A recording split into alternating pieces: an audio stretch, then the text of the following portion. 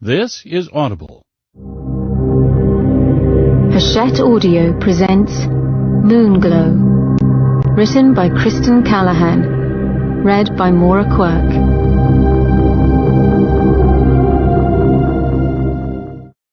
Chapter 21. An alpha, my boy, is not the beast with the greatest strength, but with the greatest will. Know your mind, boy. Know it without hesitation or reservation, and ye shall lead them. Ian strode into the great hall of Clan Ranulph, and his father's long-ago words rang through his bones. Here, in this hallowed court, he felt the power and will of his ancestors. Designed to impress, the walls and floor were lined with onyx marble, creating a void of black in which only the golden throne at the end of the hall shone bright. His father had sat there for clan business. His father had expected Ian to sit there one day too. Connell sat there now, his black eyes watchful as Ian drew near. Connell, the younger brother who used to dog his steps, pleading for a bit of Ian's attention. Ian had taught him to fight, tried to teach him the concept of justice, but he had failed at some point, for the reports Ian had heard from the refugee lichens that Lena sent to his home told a dark story of dominance, greed, and mismanagement. Worse, if those tales were to be believed, Connell had also formed an alliance with the human gangs around inner-city London, and now preyed on the weak and the poor.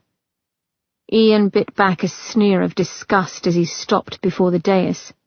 Connell lounged upon the throne as if it were a bed, one long leg thrown over the armrest, his booted foot swinging in idle rhythm. Aye, his brother was strong, no doubt about it. Muscles dominated his frame, barely hidden beneath the modish clothes he wore. And he was without hesitation. But did he have the will? Ian would soon find out. Do what is right. Take control of your clan. His clan. The thought was smoke and seduction, whispering in his veins, creeping along his skin. He had lost everything because of his lichen heritage, and now his world had turned full circle. Connell gave him a thin smile, his eyes calculating. And so the prodigal son returns. His black gaze narrowed. After running amok in Highgate, it seems. Ian almost snorted. Is that what Connell would call it? And what of the were he'd captured? Ian wanted answers, but he had to be careful. Behind him came the scent of Daisy. He ignored it. It was too easy to lose control where she was concerned. Damn it all, he hated having his weakness so close at hand. Considering his options, he realized he'd have to taunt Connell just enough to show he did not care, but not enough to challenge him. Wonderful. Connell, he said by way of greeting. His brother snarled. In an instant he was before Ian, his hand wrapped about Ian's throat. Pardon? Claws sank into Ian's neck. The faint sound of Daisy's muffled distress stayed his tongue. Easy, lass. Ian met his brother's eyes. Ranulph, he corrected with false ease. Sharp teeth flashed as Connell smiled. Better. He let Ian go with a shake. Ian stood steady. Connell strolled about him, circling. What are you doing mucking about in my territory, brother? Ian cut him a glance. Did Connell think he'd make excuses? Looking for the mad werewolf, brother. Ah, yes, this mythical werewolf that none of my men have seen hide nor hair of. Ian gave a humorless snort. So then, what was it you captured last night? Connell stopped. His dark brows lifted in an expression much like Ian's. I captured nothing, though I did hear that my brother has now been connected with 2 wild dog attacks. For a cold second, Ian couldn't answer. He hadn't expected Connell to deny having the ware. It did not make sense. Worse, there was something in his brother's tone that gave him pause. They'd grown so far apart that Ian could no longer be sure if Connell was lying or not, and that concerned him greatly. "Are you trying to tell me that I imagined fighting that ware last night, or the fact that your men took it down with Ranulph darts just moments before they tagged me?" Connell laughed shortly. "I've no idea what you've imagined." Ian reached into his trouser pocket. "Tell me then, did I imagine this?" He tossed the silver dart he'd kept onto the floor, where it clattered against the black marble and then spun about in indolent fashion. From the grumbling that erupted around the room, Ian knew the lichens all recognized the dart. Connell stopped and turned on his heel. He glanced at it before looking back at Ian. Not a shade of emotion on his brother's face. Ian had to commend him for that. "What is it I'm supposed to be seeing?" Connell said, still not bothering to look at the dart. Ian smiled thinly. "Right, I'll play. That there, dear brother mine, is a Ranulph hunting dart, one of 4 that found its way into my chest last night," Ian snapped. "After the ware that was attacking me received his fair share of darts. And yet, no clan members of mine were out hunting wares last night." Connell turned to Lyle. "Or am I mistaken?" Amusement lit Lyle's expression. "No, sire." His cold amber gaze settled on Ian for a moment. "Nor would a member of my guard take down Mac Ranulph without just cause." Anger turned Ian's blood hot. Lyle, the bastard, would say anything Connell asked him to. Being a lichen, Lyle's age did not show, but he was older than all of them and had been beta to Ian's father. Back then, Lyle had been like an uncle to Ian, caring for him and his family in all ways, until Ian had refused the throne. Then, Lyle turned from him and swore loyalty only to Connell. Connell strolled away from the dart. "Do you care to call Lyle a liar, then?" "Yes. I've no wish to call him anything other than a canny little lick-spittle." If Connell and Lyle insisted on lying, there was nothing Ian could do about it. He yearned to shove the stick-pin he'd found in Bethnal Green under Connell's nose and demand an explanation, but it would be tantamount to a challenge. So he glanced at the crowd of lichen assembled in court instead. Some were familiar, some were new. All were richly dressed, yet none of them had been seen among Ian's human familiars. What had gone on here? Had Connell isolated them so much from human society? It was a dangerous thing, for lichens needed human contact to stay sane. "Have you all missed the stench of werewolf trailing all over our city?" Ian asked. "My city," Connell said, a fair amount of warning colouring his words. "Our city," Ian retorted. "Or is Ranulph no longer a clan?" A shift went through the crowd, uneasiness tightening the air and tinging it sour. These lichen were too used to subservience. Ian could see it in their stance, the way they looked to Connell not with respect, but hesitation and fear. "The question should be why you care, brother." Connell came toe to toe with him, and Ian smelled blood on his breath. "You left the clan long ago. You're in no position to ask questions. That I gave you leave to even live in this city should have you bowing in gratitude."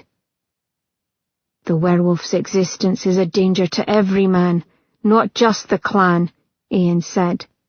"He needs to be put down before he exposes us and hurts others."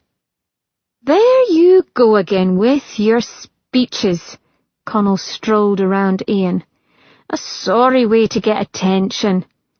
Connell rubbed his jaw, and for a moment He looked so like their father that Ian felt a stab of grief, which sets me to wondering, given as you're the only lichen claiming to have seen this wolf, well, brother, perhaps you are the one doing these deeds. Ian laughed. He could not contain it. Do I look like a were?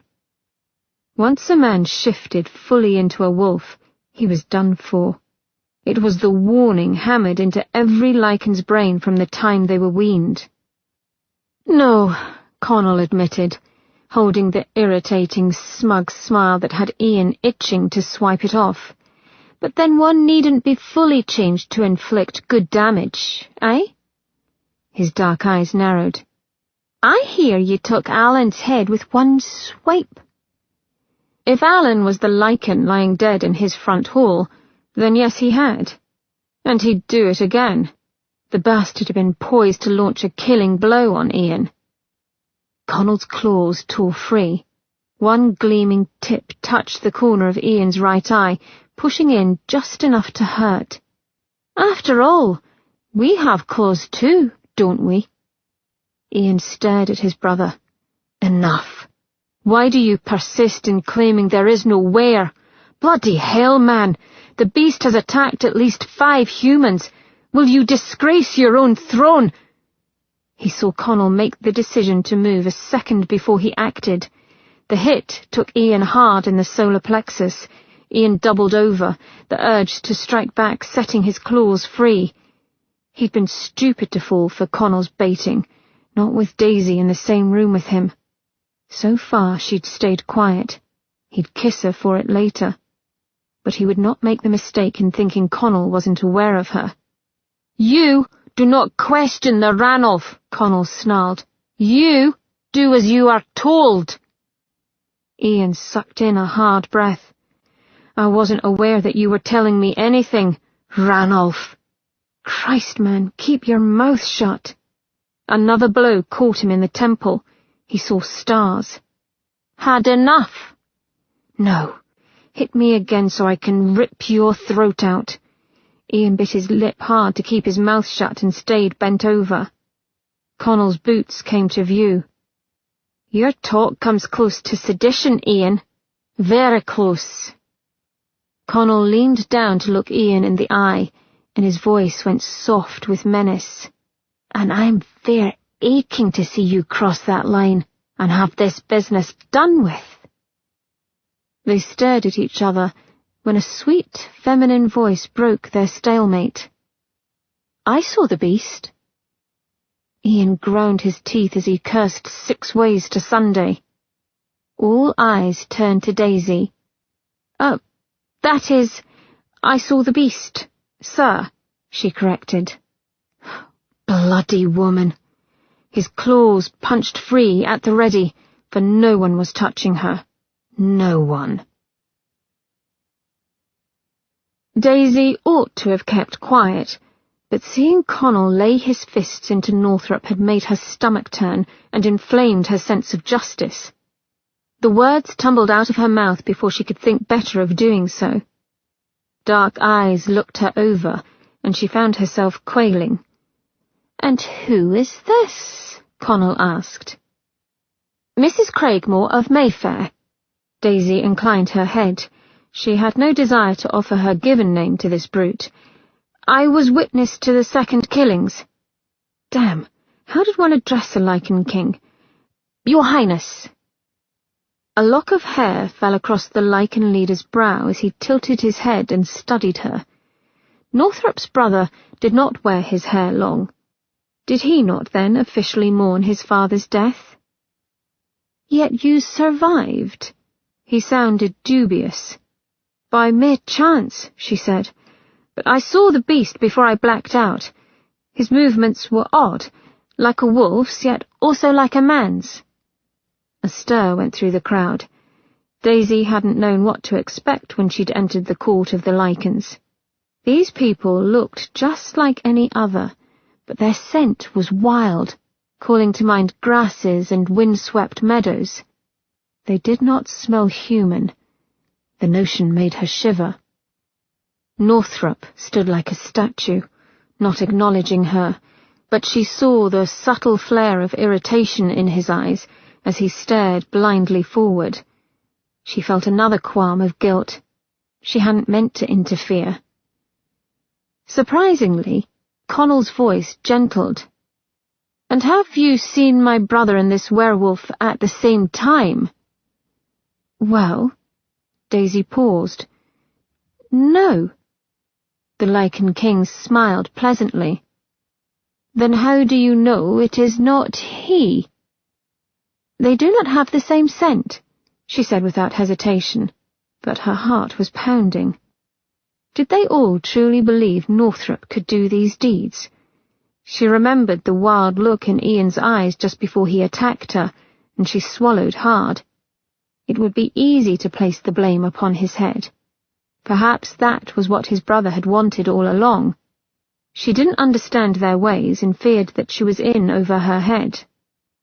Each step of Connell's booted feet sounded in the quiet of the hall. She clenched her hands as he came before her. His face was broader than Northrop's, and not quite as refined. He had coal-black eyes, but they shared the same auburn hair colour. He was a touch shorter than Northrop, and a bit stockier. Certainly he did not possess the same air of natural grace that Northrop exuded.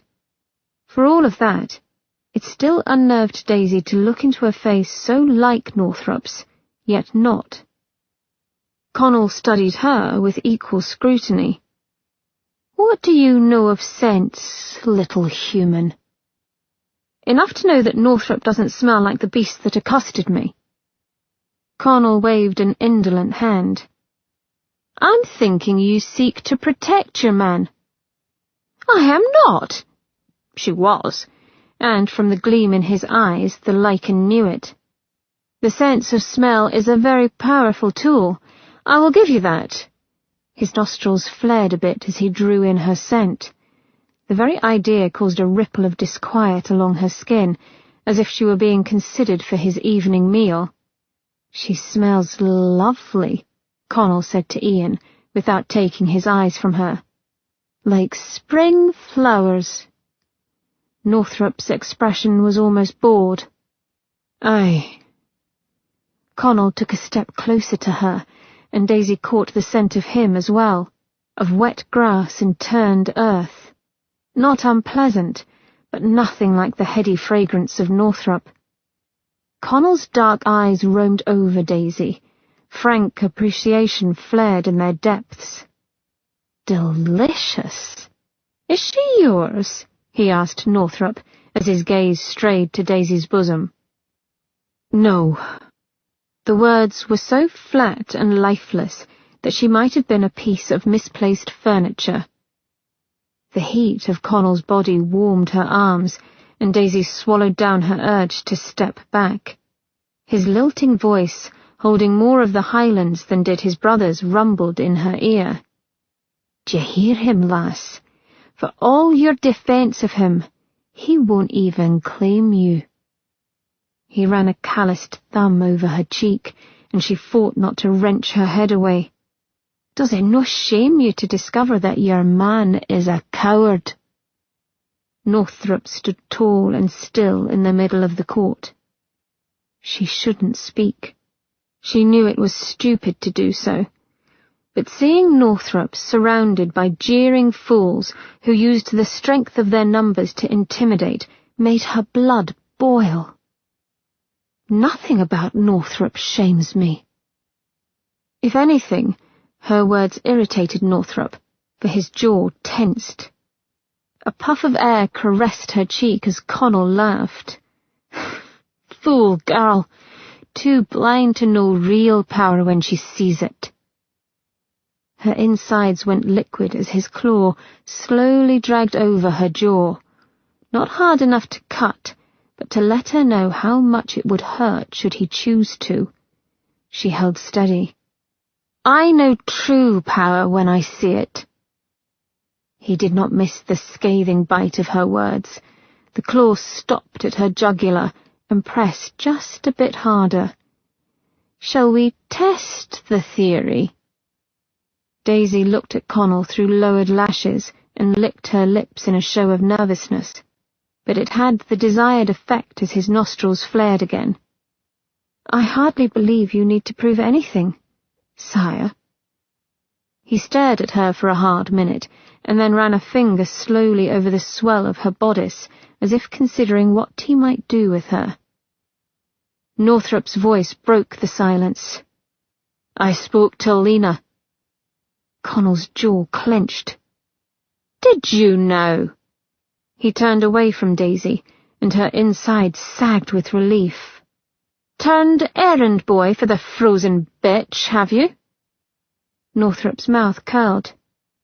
"Perhaps I have." Connell's hands went to his hips. "Out with it, then?" Northrup's smile grew. "Oh, I think you can imagine what she might say, brother." The entire court seemed to buzz with nervous energy upon hearing of this mysterious Lena. Whoever she was, she held a position of power. Dozens of shining eyes turned to him, waiting, it appeared, to see what their king would do. Suddenly Connell snorted. "Keep your counsel, brother. It is inconsequential to me." Northrup's mouth kicked up at one corner. "I would expect not, brother." Connell returned Northrup's look, but his tone grew hard. "You will cease this talk of werewolves, and if I find you anywhere near another human death, I will take your head, Ian Ranulph." Surprisingly, Ian bowed his head. "As you wish, Ranulph." He was too complacent, Daisy thought with trepidation. Apparently, his brother did not know or consider Northrup's more canny tendencies, for he made a sound of satisfaction. "Now that that is settled, there is one more bit of business before I'm done with ye." He turned back to Northrop. "Payment for Alan." A ripple of excitement went through the hall, and Daisy's stomach clenched, for it held the taint of violence in it. Fangs lengthened, and the rangy scent of wolf grew deeper, all of it directed at Northrop. Northrop didn't flinch. "Get on with it, then." "As you wish." Connell's black eyes found her, sending a chill of ice down her spine. "And let the lass watch." Chapter 22. It was going to hurt badly. Most men thought of torture in an abstract manner, never knowing precisely what they were in for. Ian knew, and although he'd like to think of himself as brave, a large part of him wanted to turn tail and run. He took a breath and walked calmly out of Ranulph Hall and toward the open balcony doors. Flanked on both sides by members of the pack, he couldn't see Daisy, but he knew she was there. Her scent touched the air, an elusive tease that heightened his senses.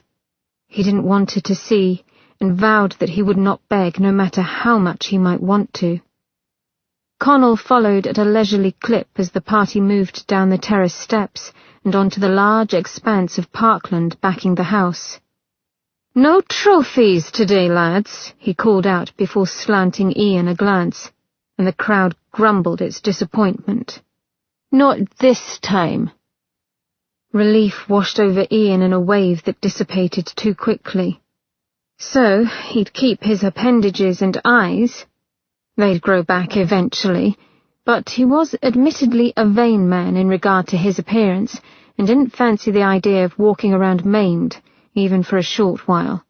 And hell, regrowing a limb hurt almost as much as the injury. Shit. He started to shake as the pack stopped and surrounded him in a wide circle. Relax.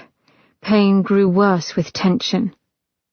Connell strolled to the centre of the circle, keeping his back to Ian. "No trophies, aye, but pound for pound he'll feel the force of Ranulph. He took one of the pack." Connell's black gaze scanned his subjects. "When he's no willing to come into the fold as one of us." His eyes landed on Ian, cold and calculating. Connell knew nothing of true calculation, just brute force. 2 lieutenants drew near. One ripped off Ian's shirt and the other clamped irons around Ian's wrists and neck. The heavy silver-dipped chains, designed to weaken lichens, clanked as they fell to the ground before being pulled tight by the lichens in charge of keeping him tethered. But he wouldn't fight. This was as much his show as it was Connell's.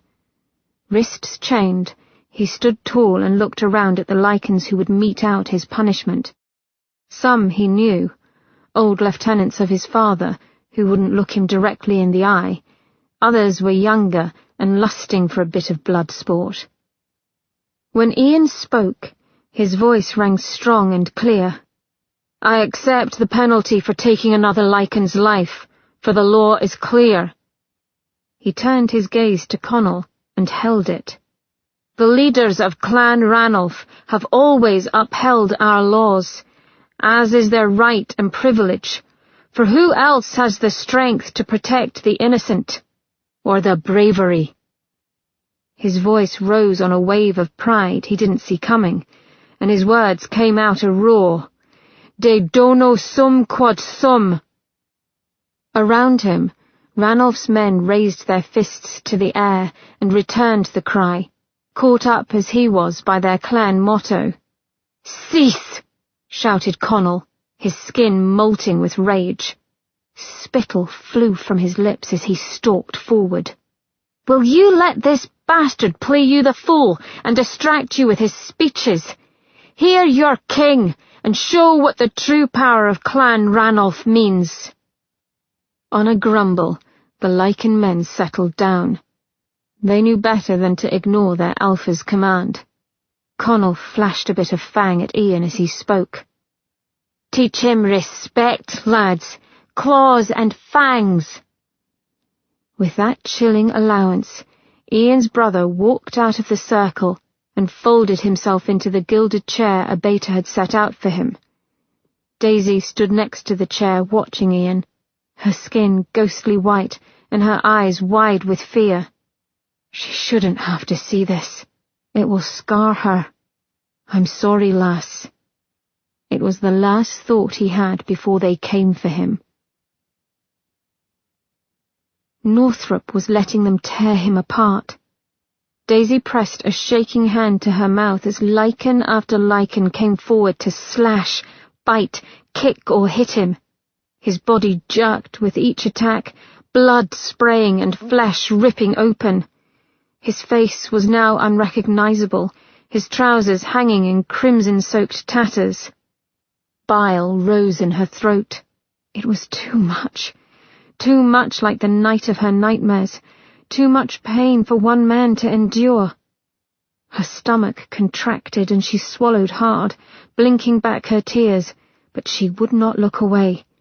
If he had to endure, she would endure too. But why had he agreed to this? He might have run. Daisy ground her teeth as she realized that had he run, he would have had to leave her behind. The scene before her eyes blurred. The warm morning air grew thick and fetid with the stench of blood and sweat and the growing tang of aggression and excitement. There was a method to their torment. She could see that, but it was not going to last. The crowd swelled closer, the attacks becoming more brutish, one on top of the other. They'd soon break into a frenzy, she could feel it. The men had shifted at the start of the violence, their jaws elongating, mouths filling with fangs, their fingers lengthening, claws bursting from the tips. Despite herself, she pressed against the chair in which Northrop's treacherous brother lounged. She glanced at his strong profile and repressed the urge to do him violence. "Don't like what you see?" Connell asked, not bothering to take his eyes from the carnage. If she opened her mouth to speak, she would surely vomit.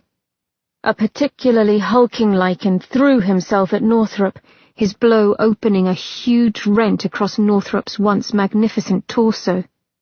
Northrop didn't make a noise as he doubled over and blood poured from his mouth. Daisy swayed. Let it end. Let it end. Perhaps I should have allowed them to take ears, Connell muttered. You sick, bloody bastard. The man lifted a slanting brow, an expression disturbingly similar to her brother's. My parentage is secure, he said with a cold smile, but I can appreciate the sentiment. He glanced at Northrop. My brother thinks he knows me better than I him. He thinks he will not turn, that he'll take the beating, go free, and the clan will admire him for it. A disturbing chuckle rumbled from Connell's chest. He knows nothing. Connell stood and glanced at Lyle, who leaned against a nearby tree. Lyle? Though Lyle was several feet away from them, and Connell's voice did not lift beyond the level of normal conversation, Lyle stood straighter. Finish him off when he strikes, Connell said to him. Lyle gave a short nod and pushed off from the tree. No, Daisy hissed, turning on Connell. No, you said a lesson, not death. Did I? He shrugged. I can't say as I recall those words. She took a step toward him, fighting the need to hurt him. Liar! You made him believe he would go free. Och, that's not so much a lie as a tactical maneuver, lass. I needed him weakened. His amused expression travelled over her before dimming.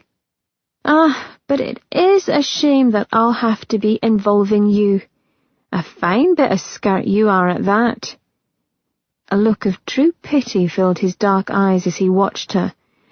Normally, I don't fancy hurting females. It isn't sporting. He frowned, but then it cleared. Let us call this an unfortunate circumstance of necessity, eh?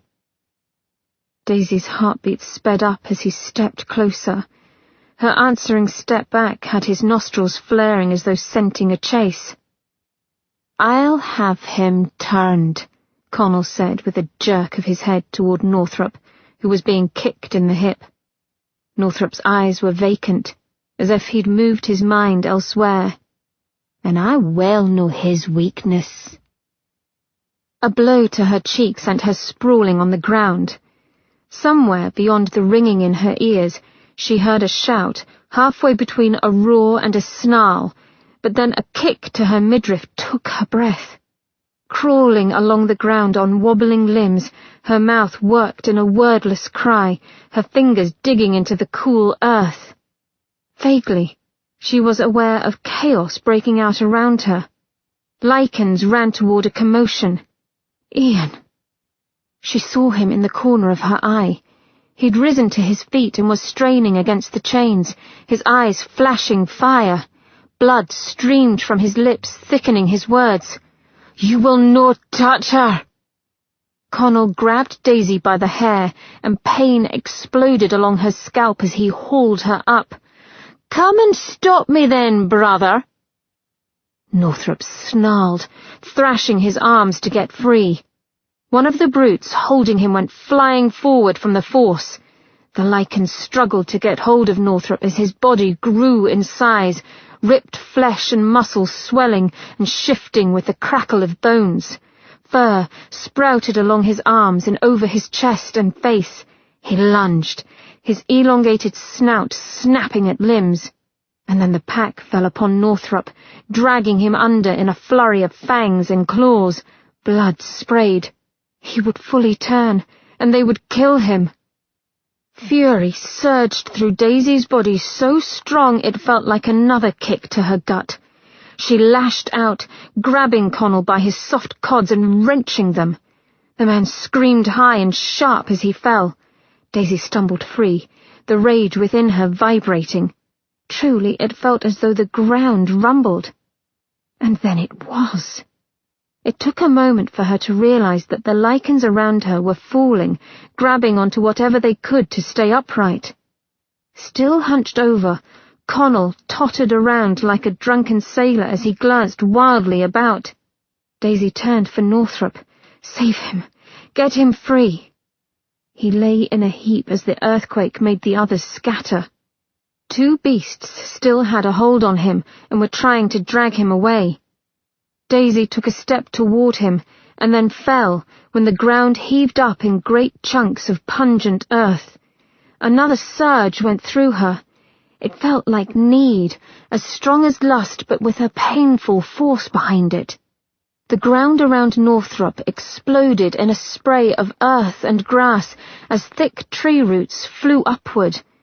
One of the lichen blinked in shock as a thick tree root shot through his chest, and his life ended in a gurgle of terror.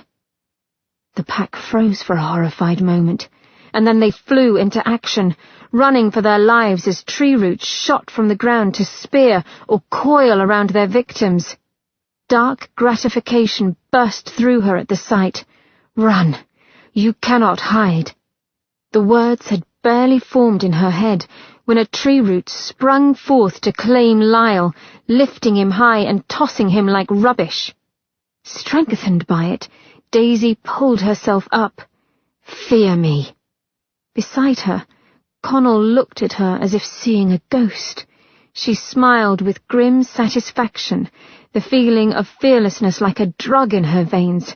Run away, little wolf, or I shall kill you. Connell's eyes went round. Then he took off in a sprint toward the house, narrowly missing a tree root coming for his neck. She saw no more of him as she staggered toward Northrop's limp form. She was almost there when a hand grabbed her arm. She turned, her fist raised and ready to strike, caution be damned, when she saw the familiar face of Jack Talent. "Let us collect him," he said in a rush, his green eyes flashing with terror, "and leave this cursed place." Chapter 23. Agony had its own special burn, sharp and breathtaking. Ian lay as still as he could, every rock of the carriage slashed pain through him with lightning-hot intensity. His world was dark, yet loud, blood covering his eyes, blood roaring through his ears. Blood, blood, blood. He almost sang it aloud. Christ, he was becoming giddy with pain. The carriage hit a bump, and he groaned, tried to move his arm but found it bound against him. "He's bleeding through the sheet!" Daisy's voice, strained and rasping. He didn't like hearing it like that. Talent's dry lilt replied, "Can't be helped. He's more slashed than whole." "Good to know." "Oh, God! God!" Soft hands fluttered over his hair, the only place that did not scream for relief. "So much blood! Look at him! Just look! His face! God!" She petted him again, and he turned his head into the touch, which unfortunately made him whimper like a lad. The stroking stopped. "He's going to die, isn't he?" A sob. He liked the sound of that sob, bastard that he was. It spoke of regret. "You're being overly dramatic," said Talent. "It doesn't suit you. He's a lichen. A good thrashing won't kill him, just hurts like the devil." Aye, and didn't he know it? Simply taking a breath sent fire coursing through him. Ian concentrated on Daisy's scent to avoid the pain. Her scent was strong now, enveloping him. The scent of Daisy and woman. Despite his pain, his mouth watered. His head was pillowed on her lap, he realized. What he wouldn't give to be there when he was fully healed. He tried to open his eyes. It didn't work. A thrashing! They tore him apart! Gentle fingers ran through his hair, and he almost sobbed. It felt too good, that touch. "That was the idea, wasn't it? At least they didn't take any parts," Talent observed with typical pragmatism. "Stop your worrying. We wrapped him tight enough in that sheet, won't lose any bits of loose meat that way." The hand in his hair tightened. He grunted, and the grip quickly eased, but not her voice. "You're sick," Daisy snapped. "All of you, sick." Talent let out a tired sigh. "It is what it is. My lord knew what he was in for and accepted it. Why can't you?" "Accept torture without turning a hair?" Her laughter held a touch of hysteria. "How could he let them do this?" "What a question," said Talent, "when you were like a grape ripe for the plucking from the moment Lyle put his hands on you. Do you honestly think his lordship would leave you to such a fate? I can only thank the devil that you had the sense to stay quiet." "You were there?" Daisy's voice grew shrill, the grip in his hair going tight again before easing over him like the flutter of butterfly wings. "And you did nothing to save him? Are you cracked? You think I would have usurped his lordship's authority to save him? You think he would have accepted such an indignity? Crazy fool woman. No worse than an impudent, vain valet, if that's what you even are. No valet I know talks back in such a manner. And no lady I know goes stumbling into such trouble, yet here you are." They'd be tossing him aside to get at each other's throats in a moment, and Ian rather liked the plump pillow of Daisy's thighs. "Shut up." His voice was as coarse as coal, but they heard. "Oh!" Hands fluttered around his hair. "Northrop, don't move. We'll be home soon, and—" She touched his earlobe. Past the burn of his wounds, he concentrated on her soft, warm fingertip, as if it were the only thing in the world. "We'll get you well." She didn't sound so sure, but she went back to stroking his hair. "Be fine," he mumbled. Speech wasn't advisable. His face moved too much. White spots exploded behind his lids and nausea pulled at his gut. When the fingers stilled, he made one last effort. "Just don't stop." Her scent touched him as she leaned close. "Stop what?" Suddenly every gash and gouge screamed, and raw agony had him weeping inside. His throat worked. God, he wanted to scream. Razor-sharp fingers of pain dug into him, scraping his bones. He needed to go someplace it couldn't get him. To darkness. "Touching me," he whispered, and then gave up the fight. Daisy stroked his hair until they reached his home. She held his fingers, the only bit of him that wasn't injured, after Tuttle and Talent unwrapped him from the bloody sheet shrouding his body.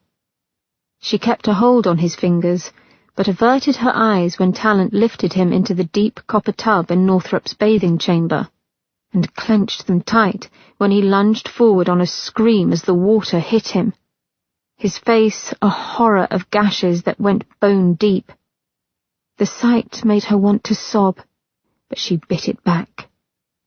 Talent leaped forward, grabbing Northrop's bloody jaw and forcing something down his throat. Whatever he gave Northrop made the man slip back into oblivion. Tuttle cooed under her breath as she handled him with the gentle deftness of a mother. "A little bit of witch's brew will make this easier." Tuttle held his shoulder as Northrop went limp once more, his broad chest sinking into the water, the wounds turning it crimson. He slid down until he was submerged to his chin.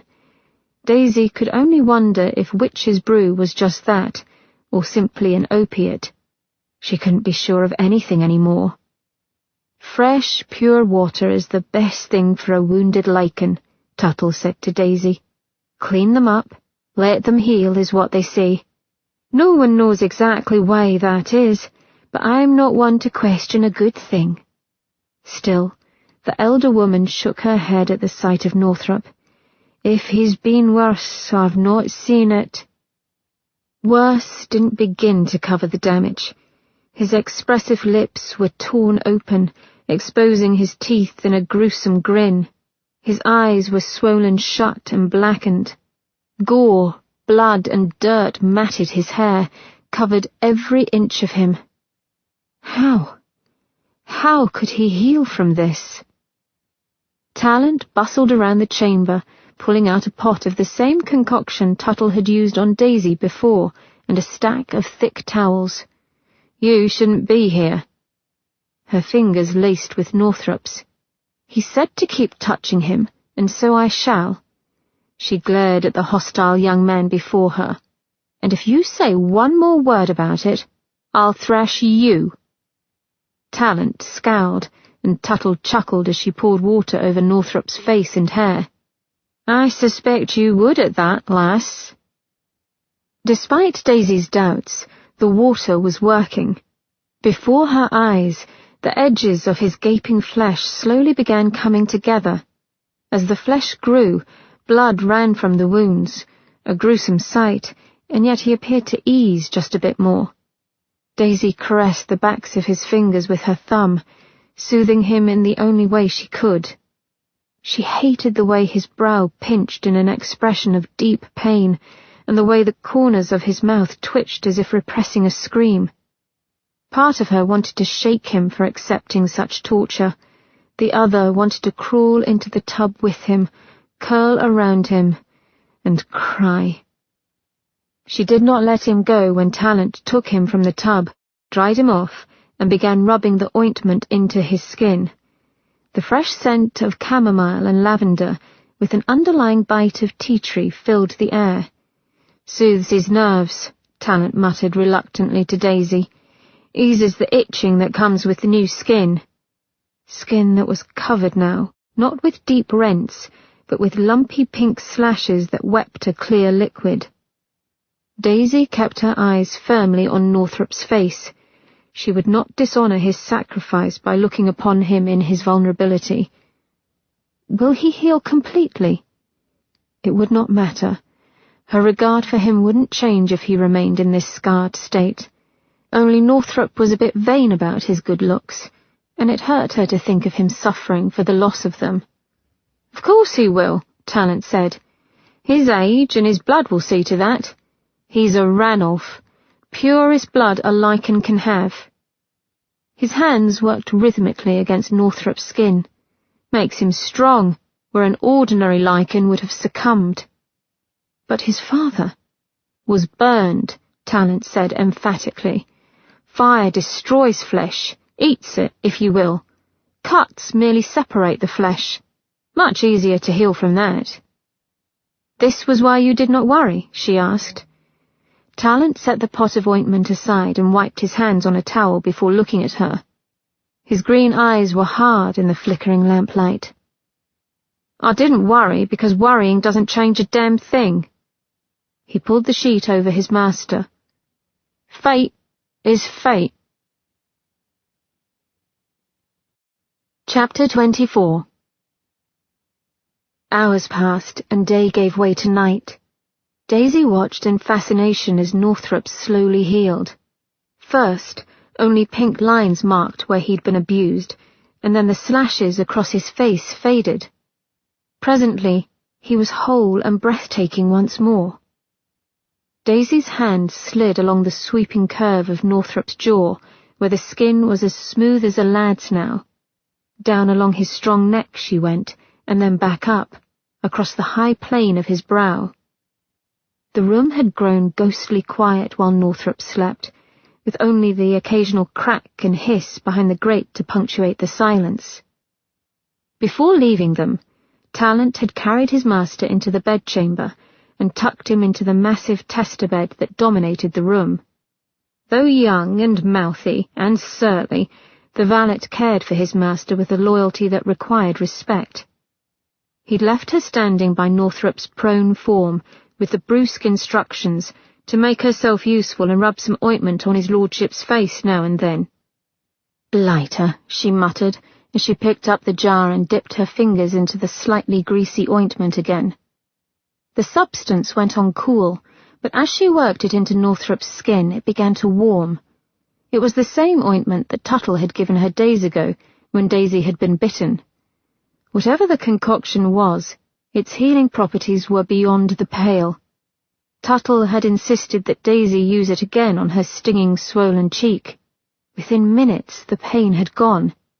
She hadn't looked in a mirror, but suspected the swelling had subsided as well. Northrop did not move as she worked on him, but the tightness around his mouth eased with each pass of Daisy's fingers until finally it was gone. The bedside lamp had been turned low, and its light played over the crests and hollows of his countenance. He would never appear soft, not even in sleep. His features were too sharp, the angle of his dark brows etched into a permanent slant of concentration. Knowing he slept soundly at last, she released the tight rein she'd kept on her gaze and let it wander downward. Daisy's breath caught as she took an unabashed look at Northrop's uncovered chest. He was gorgeous, perfectly balanced between sheer strength and elegant economy. Lean, flat muscles defined the dips and planes of his torso, and rose and swelled along his wide shoulders and long arms. Golden ivory in the low lamplight, his skin was a smooth canvas that highlighted all his glorious definition. Were it not for the gentle rise and fall of his chest, she'd think him a sculpture, Endymion, laying in wait for Selene. Indeed, he might have been a sculpture save for the dusting of copper and bronze hair scattered along his upper chest, hair that lovingly surrounded little flat nipples of light brown. On his left pectoral muscle was a fist-sized tattoo. Daisy had heard of such things, but had never seen one up close before. Northrop's was of a black wolf's head, with De Dono Sum Quod Sum inscribed around it in bold script. Rusty memories of her Latin primer came to the fore. "By the grace of God, I am what I am," she whispered. He'd shouted it earlier, and she had to smile at how very fitting the motto was. The tattoo appeared to move as he breathed with the even cadence of sleep. Her mouth went dry, her fingers curling into a fist. She would not touch it. Ye gods, but the sheet was too low around his waist, stopping at a line of dark auburn hair that peeked out a little bit farther with each exhale of Northrop's breath. The muscles beneath his belly button lay flat like a plate of armor above the narrow plane of his hips, the skin stretched so tightly over them that the veins stood out, one of them leading a path down below the sheet. Flushed with heat, she bit her lip hard. She wanted to trace that path with her tongue and pull the sheet away to reveal the rather large bulge hiding beneath it. A delicious image, ripped in two as he tensed on a sharp breath, his eyes snapping open and his hand shooting out to grasp her wrist. She yelped as he wrenched her toward him. Daisy fell upon his chest with an undignified oomph. Northrop blinked once, then immediately his eyes cleared and he relaxed his hold. "Are you well?" His voice was a rasp of sandpaper, but strong. Stiffly she nodded, the shock of his sudden movement still upon her. "You?" He scowled as if taking stock, his eyes darting over her face. "I feel as though I've been used to fill a mincemeat pie." "How vivid," she croaked, and unable to hold up the weight of the night any longer, she let her head fall to his shoulder with a thud. He felt as warm and solid as he looked. Beneath her, his chest shook with a small laugh. "That bad?" Her deep, shuddering breath was the only answer she felt capable to give. He smelled too good, of ointment and Northrop. She burrowed her nose deeper, searching for the pure scent of him alone. His fingers combed through her hair, parting the tangled curls that tumbled free now, a gentle stroke designed to comfort. "He hurt you. For that he will pay." Her cheek worked against his skin as she swallowed. "It is over now." Northrop made a sound of disagreement, but did not stop his explorations. "You did well, Daisy girl. You stayed quiet and demure. Mostly." Daisy pinched at his side and he yelped. "Of course I did," she said. His body moved as he shook his head. "I should not have fought them when they came for us." Carefully he touched her cheek. It gave Connell the knowledge to use you. You chose the best course with what you were given, and I'll hear no more about it. Her breath stirred the hair upon his chest, and his nipple hardened. Her finger crept closer to the little nub. Who is Lena? Beneath her palm his heart pounded. An ally at one time. His voice was careful, quiet. Now it seems I have none. You have me. She almost said it when she felt him move and could have sworn he was smiling. His voice drifted down, and there was a definite lilt of amusement in it. Did I detect a note of jealousy in your voice just then, Daisy Meg? Yes. You detected curiosity, you arrogant sot. He grunted. Of course. 1,000 pardons, madam. He did not sound conciliatory in the least. She relaxed her hand, and her fingers moved a fraction, the very tip of her nail touching the flat edge of his areola. Northrop stilled, and her muscles tensed, her skin heating. She wanted to pet him, to feel the strength of his musculature and the silk of his skin. She forced herself to speak instead.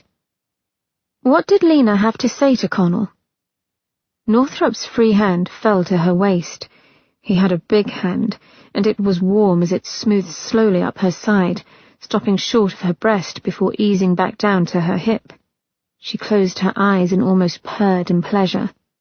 Nothing to Connell, he answered somewhat roughly. Again came that slow, easing caress that held nearly all her attention. His hand stopped. She wants me to take him from the throne. To challenge him and become the king?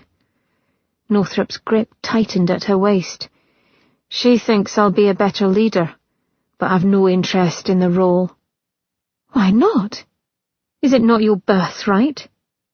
She touched one curling auburn hair upon his chest, a light touch that perhaps he wouldn't notice, but his breath caught before he let it out slowly. I don't want to be a lichen. He said it so softly she almost didn't catch it. I want to live as a normal man. His fingertips traced the seam at the side of her bodice. Live a normal life. Normal. After what she had seen and done this night, she could see the vast appeal of normalcy. And yet when she thought of Northrop living and acting as every other man, she found herself frowning. I should think I would find you rather dull, Northrop, were you a normal man. The heartbeat beneath her ear grew to a rapid tattoo as he tensed. His fingers threaded through her hair to cup the back of her head. Gently he held her against him. Thank you. The whisper stroked along her skin. He said no more as he continued to play with her hair. They sat as such for a long moment, until her side hurt from the pinch of her corset, and she made to rise. He stopped her with a touch to her cheek. Ensnared, she blinked down at him, aware that her mouth parted with her quickening breath, and that her skin suddenly felt too hot. The thumb at her cheek moved in a halting stroke that had her trembling. I didn't let you go, she blurted out inanely. He stilled. No, he said. No, you didn't.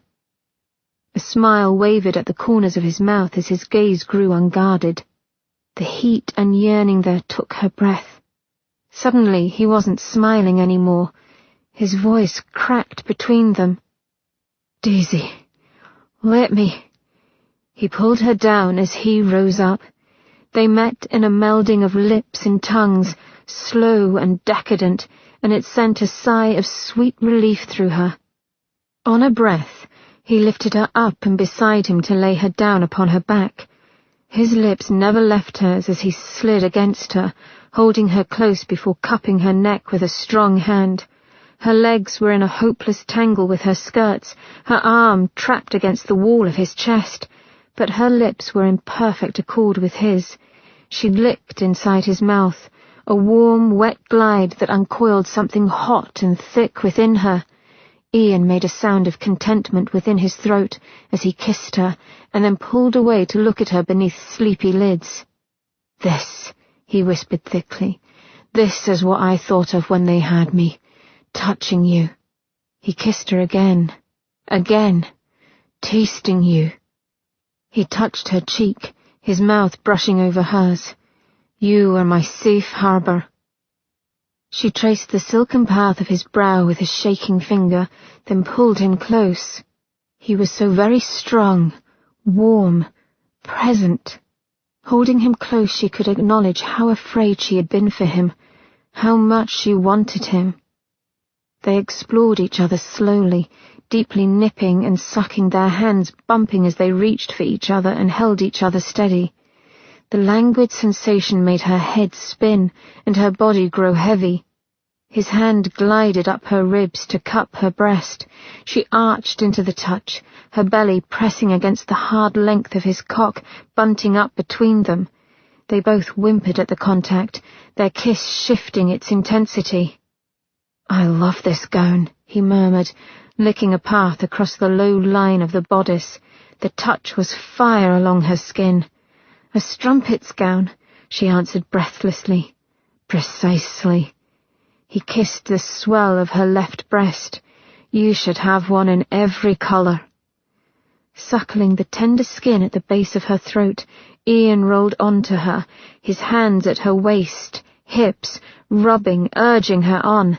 The hard press of his body, the smooth shift of his muscles against her palm felt so good that she shook with the need for more, to rub skin, to lick a path down his chest and take him in her mouth. His shoulders were granite under silk. She could write a sonnet on the beauty of his shoulders, a symphony about the bulge of his biceps. She sank her teeth into one, testing its hardness, and he groaned. "Ian!" She took his lips in a greedy kiss that explored his taste. He broke off with a smile. "Ian," he repeated, nipping her lower lip. "Finally you call me Ian." Their eyes met, and a bolt of tenderness hit her with unexpected intensity. "Took you long enough," he whispered, his hand smoothing back a curl at her cheek. He was alive and whole, and looking down at her with heat and affection in his eyes. When had he become so necessary? She could not afford necessary. Suddenly she couldn't draw a proper breath. A spike of pain shot down the side of her skull with enough force to make her gasp. Ian's brows knitted. "Daisy?" He touched the curve of her temple with a finger. She blinked, trying to ease the feeling away, but a film settled over her eyes, all at once too bright yet wavering. She closed her eyes against it. A sharp breath left her as another bolt of pain attacked her head. "My eyes!" He eased off of her. "Your eyes." Another gentle touch. "What, love? Where does it hurt?" Daisy let out a frustrated breath and flung her legs over the side of the bed, an altogether undignified move as she was too far away and had to slide along the mattress. "I'm sorry. I cannot do this." Ian held her shoulder as she made to leave the bed. "Daisy, calm yourself." His hand lay warm and heavy, a comfort. She tried to ease it off, but he wouldn't be budged. "Tell me, what is the matter?" Fighting tears, she pressed a shaking hand hard against her eyes. "I can't see properly. There's this blur and—" She waved a hopeless hand. "Lights." "A migraine," he said softly. At times she forgot that he was a physician. He was very near, his arms steadying her shoulder, and she let herself rest her head on his bare shoulder. The action made her brain slosh within its bed of pain, and she hissed. "Yes," she said on a breath. "They come when I'm—" She didn't want to talk. The pain behind her skull made her feel brittle, capable of shattering with one wrong move. Ian's arms came around her, and he pulled her close, holding her as if she were a hollow eggshell. "When you are under great stress." He cupped the back of her head with his palm. Christ, you should not have seen what occurred this night. It is my fault. Tension rode over his shoulders, building with force until she found herself pushing at his chest with clenched fists. "It is," she cried in a low voice. "Of course it is. You—" Her fists rubbed over his chest, half a caress, half grinding into his flesh as if to imprint herself there. "Don't you ever—" She broke off when he gathered her nearer, his lips grazing her temple. She gave his shoulder a light punch. "No! Don't kiss me! Don't you ever do that again!" "Kiss you?" he teased softly, and doing just that. She turned away, tears leaking out of her eyes like little traitors to her will. "Let them hurt you like that?" She glared up at him, but she could see only a sparkling blur of his face as if viewing him through thick bottle glass. "You fight, damn you! Damn me too if it comes to that!" And then she was sobbing, burrowing her head in the shelter of his chest. "They tore you apart!" "Oh, no." His calloused palm cupped her cheek. "Did you fear I'd lose my pretty face?" he said, drawing out his brogue as though he knew she liked to hear it. "Of course." She nudged his ribs with her fist. "What else is there to admire about you?" When he bent his head down to peer at her, she rested her forehead against his. "Certainly not your inane conversations." Her fingers curled about his shoulders as he peppered her face with soft kisses. "Or your ridiculous jests." He gathered her tightly once more and soothed her with gentle strokes as she cried. His chest was a fortress, his arms battlements. Her cheek pressed against the warmth of his pectoral muscle, and she heard the steady drum of his heart. "Come." A tug on her bodice made her stiffen, and he uttered a short laugh. "If you think I intend to offer you anything more than comfort at this moment, I fear you've greatly underestimated my sense of honour, lass." The sound of his Scottish coming out unfettered had her crying all over again, and he tusked as he turned down the light and quietly undressed her in the dark as efficient as any maid. The sheets were smooth and cool as she slid between them in nothing but her chemise and drawers. Ian followed her in and then spooned her against him. The feel of his hard body so warm and solid against her back steadied her. "Be at ease now," he said on a breath as his strong fingers tunneled into her hair and dug into the tender spots along her scalp, scattering blessed relief in their wake. His dark voice drew her into dreams on a promise. "I will not let you go either." In the thin hours of the night, Ian left a sleeping Daisy under Tallant's guard and headed for the clock tower at Westminster. Big Ben, some called it. He remembered it being built. He sprinted toward the looming tower and nearly threw himself at its limestone walls. Up he climbed, hand over foot, scaling the intricately carved edifice with ease. The wind howled in his ears as he neared the top, moving past the gilt letters along the base of the large clock face. Domine salvum fac reginam nostrum victoriam primum. O Lord, keep safe our Queen Victoria the First. He was in no mood to think of the Queen. The thought of gaining her attention caused a fine shudder to work through him. He had turned his back on her when he'd turned his back on the clan, and he had no wish to return to that life. Only when he'd passed the bell house and reached the iron-clad spire did he slow down. He vaulted over the gilt and cast-iron railing on the topmost steeple and sucked in a deep breath of London air, a witch's brew of scents and tastes. Nothing of the werewolf. It was as if it had been plucked from this earth, but Ian damn well knew it hadn't been. Below, the black surface of the Thames rippled like snakeskin in the moonlight. Tiny pinpricks of light marked the windows and lamps of London, a glittering web of stars in the dark. Though he was not afraid of heights, his stomach turned. for the temptation was there, to jump. From this great height it must be nearly like flying. His fingers curled into his palms until he felt the bite of his nails. A breeze lifted his hair as he gazed down at the river, undulating and black. To fly free. He could do it. Only he'd land, his head smashed open but still alive, unable even then to die. A choked laugh escaped him as he pictured himself lying upon the pavers like a broken marionette, forced to wait while his body slowly healed. Had it felt like flying to Macon? Macon. Blackness danced at the edge of Ian's sight before he brutally shoved the name and the feelings that came with it back into the deep, dark hole in his heart. He would not think about that. Not ever again. Ian had much practice ignoring that particular pain, so the darkness quickly passed. Ironic, because it was that adaptability that had dragged him down into a half-life of apathy. On a sigh, he moved to the edge of the tower and took a calming breath.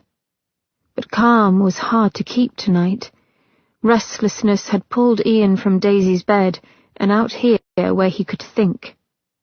Inside his pocket, the moonstone stickpin lay like a ballast, weighing him down.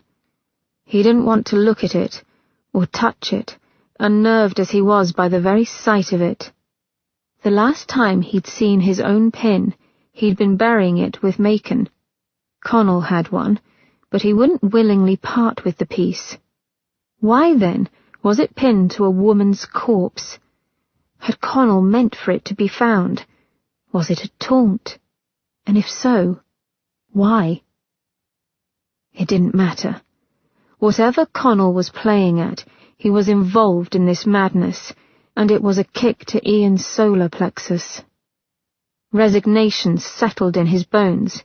He knew what must be done, and if it cost him his soul, so be it, for he could not live this half-life any longer. But he needed a plan. He needed allies, and not the bloody SOS who would want to control him. Only one thing was certain.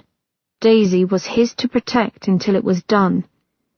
With a sharp inhale, Ian sat up straight. For the first time in years, someone needed him. The sense of purpose stirred him. He felt alive, not merely moving through each day, but alive in a way that made his blood sing. Tilting his head back, he gazed up at the moon and the lace-thin clouds that drifted in front of her glowing face. The sky behind it was so deep and close that he fancied he could sink his hand into it and pull back with inky fingertips. Alive. The wolf inside of him felt it too. Emotion, anticipation, and surprising joy welled up within with a sudden force that had him panting. He let the feeling crest and held it until his chest vibrated. As a lone wolf, he was forbidden to do it. In so doing, he would be stating his intentions to the lichen world, but centuries of instinct could not be denied. A howl tore free, rising and falling in a long wave that spoke of his return and his promise to the woman. Chapter 25. The sign on the bookshop door said closed. Daisy did not bother knocking.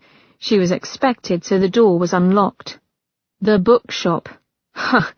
Leave it to practical Poppy to pick a name for her bookshop that was utterly lacking in any lyricism, and so very literal. As much as Daisy loved her older sister, she sometimes yearned to crack through her indomitable and proper facade. Daisy's heels clicked as she strode along the narrow hall, past the shop entrance and toward the private areas at the back of the building.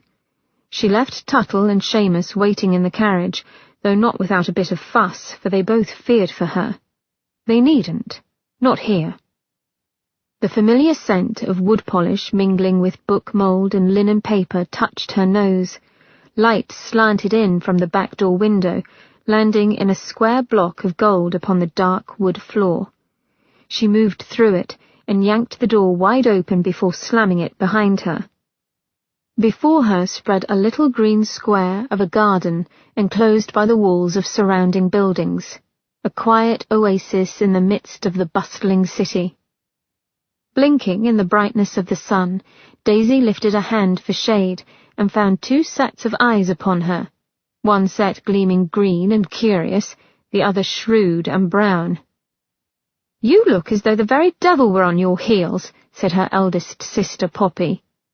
Daisy opened her white parasol, lined with copper satin to keep the sunlight out, and walked toward her sisters, who sat at the little table nestled beneath the lacy shade of a budding willow. "Perhaps he is."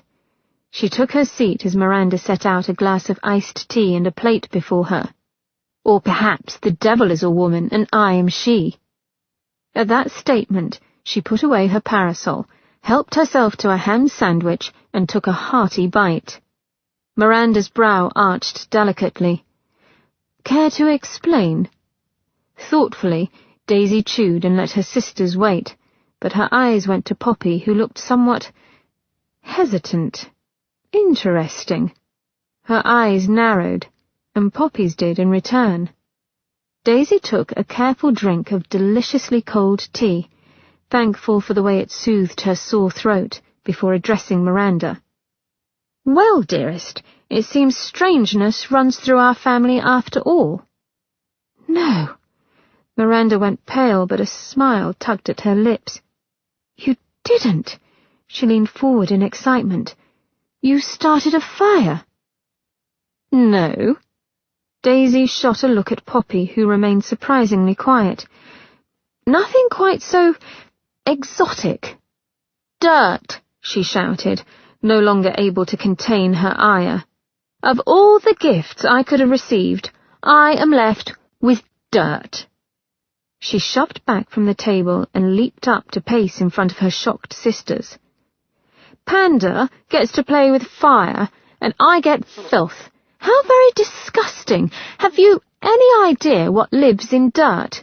Bugs. Worms." She flung her arms up in disgust. "Daisy, dearest," Miranda pleaded, "calm yourself and explain." "Yes," Daisy whirled about. "Of course." She stopped and clasped her shaking hands. "It appears, love, that when my ire is stretched to the limit, I can make the earth move, and tree roots appear." She flung her hands once more. "Honest to goodness, tree roots shot from the earth and speared people." At this, both sisters went white. "Tree roots," Miranda intoned. She got up and caught hold of Daisy's arm. "Sit, and tell us what happened." Daisy let herself be led back to her seat. She took another sip of tea before recounting what had occurred the night before. Well, not all of it. She left out her kiss with Northrop. Miranda certainly wouldn't approve. Despite not wanting Northrop when he wanted her, Miranda fervently objected to the idea that Daisy might get involved with him, which both irked Daisy and made her love her sister for her protectiveness. "It was my doing," Daisy said to them. "I felt it in my bones. I caused the earth to heave and crumble. I caused those roots to burst free. It felt like want and power." She frowned, trying to explain, but Miranda nodded and clasped her hand. "Like a need trying to break free, and then a shiver of pleasure when it does." Daisy squeezed her fingers. "Yes, exactly." They shared a look in which they both grew distressingly misty-eyed before blinking their tears away and taking a bracing breath. "I thought it only me," Miranda said, after taking a moment to collect herself. "Indeed." Daisy turned her gaze on a silent Poppy. "I thought so as well, and yet one of us appears to be not the least bit surprised. Poppy Ann Ellis Lane." She lurched forward in her seat, her fists rattling the plates upon the table as she glared at her sister. "You knew this might happen. Do not try to pretend you didn't. You are the smartest of all of us, and the oldest. You knew, didn't you?" Silence filled the garden as the younger Ellis sisters stared at their eldest sister. Poppy had gone as still as the statuary gracing the four corners of the garden. She blinked back at them for one tense moment, and then inhaled sharply as if bracing herself. I knew.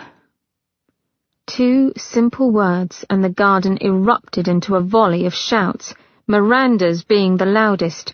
She stood to glare down at Poppy like an avenging angel, stray wisps of her red-gold hair stirring in the breeze. "You knew," Miranda hissed. "You knew how alone I felt with this burden.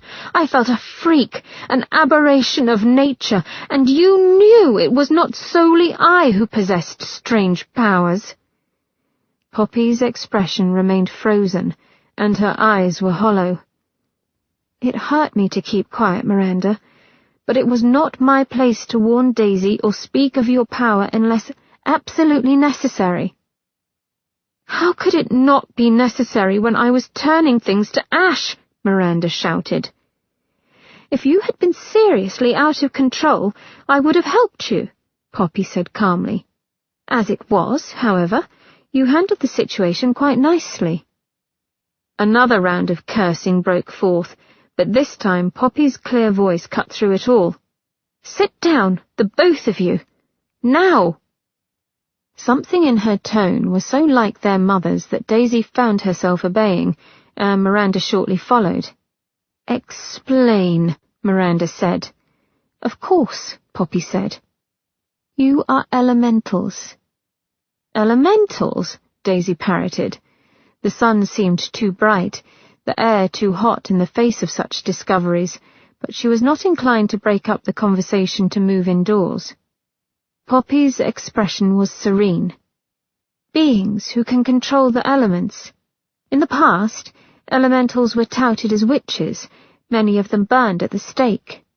Daisy shuddered and leaned back in her seat. "Witches. Lovely. Though with your temper, Panda," she sent a small smile toward her irate little sister, "I can fully imagine the moniker." Miranda had clearly learned quite the number of colourful hand gestures during her time with Billy Finger, and used one then. Daisy stuck her tongue out before turning back to Poppy. "How did we get this way?" "You inherited it from Mother. Elementals are usually women, and the trait passed on to the daughters. It was she who forbid me to speak of it unless asked." "And you simply obeyed?" Miranda asked. "Even when you knew what it was doing to me?" Poppy blinked. "I took a vow. As first daughter, it was my duty to keep the secret. Only if you sought to do harm should I interfere. Only if you sought personal gain. You did neither, but merely sought to suppress your talent, Miranda. What good would it truly have done to tell you when you didn't even want to use it?" Miranda's teeth clicked together. "That statement is so utterly wrong that I don't even know where to begin." Poppy looked away first, her fierce straight brows furrowed with emotion. She was wrong, Daisy knew, but either would not admit to it, or didn't fully see the fault in her logic. Daisy's mind fairly reeled. Not just Miranda, but all of them were different, and their mother had known. She thought of her beautiful and ethereal mother, who had died giving birth to their little brother. The poor little mite hadn't lived past the first day. From the looks on her sisters' faces, Daisy knew that they too thought of that devastating loss. What could Mother do? A long sigh lifted Poppy's breast. Her powers were a lot like yours, actually. She could influence nature. Remember the way she had with animals? Miranda's lip wobbled. God, I'd forgotten. She used to say that she told the rats to stay out of our pantry. Her voice broke on a laugh. I always thought she was having me on. Poppy nodded stiffly. Nature gave her strength. She yearned for the countryside. She hated London. They'd lost her too early. Some days Daisy missed her so much it was an ache in her chest. "And father?" Daisy asked, breaking the silence. "I suppose it is the practice of elementals to keep their husbands in the dark?" She glanced at Miranda. You are in trouble now, pet. Poppy's mouth thinned in clear defiance. Father did not know of Mother's talents, only of Miranda's for obvious reasons. But not of yours, I gather, Daisy supplied. When Miranda sat up straight, she gave her a repressive look. Come now, she called herself the first daughter. You can't have imagined she doesn't possess one either. Poppy actually grimaced. Or mine. What is it? Miranda snapped. Poppy sighed again, and then slowly moved her hand forward. Her long, blunt-tipped finger touched the tea pitcher, pebbled with condensation as it warmed in the sun. A shiver of air drifted over the small space, ice-cold and clear. Before their eyes, frost moved over the glass. Laces of ice soon covered it, and the tea within froze solid. Well, at least that explains iced tea on a bookseller's salary, Daisy said. Might we have iced cream next time, Pop? Poppy's look was frigid. Does Winston know? Daisy asked. No, and he never will. The threat was clear and chilling. Bloody hell, Miranda muttered, still gaping at the frozen tea pitcher. Bloody hell is right, Daisy snapped, crossing her arms in front of her. You have fire, she has ice, and I have dirt. When they both stared at her, she made a noise of disgust. Fire and ice are elegant, brutal powers. I hate dirt, and really, what can one do with it? Oh, I don't know, murmured Poppy. It sounds to me as though you used it quite effectively to fell your enemies. Daisy batted back one of the curls tickling her cheek and looked away, refusing to be persuaded. And it wasn't the mere moving of dirt, was it? Poppy said. You mentioned tree roots, which makes me believe that nature is attuned to you, as it was with Mother. She glanced at the patches of spring crocuses growing along the borders of the newly budding flower beds. I suspect you have more power than you think. Why not try speaking to the flowers? Speaking to the flowers? How very ridiculous. She glanced about her. True, each blade of grass, every flower, had its own scent, which she could detect as clearly as the tea before her or the lemon cakes on the stand. If she were very still, she could hear the little flowers stirring in the breeze and the tight buds straining to break free from the willow overhead. Cautiously, she took a little breath and let go of the strange swirling that somehow lived within her belly, a power that seemed to have always been there, had she thought to look for it. The air about the table seemed to crack and writhe with a strange hissing sound that Daisy realized with a start was the growing of things. Something brushed against her ankles. Grass. Grass shooting from the ground, growing high. The timid little cluster of crocuses bloomed a full, deep purple. Miranda gasped as the rose vines attached to a trellis at the back wall exploded in a riot of lush vermilion colour and sweet, tender fragrances.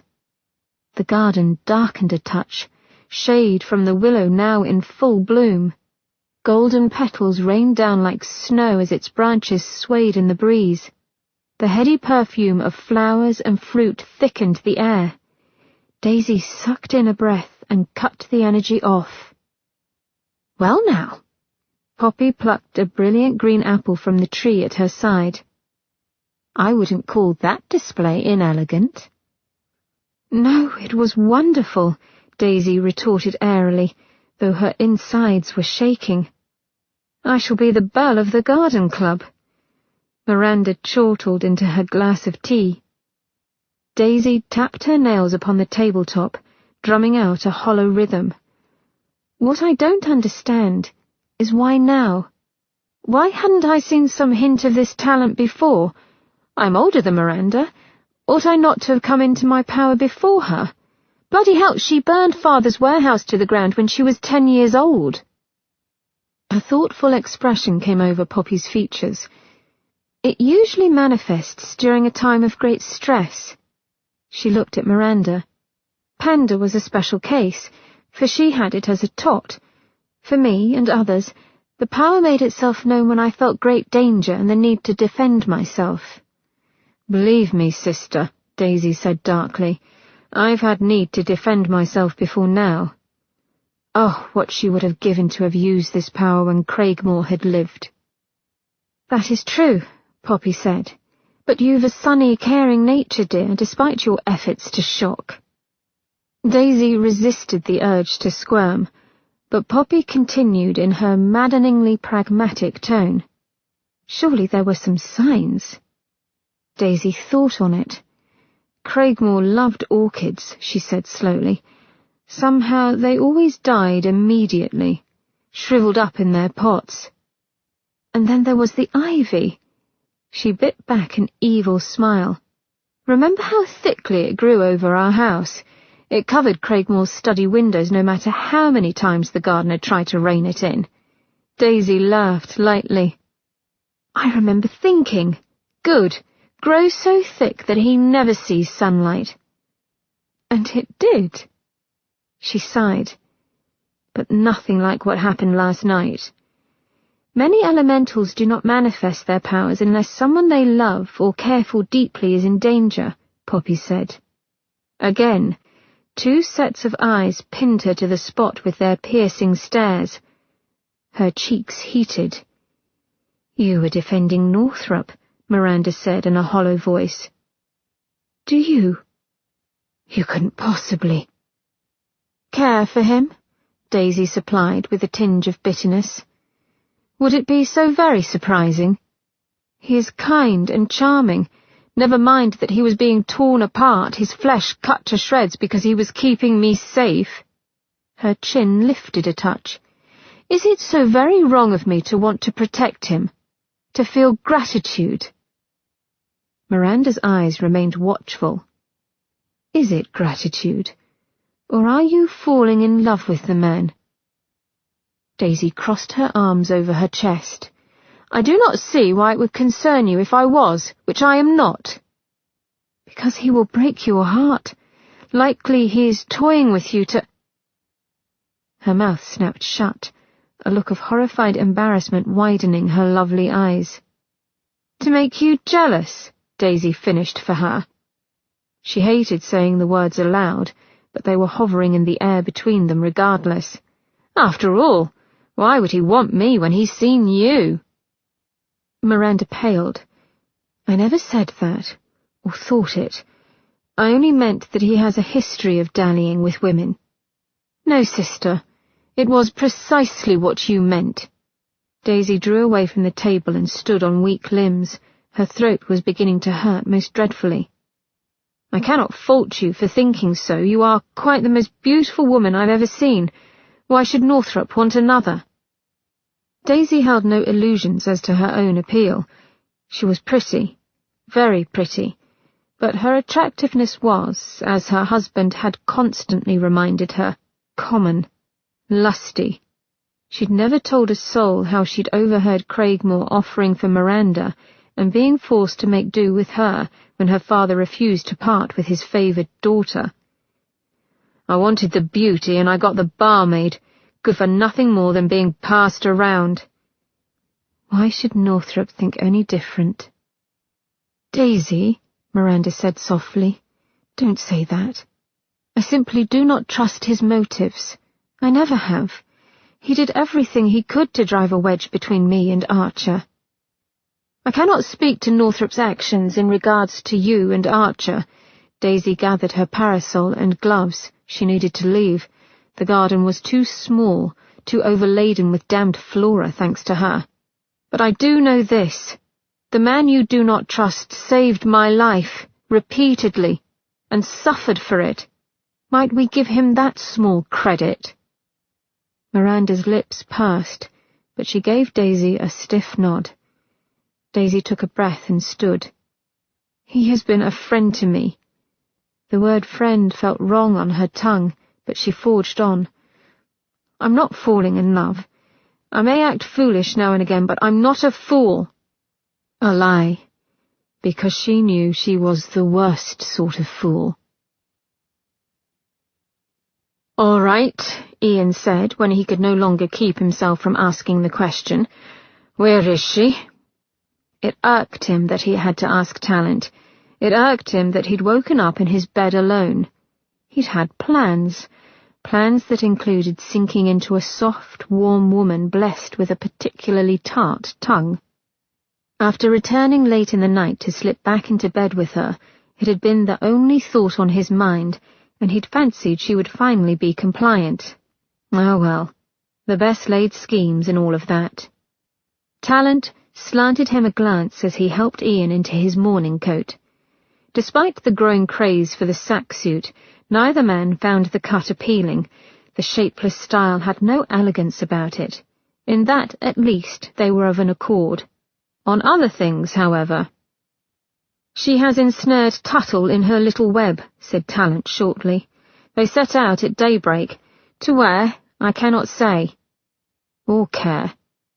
The rest of the sentiment was clearly written over his expressive face. Ian craned his head around. With Tuttle? 2 women out alone with that beast on the loose.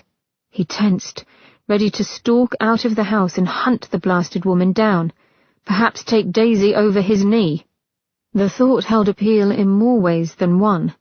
The woman had the most lusciously round arse. "Hold your water." Talent adjusted the line of the suit shoulders. "They took Seamus with them." Ian grunted. Seamus was a strong lad. All right, a brute. Easily 6.5 feet of pure muscle and speed, the Lycan stable master was as good protection, if not better, than Talent. Tension eased a bit in Ian's gut.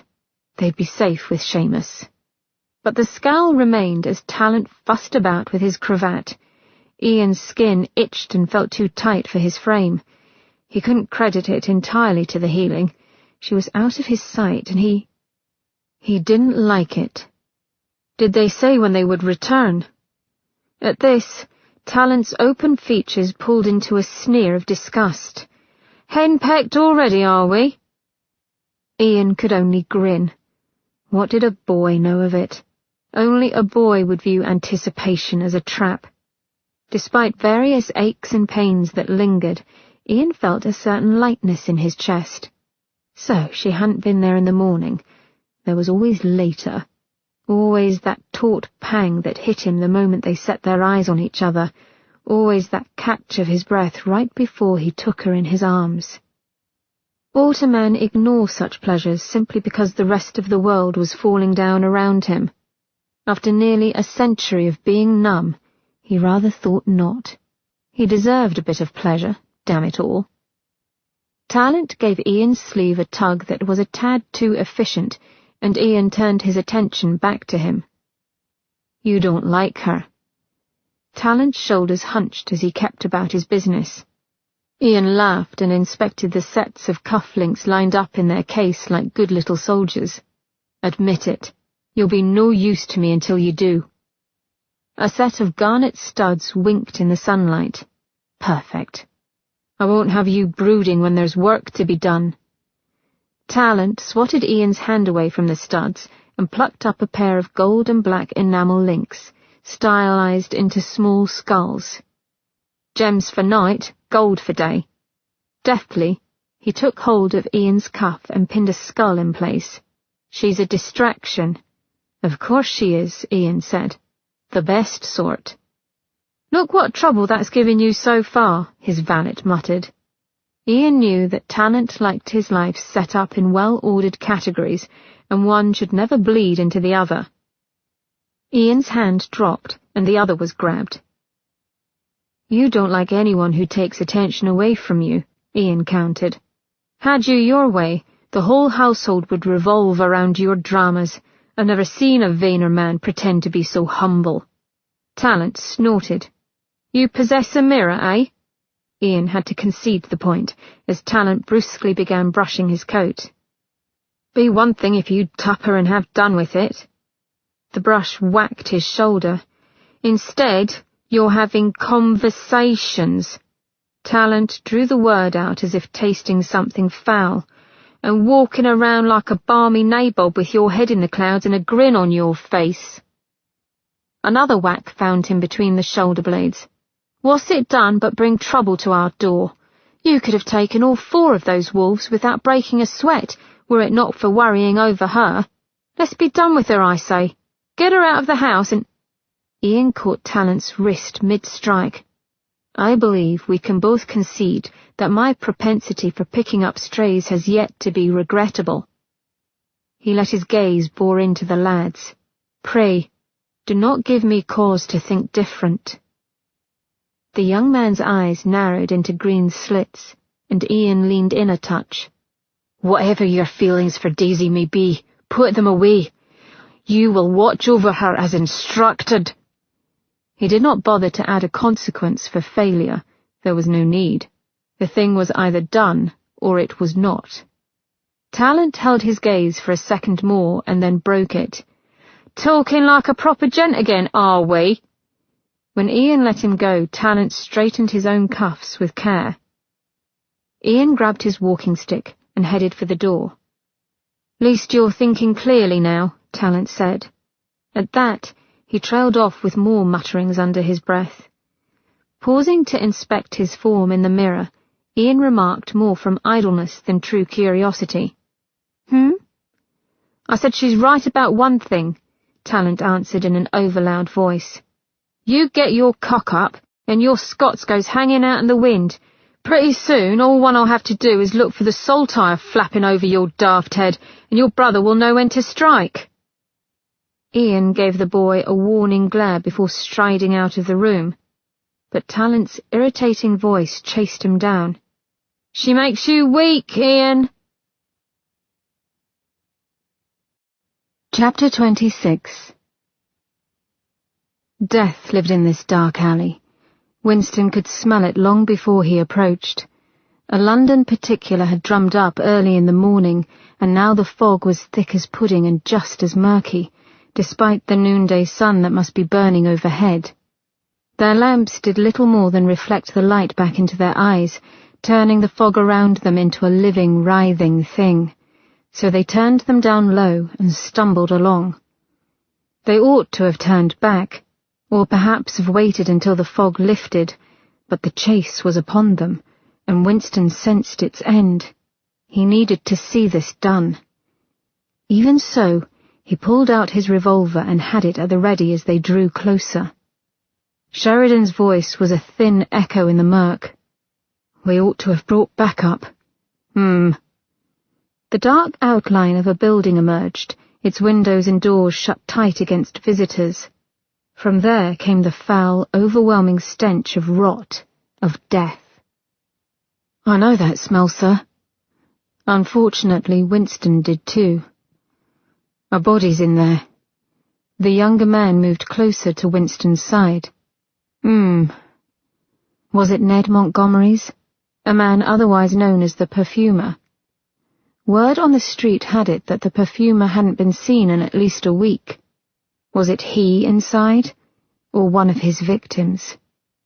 Backtracking, prodding, and pondering had finally brought to light that the man had a personal connection with both the victim Mary Fenn and the missing Lucy Montgomery. The scuffle of Winston's shoes sounded over-loud in the quiet. Somewhere beyond came the steady drip of water and the discordant strains of a violin, perhaps. Sheridan's breath chuffed at his ear. "Doesn't feel right, sir. Feels like a trap, it does." Cold danced up Winston's spine at the words, and the feeling of being watched oiled over him. His fingers tensed around the gun. Sheridan glowered at him, no more than a bit of eyes and a flattened mouth in the swirling stew of fog that danced over them.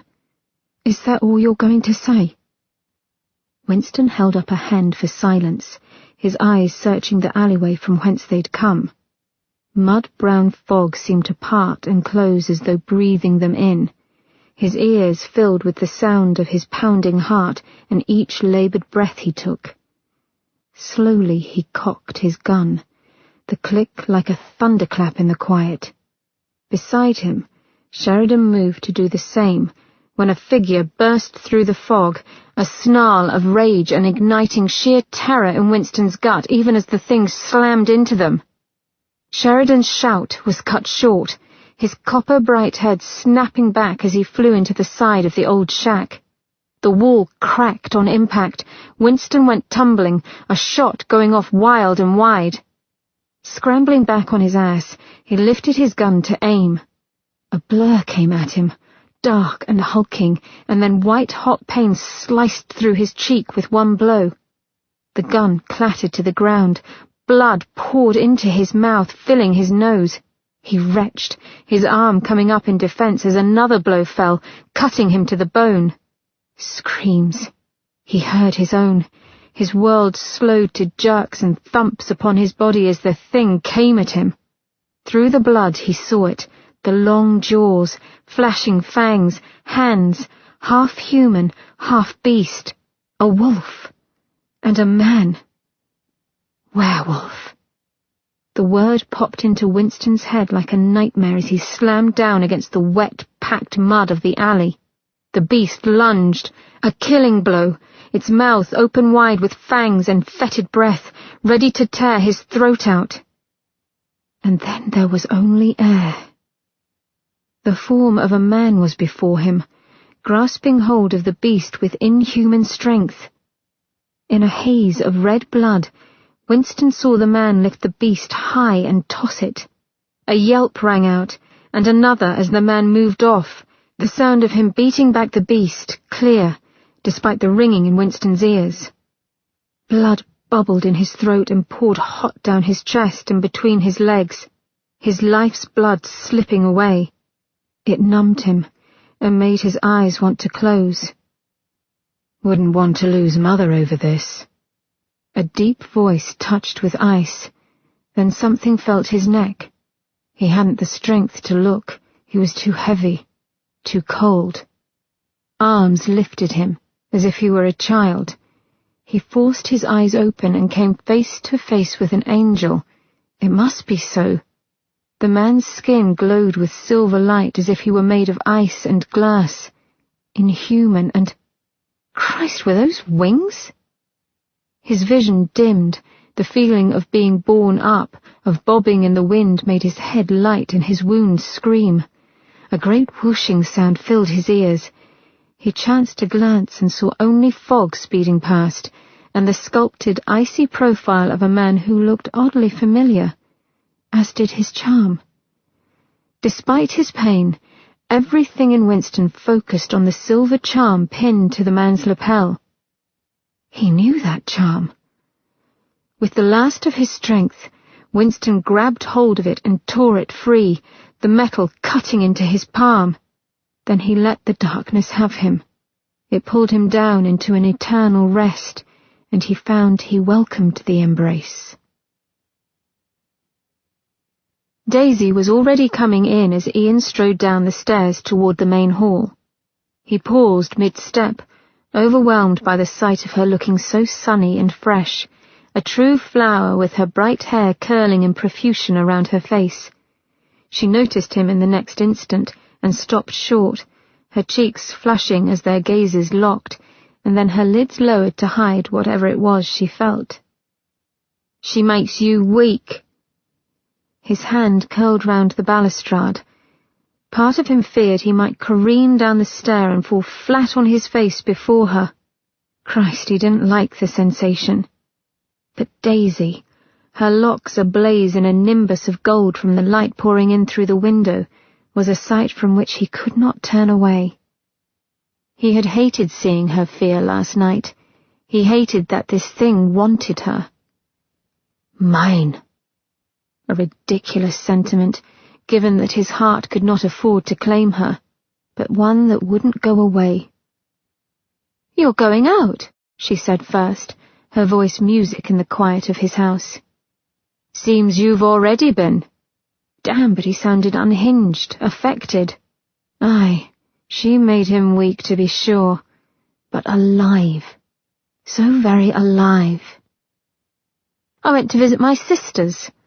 Her eyes clouded for a moment. "We meet on Tuesdays for breakfast."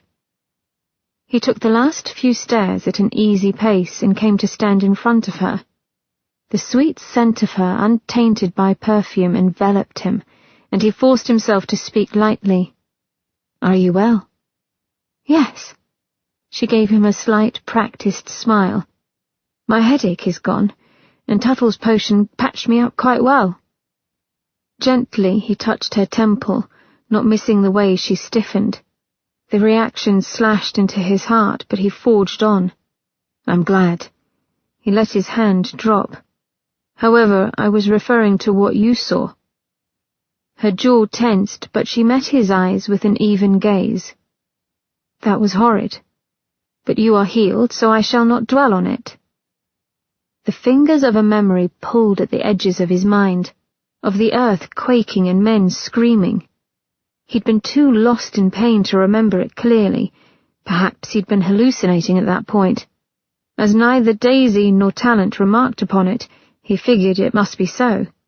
But he'd been close, too close to fully turning, and that scared the hell out of him. "She makes you weak." "It pains me that you had to witness it," he said softly. "It pains me that you had to endure it," she said just as softly. Quite suddenly, all he wanted to do was kiss her, to taste her flavor, lose himself in the decadence of her succulent mouth once more. His flesh tightened with need enough to make him lean toward her, but her expression cried out, "Stay away!" So he stepped back and put a distance between them. "Need you rest now?" he asked, "or would you like to come out with me?" Her eyes widened as she blinked up at him in clear surprise. "Where are you going?" He smiled at her, a devious grin he knew she wouldn't be able to resist. Somewhere proper ladies would not dare venture. He offered his arm. Somewhere foul and most likely dangerous. A smile crept over her features, turning her from lovely to breathtaking. "Oh la! If it were truly dangerous, you'd endeavour to keep me away from it, Northrop." But she put her slim hand on his arm anyway. The contact felt a balm to the irritation that had been plaguing his inside since he'd woken to find himself alone. How did she manage it?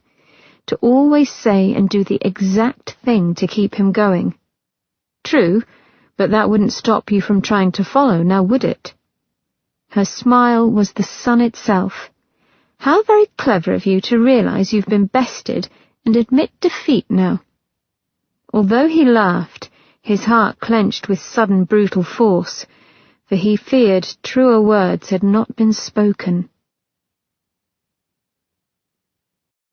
Chapter 27. Tell me about her. Daisy's soft voice cut into Ian with the stealth of a switchblade as they waited for a skiff to take them to their destination. Standing beside her on the wooden docks, Ian tensed. Talking about her was the last thing he wanted to do. The very idea made him sweat. "Her who?" Lovely response, made him sound like a bloody night owl. The corner of Daisy's succulent mouth lifted, but the smile didn't reach her eyes. "The woman whom you seek in red-headed whores." Jesus, where was this coming from? What did she want of him? "I no longer seek whores, love." Not when what he wanted stood less than a foot away. Again that look, pitying, accusing, and sad. It made his insides itch and his collar go tight. "Ian," she said softly. "Do not play games now." Ian. The sound of his name on her lips surely did make him weak. Blue eyes pinned him. Was it truly another? Or is it my sister whom you think of when you bed them? Right. She'd been visiting with Miranda just now. Lovely. He must have scowled, for Daisy made a furtive move as if to place a hand on him in placation. "I will not judge you for falling in love with her," she said quickly, insanely. "Who wouldn't love her? I love her to distraction myself. But after last night..." White teeth dug into her bottom lip, denting it, but she faced him without flinching. "I need to know." I won't be a substitute for what you cannot have, especially not if it is my sister's shadow you mean to place me in. I will not be that woman, Ian. Brave, proud lass. Something inside his chest shifted. And if I should tell you that you are more than what I craved before, he asked, that you are not a substitute or distraction, but a balm, would you believe me? Or accuse me of saying what I would in order to get you into my bed? Her expression grew pinched. You cannot deny that is the tactic most men would employ. So I am buggered no matter how I answer. She flinched. When he spoke, his voice came out rougher and angrier than he'd like, for he could see her skittishness. There is only one thing you truly need to know about me, Daisy Meg, and that is that I will not lie to you. Ever. His fingers curled over the silver wolf's head of his walking stick. I told you before that it was not your sister who made me want to seek ginger-haired lasses. That was truth.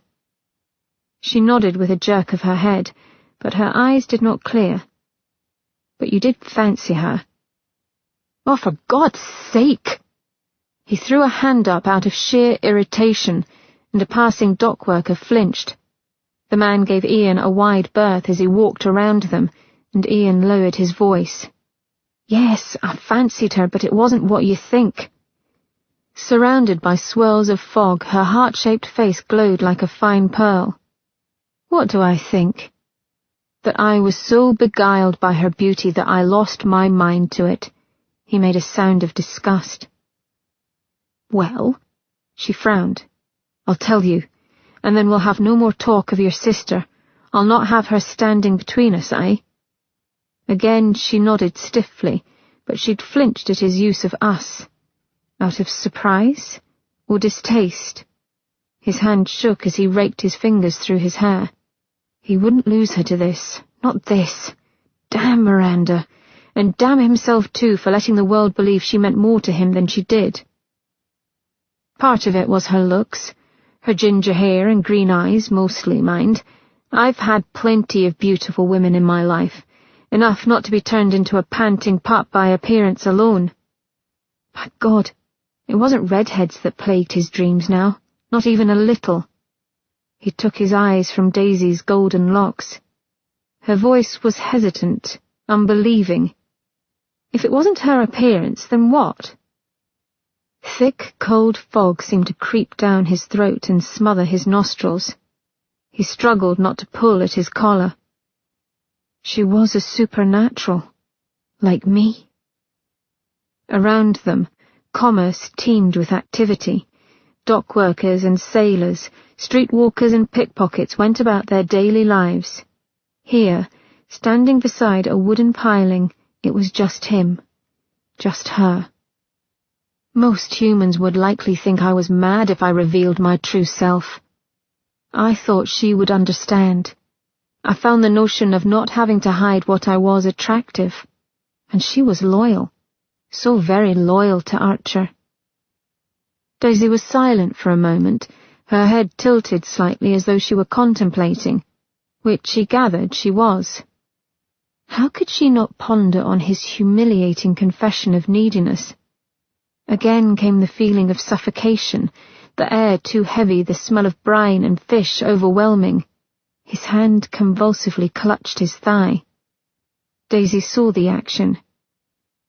If not Miranda, then who is the red-headed woman you seek? He hated the softness in her voice most of all.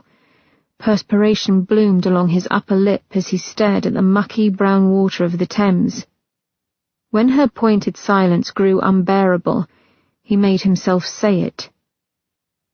My wife, he swallowed. Una. Saying her name was akin to calling forth her ghost, and his hackles rose in defence. Under the cold eye of scrutiny, Ian didn't really know what he was after when he bedded women who resembled her. Forgiveness? Another chance? Revenge?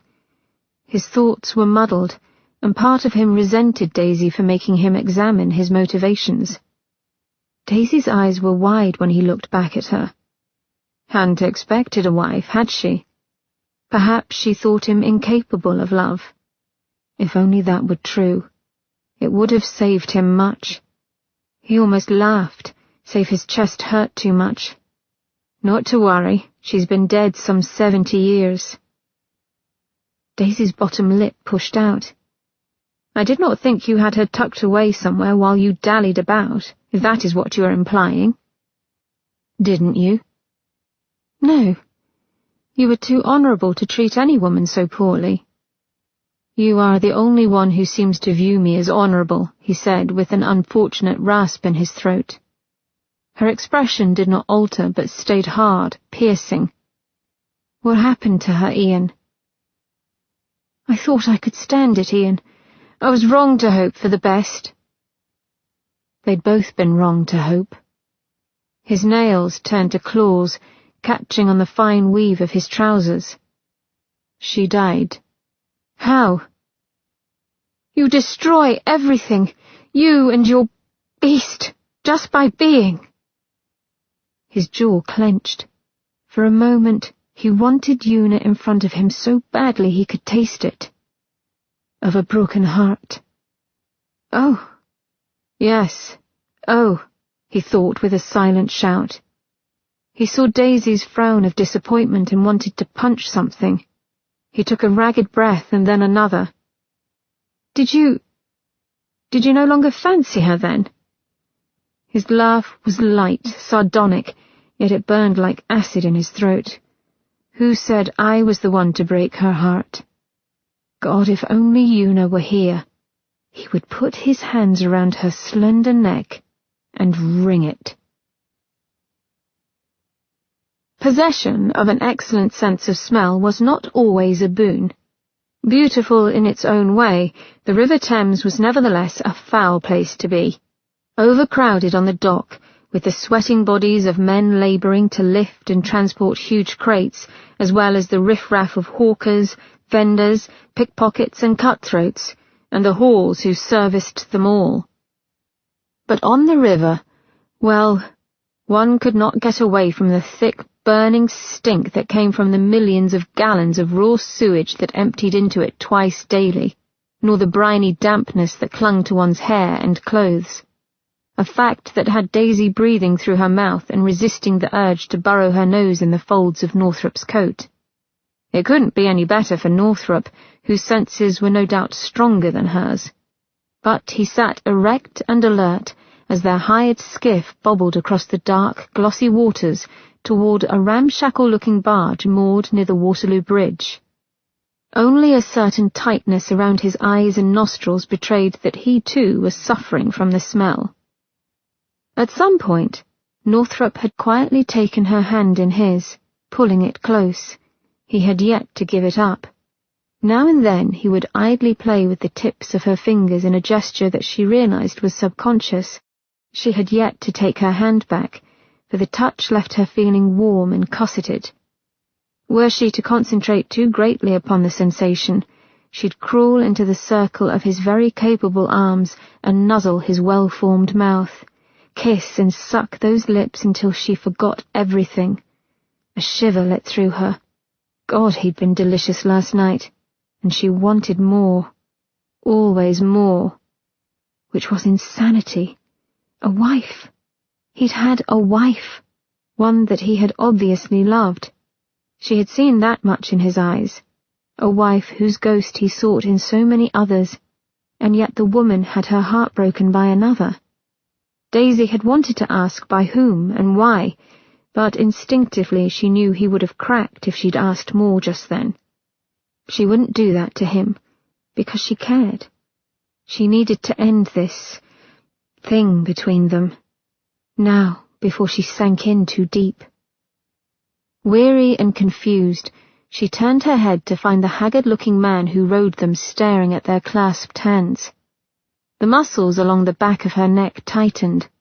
Words such as strumpet and Jezebel came to her mind unbidden, filling her with thwarted rage. Why was it that her affection for men, her need, was so very vile, while a man's was simply touted as natural? Northrop felt her tension, for he looked down at their linked hands as if suddenly aware of them.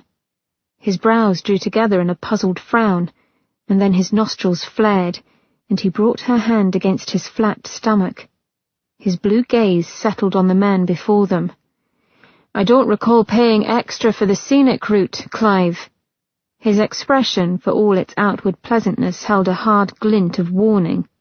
Clive flinched and put his legs into the next row. The oars slapped through the brown water and the skiff cut into the light wisps of fog with a smooth whoosh. "Scenic route's free for favoured customers, Governor." Northrop flashed a set of even, sharp teeth. "Just get us there before I lose my breakfast."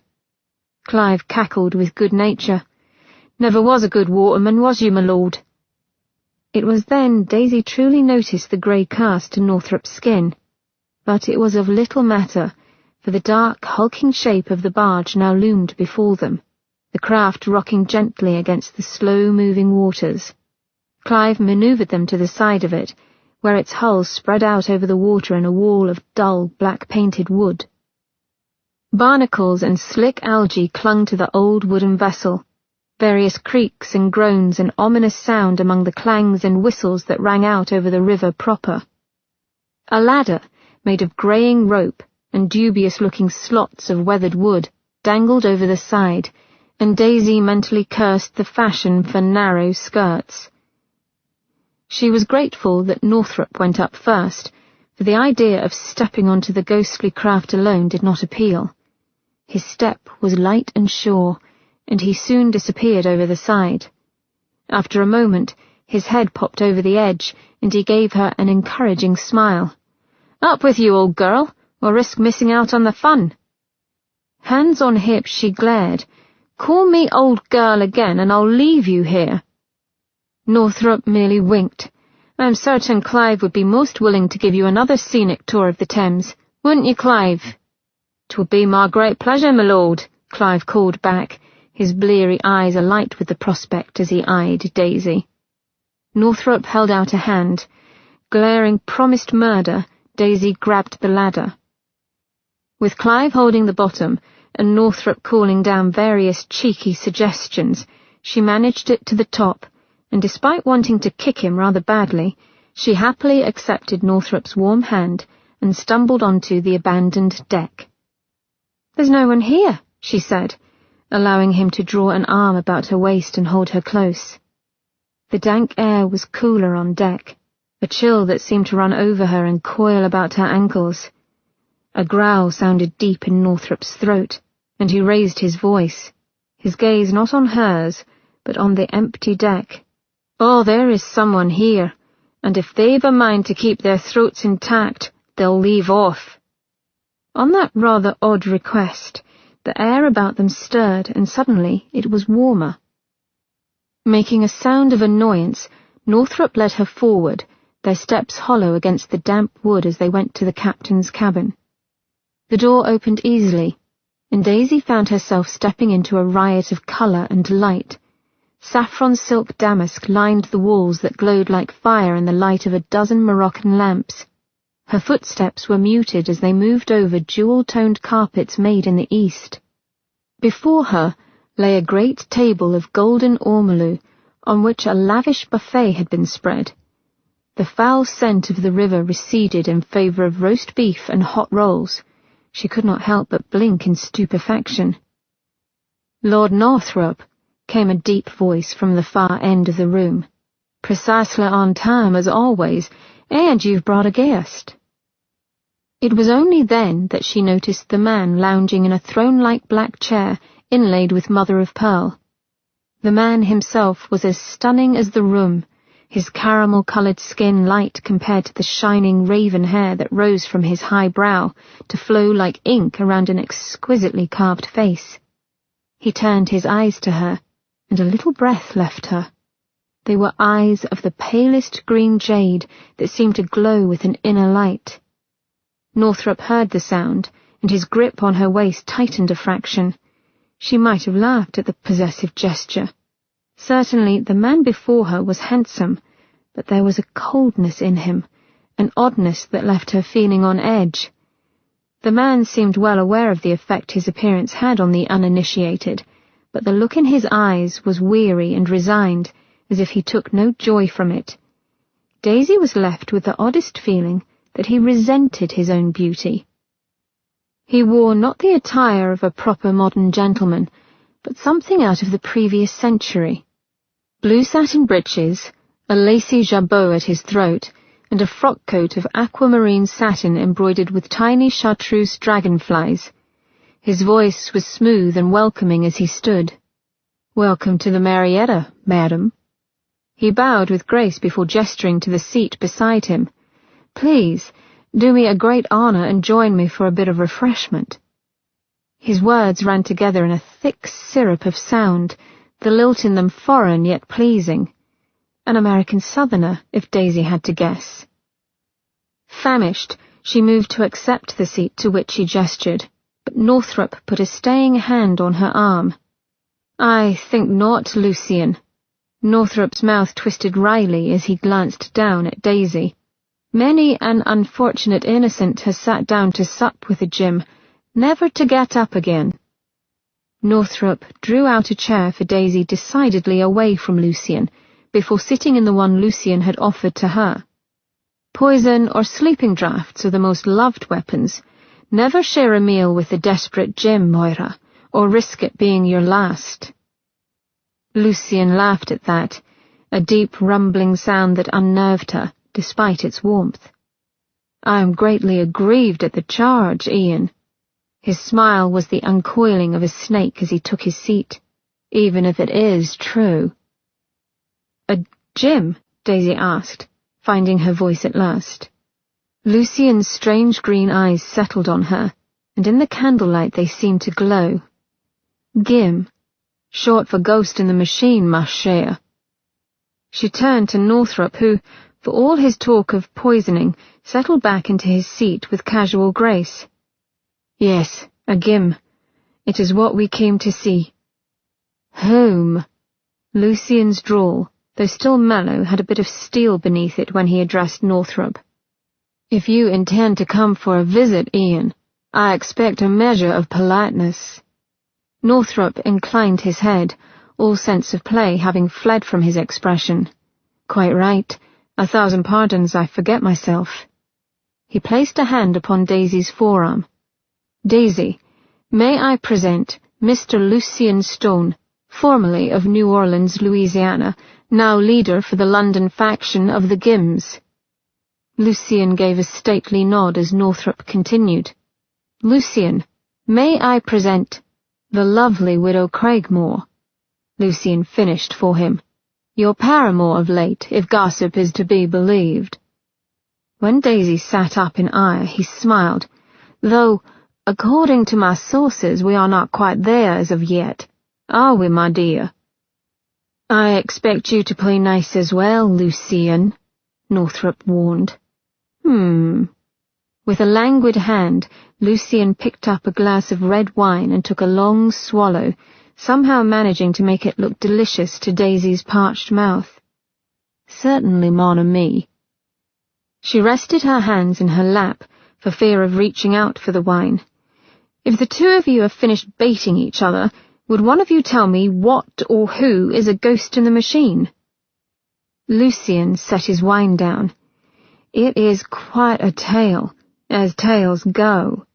He plucked an icy-looking grape in his mouth and sucked it dry with relish. Daisy's mouth watered.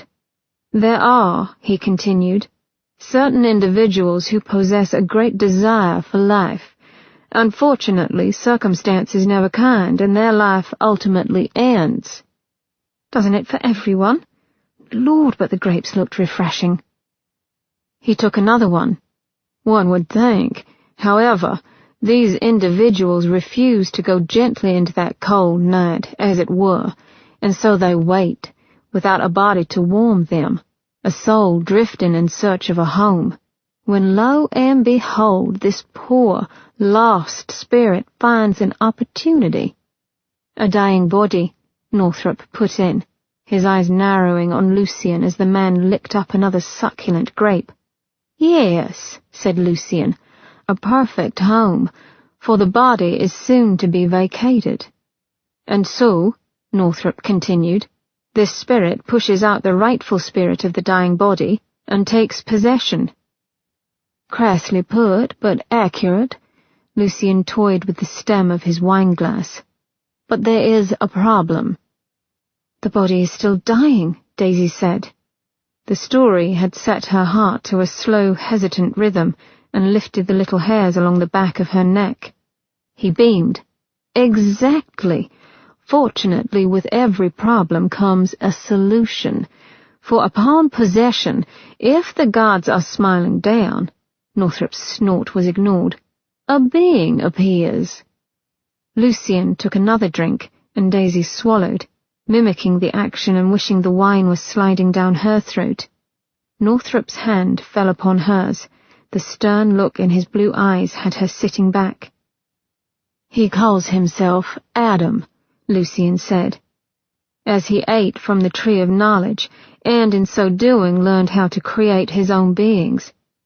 Adam will give the spirit the home it craves, restoring the dying body and turning it into a perfect, ageless shell. You mean, Daisy swallowed, you are a spirit using the body of another? His smile was all teeth. In the flesh, he chuckled, and a rather lovely body at that, wouldn't you agree? Daisy pursed her mouth, but he kept grinning. You should have seen my birth form, sweetness. It was plain, odd, and gangly, the crowning glory of breeding cousin with cousin for generations. He gave a little bow with his head. I was the very rich, very spoiled son of very white, very ugly planters. Another grape disappeared through his full, beautiful lips. Oh, how they would roll over in their graves to learn that I now inhabit the body of a quadroon whore. Perhaps they would think you fortunate for a second chance at life, Daisy murmured. Doubtful, Cher. One must not overlook the very real price to pay for this second chance, as you put it. His green eyes iced over. The spirit must procure other bodies for Adam. And if the spirit does not? Oh, but he must, for Adam builds in a rather clever fail-proof. At that, Lucian undid the middle two buttons of his shirt and parted the linen. Good God, Daisy breathed, holding her own chest for the sight pained her. Embedded within the centre of his chest lay a little glass window framed in gold, through which, beneath the cage of bone, blue veins and flesh pumped a golden heart, a miracle of clockwork gears and moving pistons. Having seen a man merged with a wolf, Daisy knew the impossible possible. It still did not prevent her from leaning forward, her hand rising as if to touch the little window. She curled her fingers into a fist at the last moment, realizing the rudeness of the gesture. How many goodly creatures are there here? She quoted softly. He gave her a knowing smile as he buttoned his shirt. Oh, brave new world that has such people in it, he said, finishing the quote for her.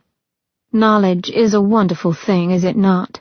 You see, my dear, if the ghost who now drives the machine should fail to comply to his maker's wishes, his heart will stop, and the machine works no more.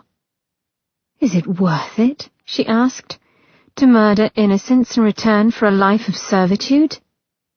The corners of his eyes crinkled. Oh, now we've misled you, Northrop and I. We need not resort to murder. The dying are plentiful, especially in a city such as London.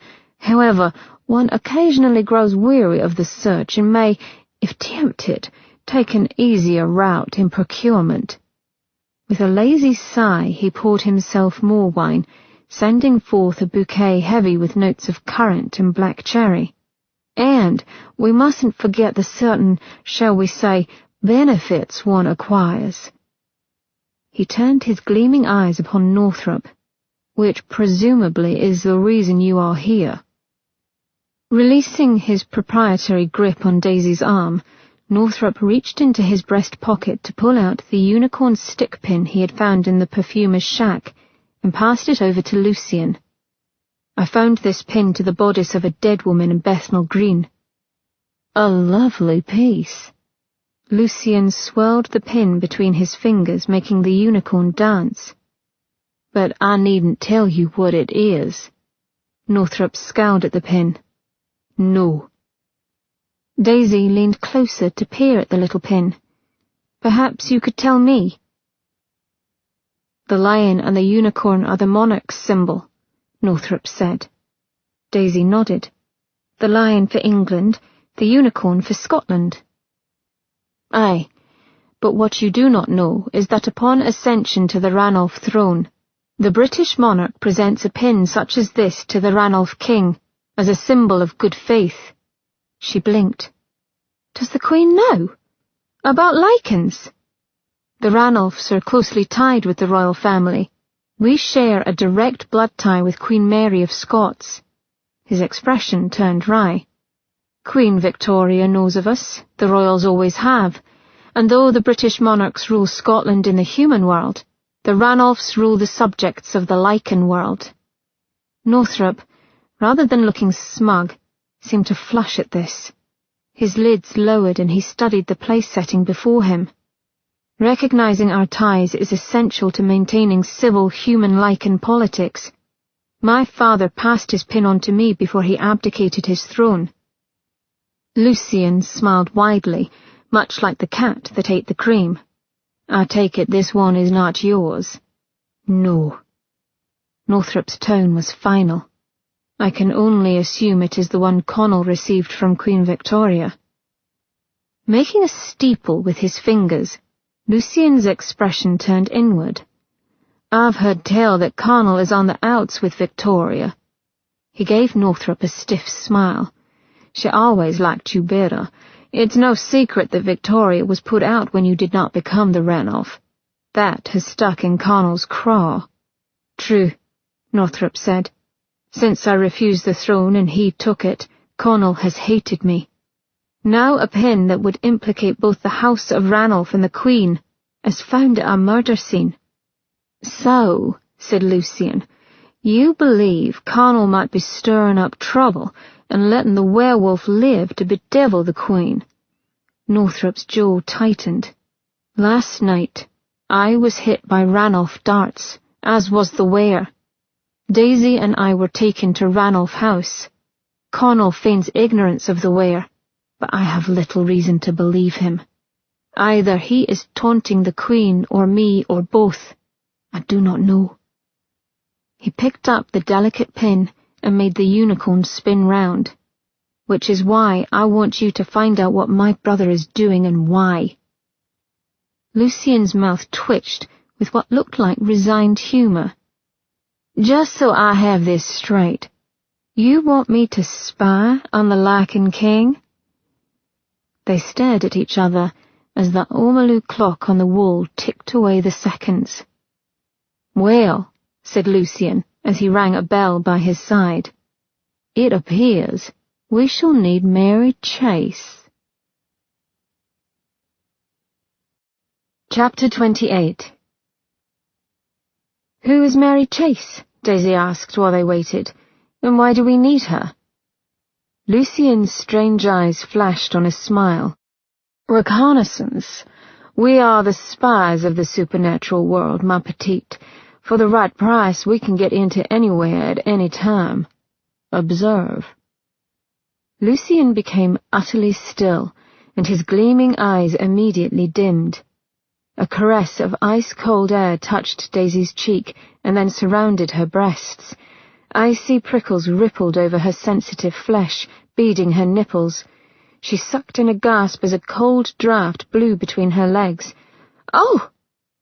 A vicious snarl burst from Northrop, and he was out of his seat, his hands fisting Lucian's collar. The man's head flopped to the side as if he were stunned. Northrop gave him a violent shake. Fangs sprang long in Northrop's mouth, his eyes going round and filling with blue. I'll tear your fucking head from your neck if you don't leave off. The air about her whooshed past her. Lucien's prone body jerked and he blinked, his eyes returning to normal. Still caught in Northrop's grip, he offered an innocent little smile to the snarling lichen bearing down on him. "Temper, Ian. It was only a bit of fun." Northrop was past hearing. His jaw cracked as it lengthened, the fangs in his upper and lower jaw growing longer. "Not with her." A snarl tore out as his claws sank into Lucien's neck. The man gurgled as Daisy leaped up. "Northrop, stop!" He bared his teeth at Lucien, and the muscles along his forearms bulged. Crimson blood ran in rivulets down Lucien's neck and into his snow-white cravat. "Ian!" With a shaking hand she touched his arm. He jerked, as though shocked, his eyes gleaming ice blue, turning to her, unseeing and wild. "Let him go, Ian. You don't want to kill him, not truly." Northrop cocked his head, his nostrils pinching as though he were inclined to disagree. His tense frame vibrated as a series of low growls rumbled in his throat. Daisy blanched, but did not let him go. She had to trust in his promise not to hurt her. "Ian, stand down." On a shudder, his body began to ease back to normal, and the confusion and rage in his eyes cleared, to be replaced by a possessive heat that made her blush. A grunt of acknowledgement left him before he turned away from her. Northrop hauled his prey close, his nose butting up against Lucien's. "Play with your own lass, eh?" With a final snarl, he shoved Lucien back into his seat. The chair slid a foot before Lucien's boot heel stopped it. "1,000 pardons," Lucien said, panting. "I forgot myself." Daisy, on the other hand, having just realized that the cold touch was Lucien, suddenly felt far from appeased. "That was you," she said through her teeth. The man held up his hands in apology, and she turned to Northrop. "I was wrong. Tear his hands off." Northrop's eyes glinted with wicked humour as he winked at her, his smile feral and still showing a bit of fang. He turned back to Lucien and let his claws free. Lucien backed into his chair, his handsome mouth opening in alarm. "Here now!" Daisy gave him an evil smile. Now that Northrop had calmed, he wouldn't follow through, but he put on a very convincing show. "I wouldn't be too alarmed, Mr. Stone," she said. "After all, it appears you do not need your hands to get into mischief." Northrop took another step, making a great deal of growling, and Daisy almost laughed. "Oh, now, sweet, I do apologize." Northrop grabbed his flailing arm and Lucien yelped. "I was disrespectful and I was wrong. Now call off your dog." "I suppose we ought to let him alone," Daisy said with a sigh. "After all, I abhor violence." Northrop chuckled and let him go. "Quite good of you," Lucien muttered to Daisy. "I am in your debt." The door opened, and in walked a woman Daisy presumed was Mary Chase. Sugar and spice and everything nice, it was all Daisy could think of as the young woman glided toward them. Golden brown hair, glinting like spun sugar, framed a heart-shaped face from which eyes of pale butterscotch glittered with bright, watchful intelligence. Those eyes glanced over her, taking note, and then moving on as if she found Daisy a rather boring addition to her day. Lucien, however, saw the way Daisy gaped. "It is the eyes that snare you." Smoothing out his rumpled coat with a shaking hand, he forced a wide smile. "As is their purpose, crystalline eyes to draw you in, entice you to tell us your secrets." Daisy closed her mouth. "You pick your bodies well." Mary Chase's petal-pink lips quirked, but she said nothing as she perched on the arm of Lucien's chair. "Mary's—" Lucien ran a knuckle down the woman's arm. "Delightful body is her own, as she had the choice offered to her moments before her first death." Mary Chase accepted the man's touch with neither encouragement nor rejection. Her odd eyes rested a moment longer than proper on Northrop before sliding back to Lucian. "What is it that you want, sir?" Her voice was warm toffee, and some base part of Daisy bristled with pure feminine jealousy. "Northrop here wants us to play shadow to the Ranulph." Lucian handed her the stick pin. "Are you up to the task, ma petite?"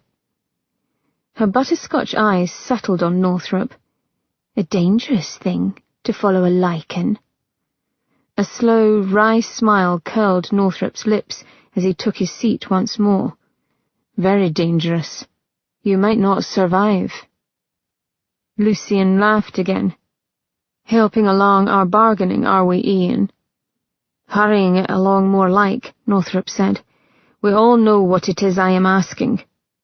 Daisy leaned in. "Do we?" She rather hated being the ignorant party. "Lichens can see spirits," Northrop said patiently. "For a gim to spy on one is a tricky business." Well, at the very least, Daisy understood how Northrop had known what Lucian had been up to with his tricks. "An understatement," Lucian cut in. "I don't lightly risk the welfare of my brightest." Lucian's hand drifted from Mary's arm to the narrow curve of her waist, cinched in golden silk. Daisy could not help but admire the gown, or the woman for choosing it. Here was a woman who knew proper dress. "One wonders why you don't volunteer for the deed yourself, then," Daisy said. At that, Mary Chase's gold gaze flicked to Daisy's. A small smile sparked in those strange orbs. "Because he needs the best," she said. "That would be me." Humble girl she was. "What is it that you want to know?" Mary asked Northrop. Daisy tried to take her eyes from Lucian's roaming hand, but she could not as it slid slowly up to cup the young woman's small breast. Northrop's seat creaked beneath his muscled frame. "The werewolf terrorizing London. Does Connell have it? And if so, where?" Long, dark fingers idly circled a budding nipple, a whisper of a caress. The woman leaned into the touch, slightly, subtly. Heat bloomed between Daisy's legs and spread over her flesh. She shifted in her chair, pressing her thighs together. "That shall take some time and finesse. Are you willing?" The questing fingers stilled, but did not give up their prize. The blunt tip of one finger rested gently over a hardened nub. Daisy swallowed, the tightness inside of her clenching. Her cheeks were surely aflame, yet she could not move her eyes from the sight. Mary Chase's small breast lifted and fell with the rhythm of her breathing, causing dark fingers to slide over the curve of flesh. A pale, feminine hand fell upon a muscled thigh encased in blue satin. Slowly, the hand stroked up to the bulge growing between his thighs. Daisy squirmed and gripped the side of her chair.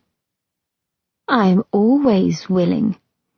The questing hand stopped, having found its prize, and squeezed.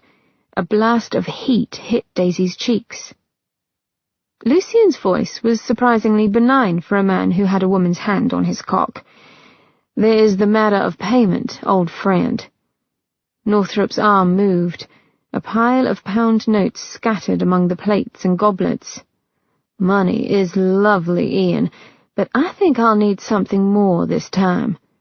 He made a show of straightening his cravat. So they would have to pay for Northrop's temper. Northrop's jaw tightened. "What do you want?" Lucian let go of his mole and leaned back in his chair. "Do you know your brother will not work with the Gims?" A cold look frosted over his features. "Rather, he'd prefer not to pay, but to force our hand into providing services." Northrop did not move. "What, Lucian?" "You." His expression grew deadly serious. "You get that brother of yours off the throne and take it." A bitter laugh escaped Northrop. "Why does everyone seem to think I'll be a better leader? Did you no think I might be inclined to hold it against you once I got there? Ah, but that is why I shall also ask for your assurance that you shall treat us fairly. Lucian waved an idle hand. Fairly. That is all. No favoritism. You could not ask for a better deal. I can ask for a hell of a lot, Northrop snapped. He turned away and lowered his head, but Daisy could see the capitulation taking over his expression, and it made her want to shout in protest. He wanted a normal life. He would not do this. He could not. I'll need assurances as well, Northrop said. I do this, and not only will you tell me what I want to know, but you will work for me exclusively until the wearer is dead. Daisy's safety will be as important to you as it is to me. He levelled a glare at Lucian. I trust you understand the full extent of that importance. Lucian's smile was the devil's. Of course, she shall be as dear to me as, well, let us say a daughter, shall we? I wouldn't want you getting your fur up once more. Northrop began to nod his assent, but Lucian held up a hand. To be clear, protection is null and void should you fail to become the Ranulph.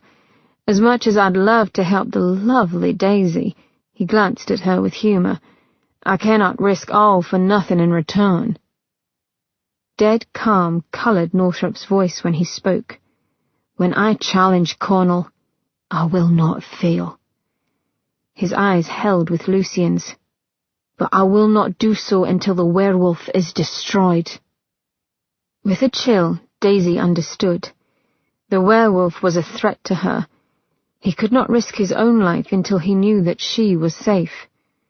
Northrop, Daisy said, coming forward, do not do this. Not for me, there are other ways. There are always other ways, he agreed, not looking at her. But this is the best. He gave a sharp nod to Lucian. Done. Why did you do it? Daisy asked him. You told me you wanted out of that life. Ian sat back against the squabs, as comfortable as he could get given that he'd been fighting off an erection for the better part of the hour and had only just got it under control. Damn Lucian and his antics. Ian had seen the display before, and he didn't give a fig if the sly Gim fondled his protégé. Daisy's reaction, however, was another matter altogether. Seeing her grow agitated with desire had set him aflame. You know why. Her white teeth caught her lower lip and worried it. I'm not worth this trouble. You are. Ian cleared his throat. My course was set the moment those Ranulph darts hit me, lass. At least this way, I'll know the Gims will be watching over you. It isn't the best of arrangements, I grant you. They are a sly lot, but we needed the help. I can assure you, however, that once a deal is struck, they will hold up their end. Daisy frowned. I thought you were friends with Lucian. No one is truly friends with a Gim. Their very immortality is based on theft, which does not endear them to many. But Ian did not want to discuss Lucian or their deal. No matter the necessity or the facts, Connell was his baby brother. The thought of killing him crushed Ian's heart. No, all he wanted to discuss this very moment was Daisy. And him. He beguiled you, you realize. Daisy stiffened against her seat. Into wanting the food? With undue intensity she studied the view outside of the moving coach. I figured as much. I've never been so moved by a common grape. He wanted to laugh at the way she so neatly sidestepped him. That evasion was prettily done, my dear. She sniffed. I don't know what you mean. Feeling fiendish, he nudged her skirts with the tip of his booted toe. Her red and cream-striped visiting dress, with all its flounces and bows, put to mind wrapping paper, an irresistible present that his fingers itched to unwrap. Did it not affect you? the way he touched the ethereal Mary Chase. She edged away, her plump lips flat with annoyance. Of course it did. How can one not be affected by such a disgraceful display? He rested the offending foot over his knee. So those blushes were out of disgust, were they? She glared at the passing traffic. A certain sense of glee lightened his chest. See, I rather thought you found it arousing. She did not bite, but kept a bland face turned toward the window. You would. Perhaps there was another reason you squirmed within your seat. I would blame it on luncheon, but as we've had none. She shot him a repressive look. Now it is you who is being disgusting. He laughed for the sheer joy of doing so. This was what he wanted from life. Not death or clan machinations, just her, just them. Daisy girl, you are a terrible liar, did you know? Ass, she muttered under her breath. Planting his feet on the coach floor, Ian rested his elbows upon his knees, bringing himself into tempting proximity of her lush figure. He allowed himself one breath of her natural fragrance and felt it swim through his veins. Are you saying you have no interest in that sort of activity? Oh, but he was a bastard. The bored look remained. Voyeurism seems a rather unbalanced exchange. Were it not solely voyeuristic in nature? He ran his tongue along the outside of his teeth and was gratified to see her twitch. Unbidden, images of the night before flashed through his mind, of her mouth opening for him, and the feel of her abundant curves filling his hands as he pressed against her. By God, she'd bitten him, and he'd loved it. His fingers clenched. Were it perhaps one man with one woman? You, I mean, with one man? Northrop. It was a strangled sound, a plea for silence. But the devil in him had taken rein of his common sense. Did you take a peek? She startled, but he could tell by the look on her face that she knew precisely what he was about. What? No! Her eyes cut to his and then darted away, high colour painting her cheeks red. You were unconscious. It would have been rude in the extreme to take advantage. How disappointing. His smile grew. To tease her. He got more enjoyment from doing so than entertaining a bed full of women. Suddenly, it was not enough to face her. Ian moved to the space beside her, taking note of the way she tensed. And if I hadn't been? His heart beat too quickly, the blood pumping through his veins too hot. Had I been awake, he whispered in her ear. What then? Her cheeks plumped on a repressed grin. In minute detail. Heat washed under his clothes, and he pressed his shoulder more intimately against hers, knowing it would agitate her just as it agitated him. And then what? His voice had gone rough and thick, not his own. Daisy kept her eyes on the window. From what I saw of your torso, I think... Little pearl teeth caught on her pouting bottom lip. I think I should like to dip you in melted butter and lick it off. A shocked laugh burst from his lips, his cock pushed tight against his trousers. He adjusted himself and took a deep breath to keep from hauling her onto his lap then and there. I'm asking cook for butter when we arrive home. A chuckle escaped before she pressed her mouth tight, but her eyes twinkled as she maintained her vigil of the road. No, you are not. Even if you did, it wouldn't matter. I won't succumb. He turned toward her, suddenly irritated. You are evading this. Why? We are both unattached and healthy, and we want each other, he said, quite desperately. Daisy drew in a sharp breath through her pert nose, but she faced him, her blue eyes steady and filled with the same desire that burned inside of him. Yes, we do. God, but her admission heated his blood. Then let us enjoy each other. Is that what we're doing?"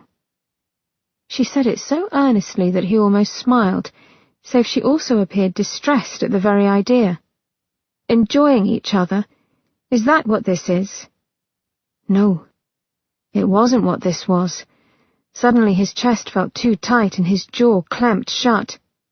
Blonde curls trembled as she shook her head. "You can't even answer." "Of course I can." He rubbed his chest irritably before glaring at her. "I want you. Now, here. Is that clear enough?" Heart thundering in his ears, he watched her in the ensuing silence. Her lovely face fell, as if she'd expected withdrawal instead of a confession. "Yes." She averted her eyes, their brilliant blue depths going murky. "It isn't a good idea, Northrop." The coach slammed over a rut and his teeth rattled.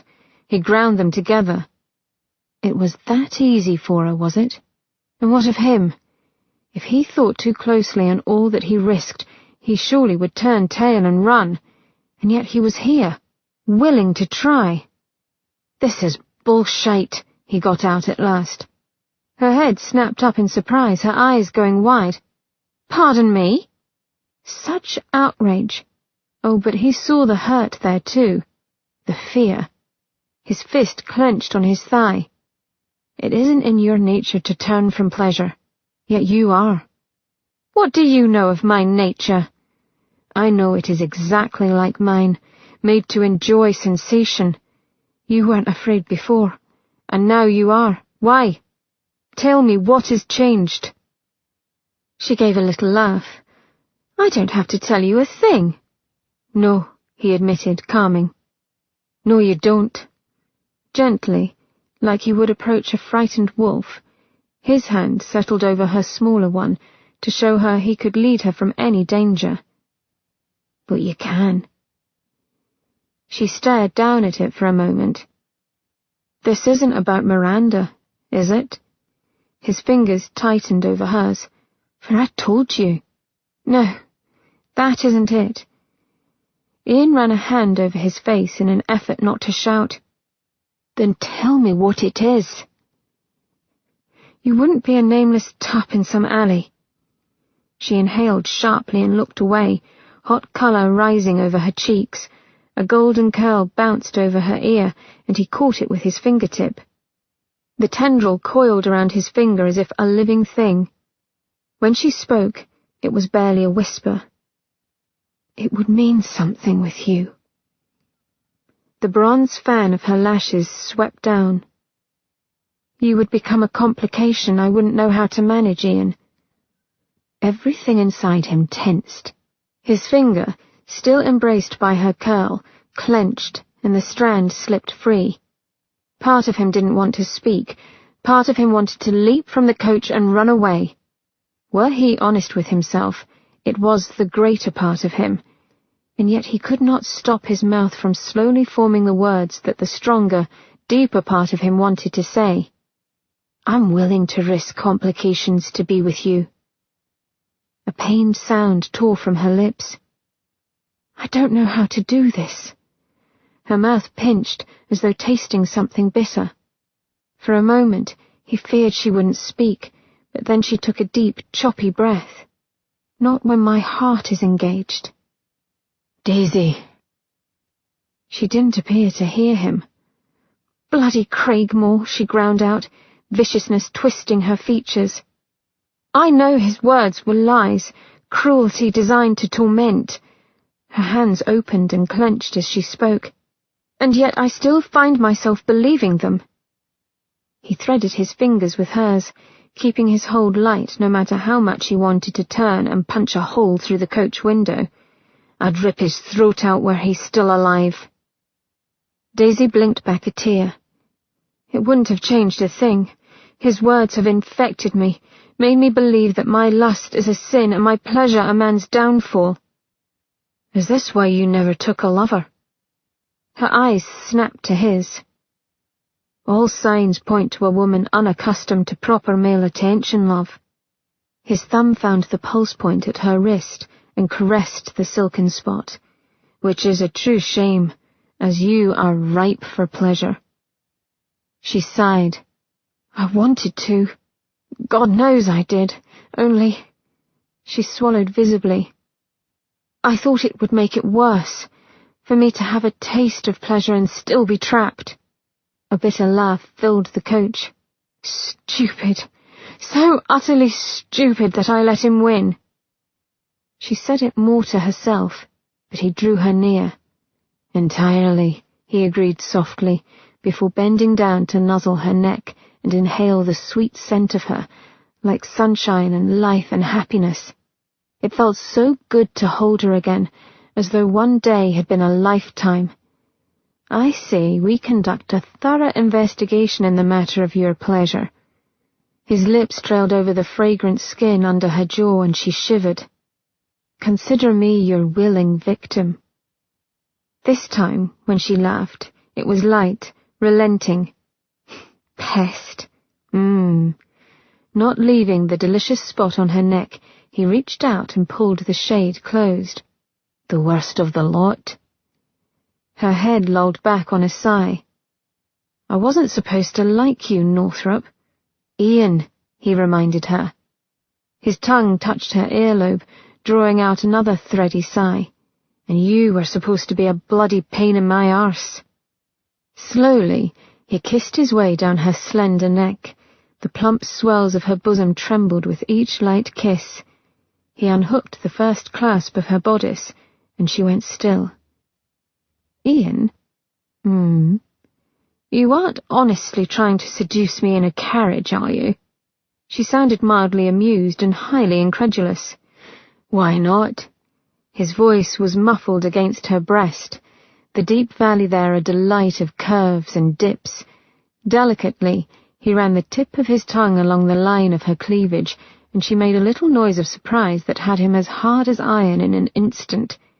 He eased down to kneel in front of her on the carriage floor, and then pressed in closer, kissing her butter-soft lips, her firm little chin, the side of her warm neck. Daisy squirmed against him, trying to get away or trying to get closer, he couldn't be sure. He decided to find out. He nuzzled her neck and slipped the second hook free. "It's quiet." He kissed her left breast. "Private." Her right breast next. "Then there are the convenient bumps and sways." It seems so obvious. Despite the protest, her hand drifted down to slide into his hair. He laughed, his breath hot against her skin. "I shall keep that in mind for next time, lest my creativity be permanently called into question." "Keep that up." Obligingly, her fingers stroked his hair, sending shivers of pleasure down his back. The next hook came free, and his knuckles grazed the underswell of her corseted breasts. "All the times my mother warned me about being alone with men in carriages, I would think—" She lifted her shoulders a touch, nudging herself into the kiss he placed on her collarbone. "How prosaic! What true rake would dare?" Ian lifted his head and caught her gaze with his. "Daisy girl." The arc of her brow lifted. "Hush." Her bodice slid apart in a hiss of satin, and he almost groaned. Her corset matched the colour of her eyes, a demi-cup design that lifted her breasts high. The shadow of her nipples taunted him beneath the thin linen of her combinations. His thumb found the first ingenious little latch release on the corset front, and he almost wept. God bless French lingerie designers. Ian held her gaze, watching the way she panted lightly, her lips parted and her colour high. He knew that she craved going down darker roads. His voice was not his own. It belonged to a beast with a raging cockstand. "I'm going to lick and suck your sweet tits, Daisy Meg, until we're both dying from the pleasure of it." Her lips rounded to a shocked O, a flush spreading from her cheeks down to the impressive swells of her breasts. He didn't miss the way her pupils dilated with desire and excitement. It fueled his. "Because you deserve pleasure, lass." He flipped open a snap, the inhuman strength in his fingers making it easy, you deserve to be well and thoroughly loved. With each distinct click of her corset snaps releasing, her breath ratcheted, and he fought not to fall on her like a man starved. Slowly the corset parted, revealing its hidden prize. The tightness in his gut turned to near pain. Her panting had grown hard and agitated as she waited, her blue eyes watchful. With a flick of his wrist, he set her corset free. She exhaled in a shuddering breath, as though she too had been freed. Liquid heat flowed down his spine. Keeping his eyes on hers, he let one claw out and hooked his finger over the edge of her combinations. Whip first, her hand lashed out and gripped his wrist with surprising strength. Ian froze.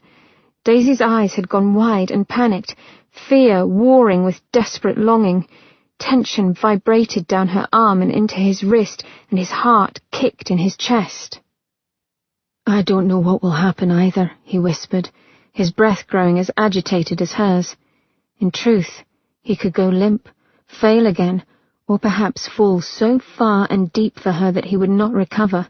And yet, "Let us discover it together, love."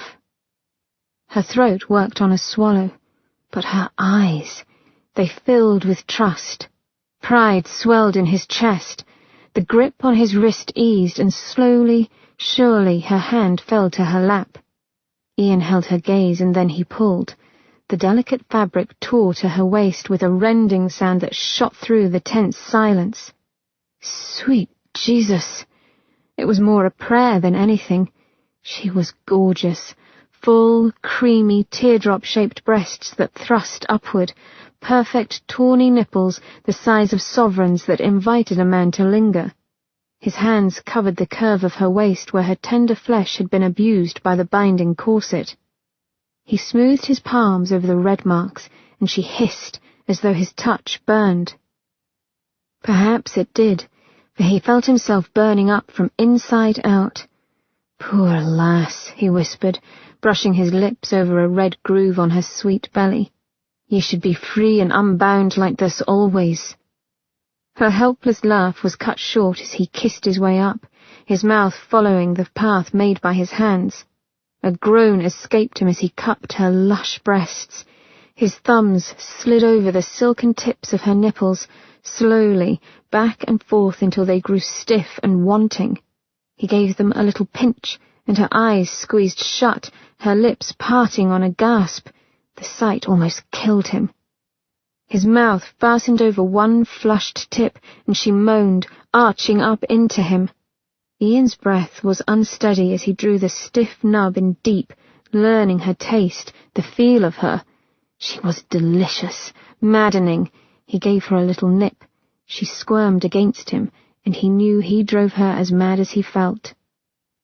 Blood running hot and viscous as honey in his veins. He licked his way over to the other neglected breast and nibbled and sucked it until she was tugging at his hair. She was so primed that he could probably make her come by doing this alone. Hell, he was dangerously near spilling his seed as it was, and wasn't that enough to make him shout in triumph? But it was too fast. Giving her one last suckling kiss, he took a breath and sat back on his heels. Beneath lids lowered in dazed arousal, she watched him, confusion clouding her eyes even as she waited to see what he would do.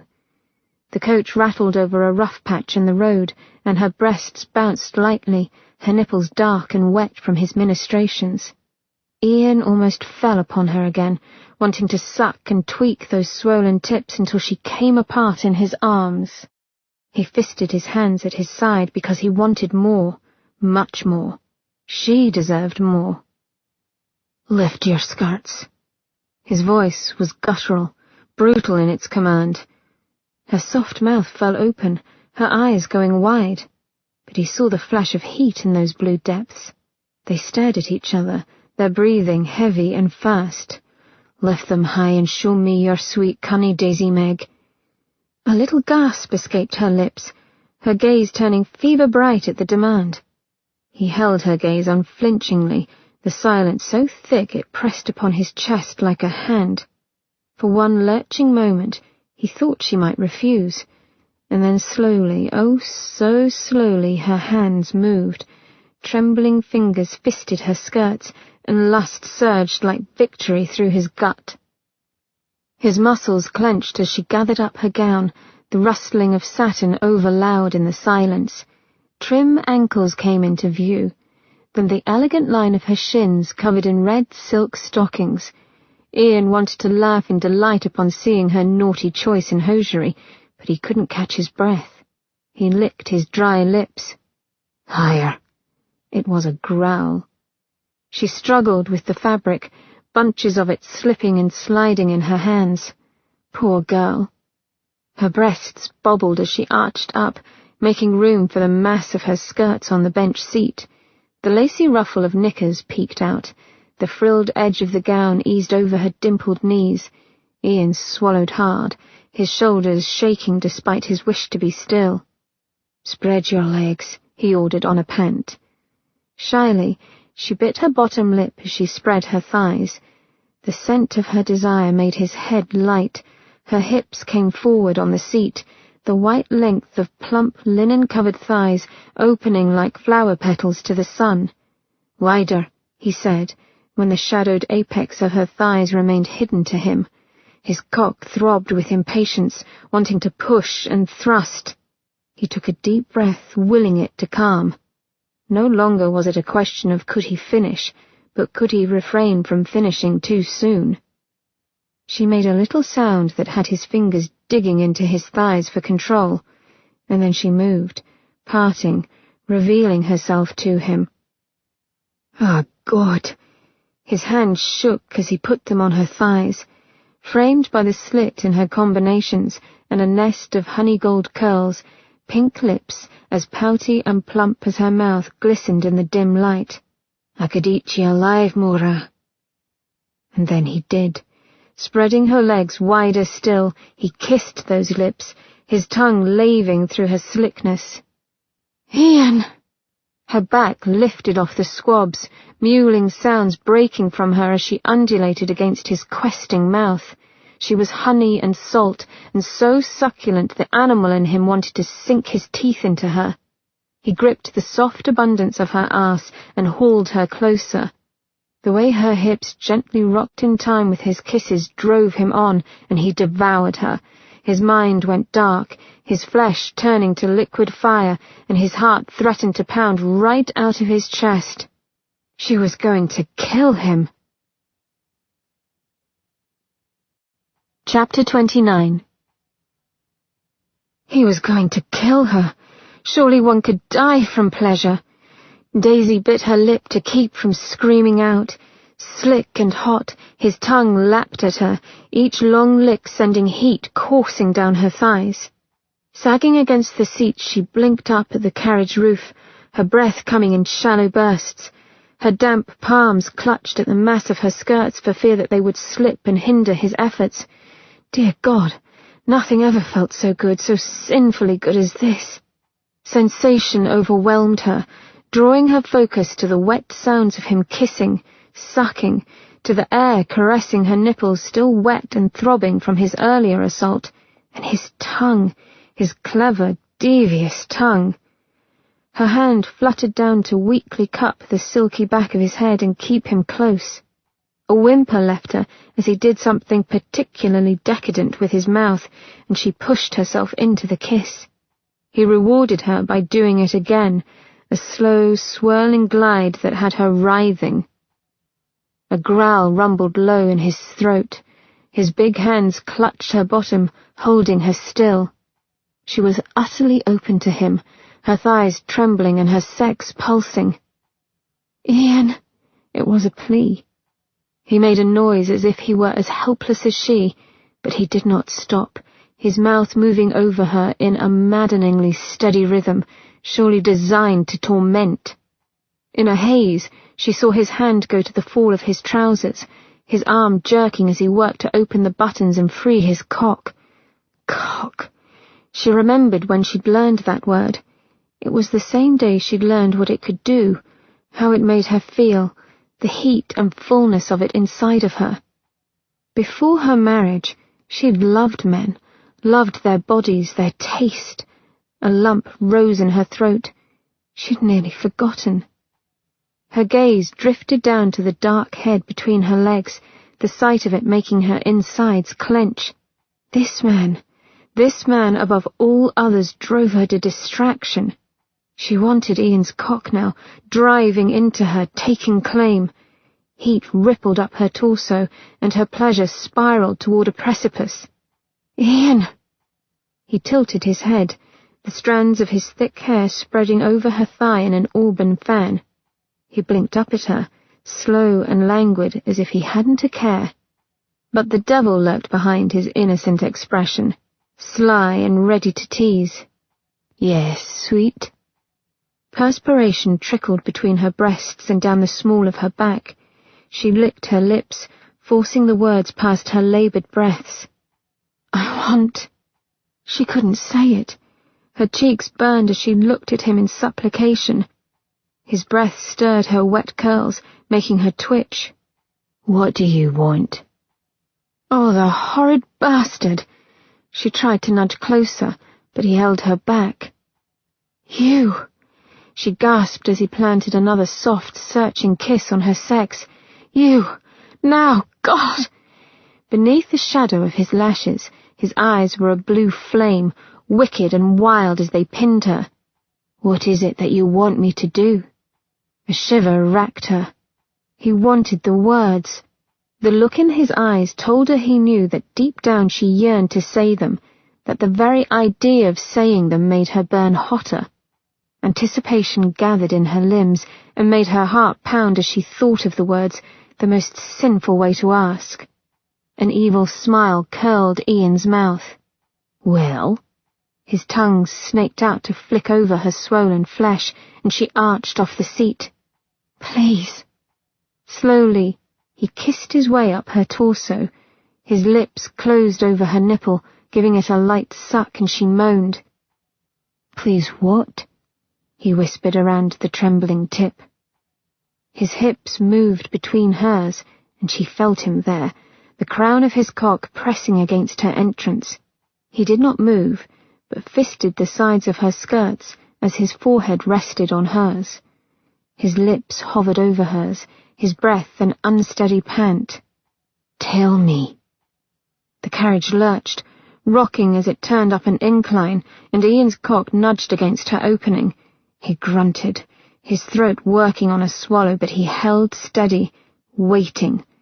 She closed her eyes for a brief moment. She could feel his power, the restraint that had the muscles of his shoulders shaking. When she opened her eyes, their gazes collided. With a flush of white-hot heat, she said the words that gave her power and set her free. "Fuck me!" His groan filled her mouth, mingled with her gasp as he plunged home, a smooth, gliding thrust that seated him to the hilt just as the carriage lurched to a halt. The penetration, the intimacy of it nearly undid her right there, but the unmistakable sound of the coachman jumping from his seat made her freeze. A muffled curse left Ian as he too went utterly still. Barely able to breathe, or to think past the sensation of being filled with him, Daisy blinked up at Ian in horror. Ian stared back, his expression a virulent mix of pained impatience and growing wrath. Footsteps sounded just outside the coach door. "My lord?" "Leave off, George!"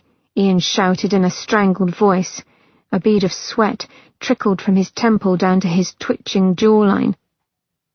He glanced at her and moved his hips a fraction, a slight pull that sent a delicious ripple through her core. Murmuring a sound of impatience, he grazed his lips over hers, intent on exploring, but the coachman's strained voice ruptured the thick silence. "But my lord, I said leave off!" Ian's plea broke on a groan, his head falling against her neck as he struggled not to move. "Christ, I'm going to kill him." "It's Lady Archer," said a frantic George. Daisy's heart seized. "My lord, she is out of her carriage and headed this way." "Oh, God!" Daisy shot upward, her nose colliding with Ian's chin as she shoved at his chest hard. "Get off! Oh, do!" Dislodged, Ian fell back with a curse as Daisy scrambled to get her skirts down. Her bodice lay gaping, her breasts swaying in humiliating fashion. Miranda was here. Her sharp voice was just outside the door as she argued with George to let her pass. "Damned meddling woman," Ian muttered as he tucked himself into his trousers. He moved to help Daisy, but she smacked at his hands. He batted hers back. "I'm faster." Wasting precious seconds, they slapped at each other's hands in a battle to redress her bodice until Daisy threw her hands up in the air. "Forget it. There's no time to relace the corset, and the bodice won't close without it." "What are you doing?" she hissed as he began to pull off his coat. "Put that back on." A knock rapped on the door, and she jumped within her skin. "Bloody hell!" "Daisy, are you in there?" Ian's smile was quick and tight as he kissed the tip of Daisy's nose and then swung his coat around her shoulders. "Chin up," he said, as she struggled to put her arms through the long sleeves. He tucked a curl behind her ear. "And look the devil in the eye when she has a go at you." Miranda's eyes widened as Daisy stumbled out of the coach, now parked in Ian's drive. Daisy took Ian's advice and met Miranda's reproachful look with a lift of her chin, though she could not quite pull off the pose with the dignity she wanted, as her hair was tumbling down around her shoulders and her frame swayed on unsteady legs. She clutched the edges of Ian's coat tighter together. "Not a word," she said, when Miranda made to speak. "Not a single admonishment, Panda, or I'll march right by and finish what I started in the privacy of Northrop's home." The strangled sound of a masculine laugh came from behind her as Miranda's brow lifted. Ian, finishing the act of buttoning up, leaped down from the conveyance and gave her sister a courtly bow. "Lady Archer, a pleasure as always." Miranda's mouth pursed. "I doubt it very much in this instance, Lord Northrop." Her green eyes cut to Daisy, wonder and wariness warring within their depths, but she took a deep breath, and her expression fell to grief. "Oh, Daisy." In an instant, Daisy pulled her into a hard embrace, heedless of her dishevelled state. "What is it, pet?" Miranda's arms held her just as tightly. "Winston," Miranda said against Daisy's hair. "He's been attacked by the werewolf." Beside them, Ian snapped to attention. "Where? When?" Miranda straightened. "I don't know. He's alive, but just barely. Archer is with him." She turned back to Daisy and her eyes glistened. For a moment, she looked like the little girl who used to follow Daisy and Poppy round the house, wanting to play. Their little sister, who was as annoying as she was dear. "Daisy, I'm so afraid for Poppy. If she loses Winston..." Daisy's insides clenched. Winston Lane meant everything to Poppy. Chapter 30. Truth, it seemed, hurt, and Winston hurt. All over he hurt, a screaming, fiery pain that ate at the left side of his face and ripped into his arm and chest. Winston tried to breathe and gurgled on his own blood instead, a salty metallic sludge that made him gag. "Easy, darling, easy." A cool hand touched his. He fought a sob. Poppy. Her voice. Her touch. So familiar to him it was like coming home. Home? Perhaps he was. The air was warm here, no longer cold and dank, the surface beneath him soft, not the uneven hardness of that dark lane where... His hand lashed out, remembering the thing that attacked, the razor-sharp claws that tore into him. A hand grabbed him, strong and steady. "Do not move. This is hard enough work as it is." Who was it? His mind raced for the answer. Dark voice. Deep. A liar. Something tugged at his face, pulling at his cheek. He stiffened. "Win?" Poppy again. "Be still, and let Archer sew you up." Archer, that bastard. Fire burned over his skin and down his throat.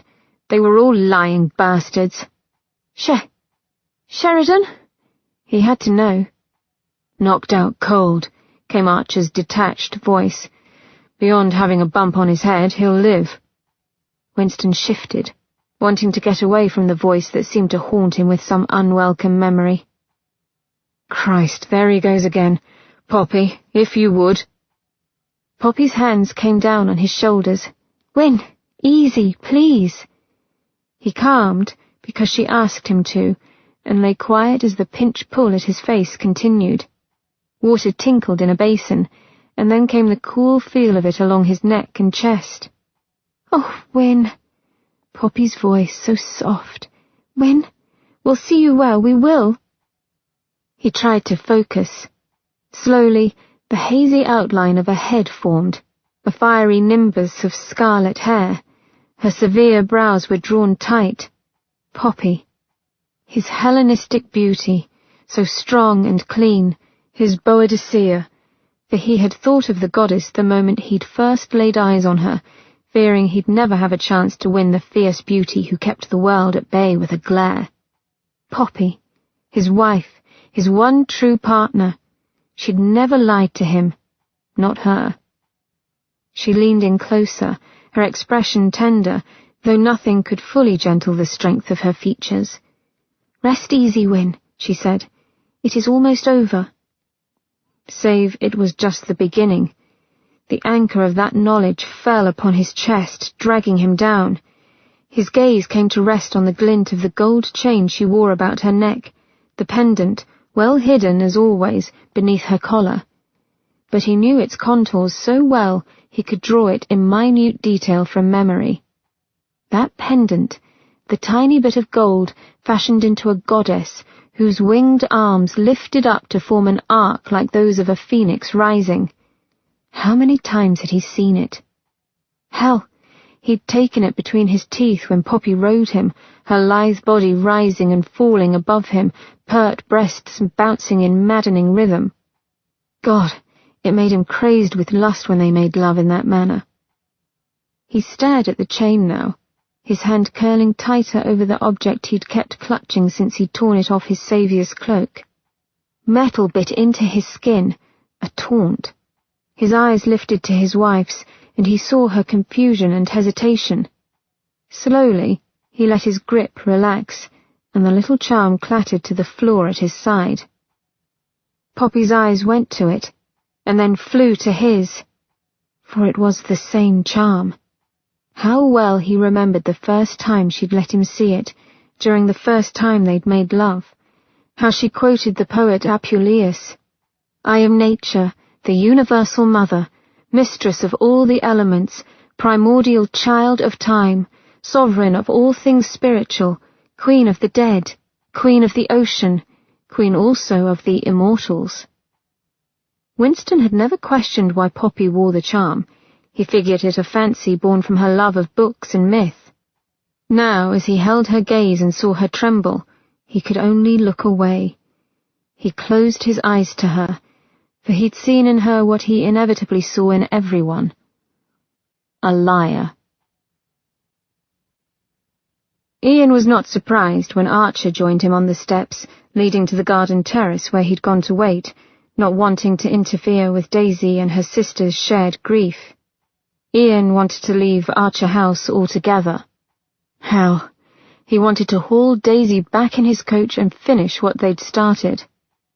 If he weren't a randy bastard, he'd have admitted to being worried about the inspector. In truth, he rather liked Lane, or at the least respected him. Ian stood and snubbed out the cheroot he'd been idly smoking in an effort to distract himself. "I've a theory that smoking bodes ill for one's health," Archer said. Ian gave a short laugh. "Seeing as I'll live forever, I will forego that worry." The man beside him chuckled in turn. "An excellent point. And anyway, you're the one who looks like hell." Worry flickered in Archer's eyes, and Ian's hackles rose, but the look disappeared. Archer's mouth twisted in a parody of a smile. "It's been a long night." "Tell me about Lane." Ian might have assisted, but Archer had the matter well in hand by the time he and Daisy had arrived. Quite frankly, Ian doubted his wolf could cope with the overwhelming scent of blood and mad werewolf mixed together without turning Ian into a snarling beast. Archer let out a tired sigh and rubbed the back of his neck. "Extensive damage to the left side of the face, left arm and anterior torso. 4 particularly nasty incisions across the face, one that nearly bisected the masseter. The masseter muscle being necessary if a man wanted to chew. Christ. I got it all sewn." Tired lines bracketed Archer's mouth. "Thank Christ he was out then, or it would have been a mess." Archer took the cheroot Ian offered him with little more than a quirk of his lips. When it was lit and blue smoke perfumed the night, he continued. "Must have put over 100 stitches in the poor bastard. If he survives the shock and possible infection, he'll be significantly scarred." They hung their heads for a moment, and Ian felt the tips of his claws threatening to break free. He wanted to tear into the beast that did this. Unbidden, he thought of Daisy and went cold. "How did you find him?" Ian asked. Archer finally turned his eyes to Ian. His expression grew tight and weary. "That's the strangest bit of all. He found us. Gilroy answered a knock at the door, and there he was, unconscious and a bloody mess." Ian frowned, looking off into the garden. Who would have brought the inspector here? More importantly, how did he survive? Ian knew enough about his kind to understand that a full-on attack would only end when the victim's throat was torn out. Tense silence filled the space between them. Was it ever going to fade? Did he want it to? Ian had been so angry with his old friend for so long that there were times he couldn't remember how or why it had started. And then all Archer had to do was come near him, and Ian wanted to rip him apart, rage and the feeling of betrayal threatening to consume him. Standing beside the man now, Ian experienced an odd discomfort. Though it filled his mouth with bitterness, he knew the feeling to be remorse. Point of fact, he missed his friend. Disgusted in himself, he kicked at a loose pebble on the edge of the stairs. Archer's voice broke through the quiet. "As to Daisy," he dropped his cheroot and stamped it out. "She may want to stay. She stays with me." Archer's grey eyes widened as he looked back at Ian. "You're falling for her." Ian's back teeth met. "You think it impossible?" "Not impossible, nor surprising. Simply inadvisable." Ian's temper flared, tightening his gut and making his wolf rise. "I believe I said the same to you a while back, and damn if his meddling wasn't coming back to bite him in the arse. It did not appear to change your course of action." The man refused to be cowed. "She's mortal."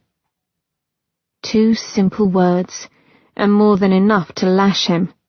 Ian cursed and turned away, his fist curled with the urge to strike. Ice filled his veins. Christ! Unwelcome memories filled his mind like sticky pitch. Each beat of his heart hurt as he closed his eyes, trying to block the flood of images, but they came regardless. Una's once smooth face lined with wrinkles, her once bright eyes dull when she looked upon him. "Do not touch me, Ian. I cannot look at you without thinking of what I once was. Please leave me. I cannot stand the sight of you." His feelings, his hurt had no longer mattered. Ian dragged a breath through his clenched teeth, and another. The wolf inside him whined, circling and cowing, a plea. Aye, he knew better than anyone how stupid it was to want Daisy, yet everything in him screamed in protest at the thought of giving her up. Una's words continued to taunt him, pricking at his conscience. "It was a mistake, Ian." Dizzy, he placed a hand on the balustrade and felt his claws sink in deep. A black hole of despair opened up before him, threatening to suck him down. He knew with crystal clarity what his life would be like without Daisy in it, because he had lived it for the past 80 years. He might as well fall into that hole now and end it if that was the way of things. Archer's voice cut through his nightmare. While I was fool enough to act without fully understanding the consequences, you do understand. You've lived it, man. Don't go back there, don't be a fool. Ian whirled round. I'll not have judgment from you. Why? When you've judged me for years. He took a step into Ian's space and pointed a finger at him. Ian's wolf growled, itching to release its claws and fangs, but Archer did not back down. It was never about you, Ian. I never wanted to hurt you. You knew how I felt about immortality. You knew the damage it had done to me, and still you sought it. Ian slashed at the granite balustrade beside him, his claws slicing through the stone with a satisfying scrape. He'd let Archer in, revealing the pain he hadn't the courage to show another soul. You threw my suffering in my face. Even in the dark, Ian could see the dull red wash over Archer's cheekbones. I never meant it to be like that, and you know it. Did you not? And what of introducing my father to that mad fiend? Archer had brought Ian's father into West Moon Club, a secret society of fellow noblemen obsessed with immortality. They soon got their wish when Victoria, a female demon claiming to be an angel of light, found them. She had promised them immortality if they drank an elixir, not realizing that in so doing they would become like her, destined to crave the light of human souls, a mindless monster. Ian's claws punctured his own palms. The bite of pain spurred him on. You knew my father was unhinged when it came to his quest for power, and still you lured him with promises of untold strength. Not being satisfied with the immortality granted to all Lycan, Ian's father Alistair had wanted more power, the impenetrable strength of a god. When he realized what Victoria truly was, he had wanted to leave. Victoria tried to burn Alistair alive, and succeeded in scarring him for life. And while Ian couldn't truly blame Archer for Alistair's faults, he could blame the man for preying on them. The worst of it is that when I tried to warn you off, you told me to take a piss. And what of you? Archer snapped. When I turned to you for help after I'd changed, who told me to take a piss then? Christ, you tried to steal my wife out from under me. Ian's outrage deflated under that inescapable truth. He suddenly felt all of his 130 years. His mouth quirked as he looked at his oldest friend. Fine, we're both jackasses. You want to have a go and beat the shite out of each other? Or call Pax? Archer's hard expression eased. You're only saying that because you can finally beat me. Finally, Ian snorted. I could have beaten you before if you hadn't ambushed me when I was pissed drunk. Archer grinned. That's your excuse, is it? Prat. They were silent for a moment before Archer glanced at him. Does she make the risk worth it? Despite the years they'd been at odds, they still understood each other perfectly. Ian didn't hesitate to answer. It isn't a matter of choice, Benjamin. The other men sighed. It never is. Chapter 31. He won't look at me. Poppy's words held the strength of smoke. Her lips trembled and she pressed them together so tightly they went white. Daisy cast a glance at Miranda, whose eyes creased with the same concern that Daisy felt. They had never seen their sister weak. She was their mountain, solid, unmovable. Now she sat listless in a chair by the hearth in Miranda's sitting room. Winston slept in a room down the hall, watched over for the moment by Tuttle, who'd come from Northrop's house to serve as nurse. The woman fussed about, checking for fever and administering various concoctions, along with a liberal application of her ointment in an attempt to stave off infection. Poppy picked at the loose folds of the dressing gown Miranda had lent her. "He turns away when I draw near." Daisy's head throbbed. She wanted to lie down and sleep for a week, or find Ian and... She bit her lip. Between her legs, her flesh was still slick and sensitive with longing. Her cheeks burned with the memory of what Ian had done to her, and the base part of her craved more. But her sister needed her. Daisy's skirts rustled as she stood and went to Poppy's side. Resting a hand on Poppy's bright hair, she smoothed the glossy crown of her head. "Why, Pop?" Both sisters knew Poppy well enough to know Poppy already had the answer. Poppy turned her head to face the fire. Orange light danced over Poppy's high cheekbones, turning the red tips of her lashes bronze. "He knows." Daisy's hand stilled. "About us? How?" Slowly, Poppy's clenched fist opened, and a little silver charm shined in the firelight. Daisy heard Miranda rise, but she kept her eyes upon the charm and leaned down to see. Miranda's voice, soft with worry, drifted over the silence. "What does it mean, Poppy?" Poppy's slender throat worked as she swallowed. "The SOS." Daisy sighed and touched her sister's cheek, surprised to find it cold despite the heat of the fire. "Dearest, you aren't making sense," which was unthinkable. Pain and resignation clouded the depths of Poppy's eyes. "The Society for the Suppression of Supernaturals, the SOS, they exist so that the world never learns of beings like us. This," Poppy lifted the charm, "is their emblem. Winston had it in his hand when they brought him in." Miranda's eyes narrowed. "They did this to him." Heaven help these people if they did. Need and strength shifted within Daisy's belly, writhing as if to break free. She saw the answering promise in the glint of Miranda's eyes. For the first time in memory, Daisy felt useful, capable of serving justice to those who wronged the innocent, and it felt like freedom. Poppy's tone was resolute as she answered. "No, they saved him." "How can you be sure?" Daisy asked. "Because I am one of them." "Oh, Poppy." Daisy's overskirts billowed around her knees as she sank to the footstool at Poppy's side. Poppy's fist tightened around the charm. "I lied to him, like all the others. I pretended to be something I am not, and now I am paying the price." A single tear trickled down her white cheek. "I made a lie of love." Out of respect, Daisy turned from her sister's pain, yet her words made a fist around Daisy's heart and clanged like warning bells within her ears. She, too, was a liar, and it made her inexpressibly tired. She was tired of pretending that she didn't want everything with Ian, tired of resisting her baser nature.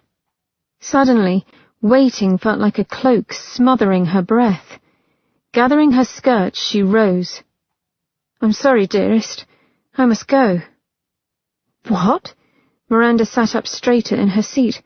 "Why? Where?" Suspicion darkened Miranda's eyes, and she obviously thought of the scene she'd come upon, of Daisy's dishevelment and Ian unrepentantly buttoning his trousers. Daisy refused to blush now or turn away. Her sister had no right to judge, but she saw no such judgment from Poppy, who looked at Daisy with understanding, and yet such sorrow that Daisy's chest ached. "She is going to live in truth," Poppy answered for her. Old doubts made her insides roll, but when Daisy spoke, her voice was clear. "Yes." Ian prowled his room, walking the length of it in an endless loop, just as he had done since returning home alone. His pulse jumped, his fingers twitching with the temptation to reach out and grab her. Only she wasn't here. He yanked at his cravat, desperate to get the blasted thing off before it choked him. He ought to go out and run, get the need out of his system. But he didn't want to run. He wanted her. He wanted to finish what they had started. The cravat ripped free and he sucked in a breath. Damn, but he couldn't do those things. Not tonight. Her sister needed her. It was as it should be. She wouldn't come to him tonight. Perhaps she wouldn't come to him at all. Fine. He liked the chase. Always had. Only for some damned reason, he wanted to be chased in return. Just once. His gait turned stiff and disjointed as he stalked to the sideboard in search of a drink. He needed something to ease this burning. His cock was an iron staff in his trousers, his balls drawn up so tight they ached. He'd been inside of her. For one perfect heart-stopping moment, he'd been clasped by her slick, warm... The crystal decanter in his hand clattered against his glass with too much force, cracking its side. A hollow laugh burst from his mouth. Bloody hell, he muttered, before rubbing a tired hand over his face. Utterly undone by a woman he was. Ian blinked down at his unshod feet, not able to do anything else. A small hole was growing in his stocking, and his big toe worked to break through. He stared at the undignified sight. The sound of his own heart beating filled his ears, and then something else. The clatter of hooves and the creaking of a coach pulling to a stop. His heart clenched painfully. The dainty patter of feet alighted the front stair, followed by a rap of the knocker.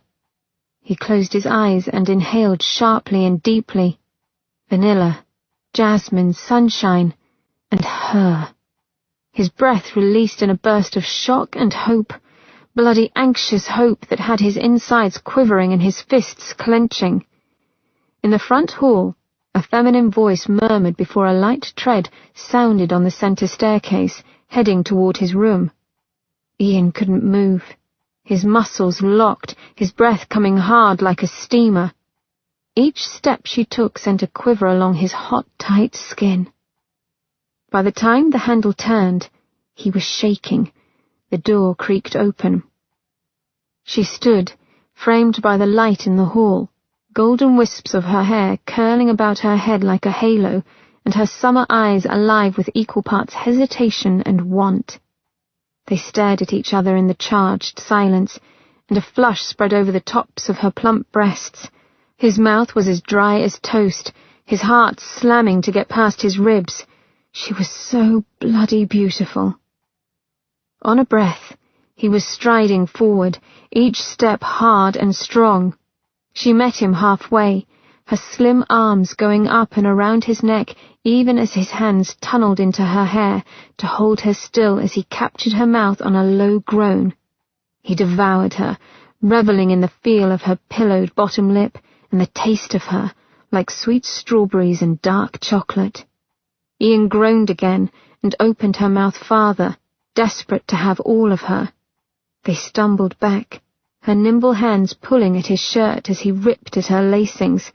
A small laugh escaped her, and she caught his gaze with hers. He found himself smiling back, inanely, like a green lad getting his first taste of sin. The soft promise in her eyes settled him a bit, eased him in a way he didn't understand. Gently, he touched her cheek, the skin there as smooth as fine satin. When he kissed her again, he took his time and savoured her. He touched her with deliberation now, drawing out her pleasure, and his. "You came," he whispered, as his hands roamed over her. "I didn't think... your sister." "I couldn't stay there," she said just as softly. "I needed..." Her blue eyes looked up at him helplessly. He understood. She needed a release, to not think about the horrors around her, and yet it pinched a small part of him that it was all she needed. Selfish or not, he wanted her to need him, the way he needed her. He said none of that, only gave her a soft kiss and nibbled his way down her warm, fragrant neck. "I'll give you what you need, my daisy," he said against her skin. "I'll take care of you." Daisy sighed, and moulded against him, her hands coming up to tuck him back to her mouth. One small gesture and his heart nearly burst within his chest. Lust ratcheted within him. It fed hers, and their hands grew unsteady once more. Silken hair tumbled over his fingers and spilled around her shoulders. He broke their kiss to allow her to wrench his shirt off. The shirt sailed overhead. Her bodice hit the floor with a slap as he walked her backward toward the bed, still kissing her. He couldn't leave her mouth. It was too delicious, quenching his thirst yet driving his hunger. She was quicker than he, helping him out of his clothes and getting herself free of that hideous contraption of a bustle when his shaking hands proved useless. It was she who pulled him onto the bed with a sound of impatience. Her skin was satin against his, her body trembling, and her breathing as rough and unsteady as his own, as if they'd just finished instead of having just begun. He breathed her in, and let his hands slide down all that soft, smooth skin to cup between her legs. Gods, but she was wet. He felt the fine tension humming beneath all that softness. "Are you afraid?" he asked between kisses he could not stop from taking. He stroked through her wetness with a light touch, easing her legs open. Her eyelids fluttered before she focused on him. "Not with you." She looked almost surprised by this, but her gaze did not waver. "I'm not afraid of you." Pride and lust and relief surged through him, setting his body aflame. She had seen him at his worst, and still wasn't afraid of him. He kissed with little technique and all heat, his fingers sliding in deep to lay claim, and she moaned. Ian pulled back, and she wrapped her arms about him as if she feared he would go. Not a bloody chance of that. But he had to look at her and drink his fill before he took her. When he did, pain returned to his chest and his gut. Mother of God! She was made for sin, made to be adored. She was an hourglass, sweet curves that turned a man weak-kneed and panting, full breasts, tiny waist, and a gorgeously rounded ass that made him whimper. "Daisy Meg," he managed, "you like the moon looking as you do." A smile spread across her face. She traced a path around his nipple, and a bolt of heat went straight to his cock. "And you put the sun to bed, wild man." Wild man. He was at that moment, kissing her like he was starved, her legs threaded with his, her full breasts crushed against his chest as he moved over her. All that warmth and softness finally his. He nibbled on her bottom lip as he filled his hands with the plump miracle of her arse. She made a little noise that had him grinning like a fiend. He squeezed again and ground his thigh against the wet heat that called to him. Sweet Christ, she was intoxicating. Finesse was impossible with her. Not this time. Not when he was so hot and wanting that he shook with it. Sweat trickled down his back as he slid his cock over her wetness to tease them both. Once. Twice. His arms trembled as they bracketed her, and his tongue plunged into her mouth the way his cock wanted to plunder her warm quim. "Ian," she pled against his lips. "Now." He gritted his teeth when she nipped his lower lip impatiently. "Wait, let me give you more." He'd do right by her if it killed him. Her legs spread wider, a cool home. "Now!" Sly devil that she was, she arched her hips a fraction, and suddenly he was in, tunneling into tight, wet heat, and he lost his mind. A vicious oath tore from him as he pumped her, hard, harder than he ought to. He couldn't stop. She was warmth, all soft and malleable flesh. Her hot, clenching sex fisted his cock, so very good. His knees dug into the mattress as he struggled to gain leverage, to get in deeper. Grunting, he hooked one smooth leg over his elbow and she moaned. "Oh, God, Ian!" Her breath came in pants, her creamy skin dewy and flushed. Like that! Like that! He kissed her fiercely as he pistoned hard and deep inside her. His free hand kneaded her round bottom and held her prone. Some dark part of him urged his fingers lower. down along the seam of her pert arse, to find the tight little rosette just below her wet sex. Her eyes went wide as he stroked it with his thumb. He stroked it again, adding just a bit of pressure as he did. Delicately, she bit her lip, and then the shock was his as she nudged herself against his thumb. The beast within him roared. He slammed into her as his thumb pressed harder, and when it breached that tight barrier, she came apart in his arms. "Ian!" A keening wail broke from her mouth as her nails dug into his shoulders. She held herself taut against him, burrowing her face against his neck, sucking his skin there as her sex milked his, drawing him deeper still. Lightning heat flashed down his spine and into his cock. He bucked on a shout, the orgasm hitting him so hard he lost his sight for one blissful red moment. Weak as a pup, he fell limp against her, his breath ruffling her curls. "Daisy," he said hoarsely. Every inch of him felt battered. It hit him with a jolt that not once had he thought of failing her. It hadn't even occurred to him that he would. Satisfaction and peace made his heart light as he closed his eyes and gathered her in his arms and turned onto his side. "Daisy," he said again. It was all he could say, and in that moment, it was everything. Chapter 32. They lay in a languid tangle of limbs, so intertwined that she wasn't sure where she ended and he began. One of his strong arms snaked under her neck and around her shoulders to hold her close, as if she might try to get away. Their breath moved in a gentle panting cadence that spoke of physical exhaustion, their lips brushing together with each inhale. Idly, his big hand cupped her breast, his clever fingers toying with her nipple, lightly playing over the stiff tip and setting her insides to clench once again, despite the liquid-warm contentment that made her want to melt into the bed. She arched into his touch, her thighs tightened against his in reflex, and he growled low in his throat. Their lips melded gently, lightly, a flicker of wet, warm tongues that sent another impossible flood of heat through her. I think I may have come close to dying just then. Even as he spoke, he tweaked her nipple as if he couldn't stop himself from touching her. Nor could she.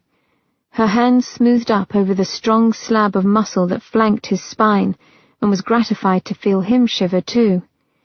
"I think I did die," she said. Their lips touched, as if drawn together like magnets, a sip, a taste before he pulled back slightly, his devilish eyes studying her face and his expression careful. "You'll be wanting to go back now, to your sister?" Her heart stilled. Somehow she found her voice. "Panda is with Poppy." She licked her tender lips. "Do you want me to go?" They were so close that her ribs compressed with each sharp rise of his chest.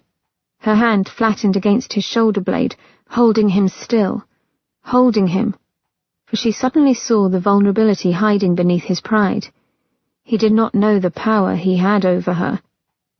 The hand at her breast stilled but held her, warm and possessive. "Do you want to go?"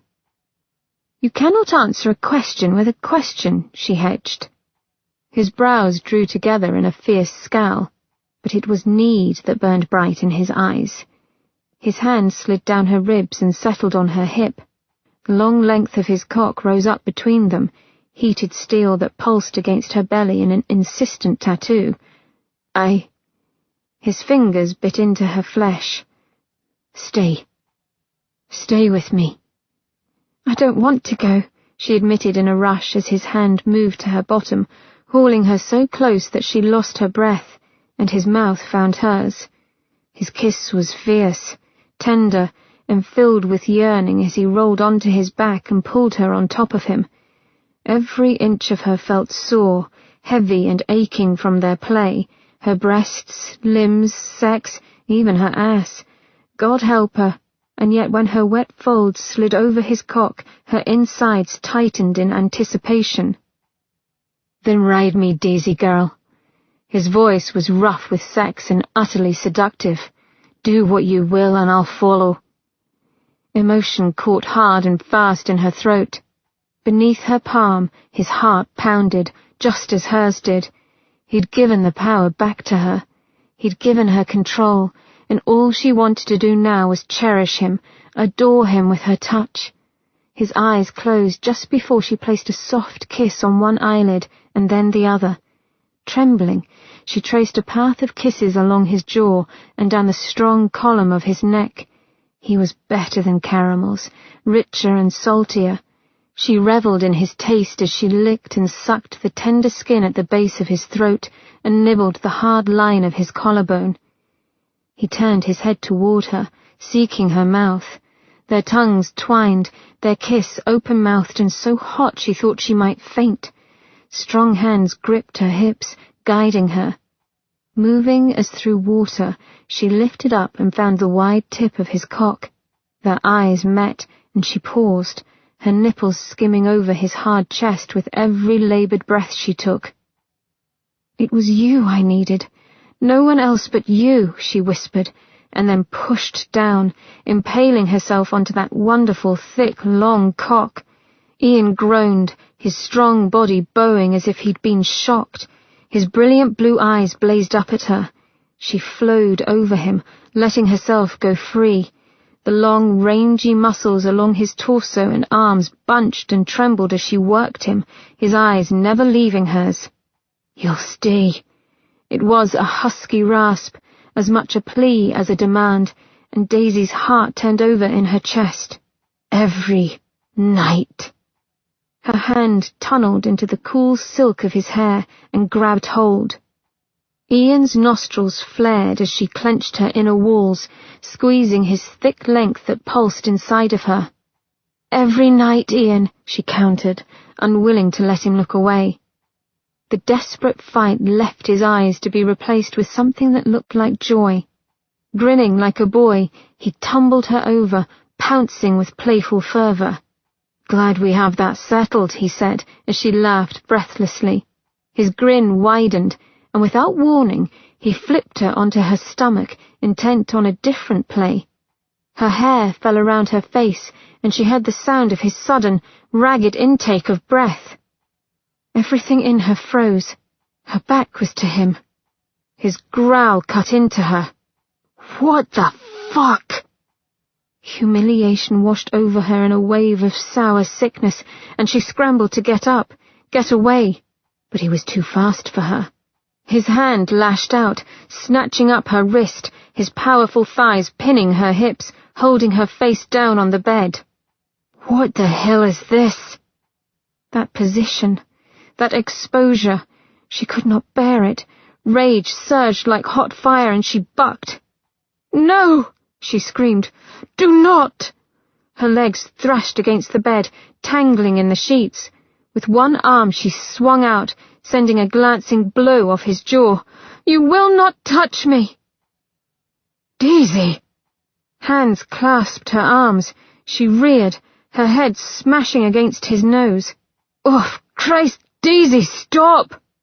She would not be held down again. She would not. A body fell upon her. "No!" "Daisy, girl," his voice crooned. "Calm yourself, lass." Not his voice, but Ian's. Ian's voice. Something in her stilled. Ian's body on top of her. Not pressing, but holding. His strong arms a cocoon. "That's it, love." Lips brushed against her hot cheek. "That's me. Only me." He kissed the corner of her eye, and she realized that tears leaked from them. "That's all right. You're safe." The fight left her on a sob. Ian's strong body trembled, and she knew it was from rage held in tight check. Rage at seeing the network of red slashes along her lower back. One moment of relaxing her guard and he had seen. He rested his head next to hers on the bed, close enough for her to see his expression. Daisy closed her eyes against it. "Oh, my sweet lass," he said brokenly. "What did that bastard do to you?" Shame was a hot tar coating her insides, clogging her throat. I can't. His hand smoothed down her forearm. You can. Haven't you realized yet? I am yours, whether you will it or no. She sobbed again, but took a quelling breath, squeezing her eyes shut to stop the tears running down. He found out I wasn't a virgin, she said at last. Dark memories filled her mind, the disgust she'd felt in having to bed Craigmore on their wedding night, the sick feeling of him on top of her, Craigmore's ugly face twisted into something hideous and profane as he raised his hand high and smacked her. She licked her lips. There was a riding crop. Ah, the pain. She could remember it still. The way he'd ripped her gown from her, somehow pinned her down as he unleashed his fury upon her back. It had taken a week to heal, and the scars stayed, a red crisscross to forever mar her lower back. She supposed she ought to be thankful they weren't raised. Did he? His breath caught. Did he? No. She opened her eyes to find him looking at her with compassion. It hurt almost as much as the telling. He'd already had me, hadn't he? A bitter laugh left her. He never touched me again. He called me the worst sort of filth, a whore whose foul cunt was poison to a man's sword. Filthy fucking bastard, Ian hissed, his teeth clenching. Her lips twisted. That he was, but in truth he only said what society believes. No. Yes, she said. A true lady remains a virgin for her husband. She doesn't go off bedding the stable lad, or the tailor's son. She lowered her lids. He might have been the vessel, but I was the source of my shame. Ian's forehead fell lightly against hers. Christ, that bastard twisted your mind. When she opened her mouth to protest, he kissed it gently. That rotten piece of filth hurt you because he was a coward and a bloody hypocrite. Daisy swallowed hard. I thought I was over it, but then you saw my back and... She closed her eyes. I feel such shame for letting him do that to me, for giving him cause to do it in the first place. Daisy, girl. And nothing can change it, she hurried on. I'll always carry these marks, the ugliness of it. I will always be ugly because of it. He moved then, his hand brushing away the mass of her hair cascading down her back. No, she said, twisting to move her back from view. Don't. Yes. His lips found a mark and pressed there. You are the most beautiful woman, he kissed his way along a red path, I have ever laid eyes upon. Ridiculous. He raised his head to spear her with a glance. Ever. A warm hand cupped her bottom and gave it a squeeze. Ah, Daisy girl, when you look at me with those eyes, even if they're scowling at me from over your shoulder as they are now, he smiled, you light me up. She clung to the soft bedding. She could not take his kindness, didn't know how. She wanted to run away, but he wouldn't let her. Firm but gentle hands held her as soft kisses assaulted her senses. He slid over her, his body a weight that anchored. So often she felt as if she might float away in the darkest part of the night, and not a soul would be there to see her go. Ian? Tears clogged her throat. She wanted to say so much more, but didn't know how to say the words. She'd never said them to anyone. He traced the groove of her spine with his lips as if he could erase old hurts. I wouldn't take away a single scar for all the world if it meant changing the woman you are today. She spun around and silenced him with a kiss. He kissed her back, soft yet fierce kisses that punctuated his former words. Her throat ached as she wrapped her arms around his neck. It might never fully go away, Ian. She searched his face for any sign of weariness. These old fears, As much as I try to change, I might fall back into darkness now and then." Gently, he threaded his hand through her curls, spreading them about her. "We are all imperfect creatures, love. I don't want perfect. I just want you."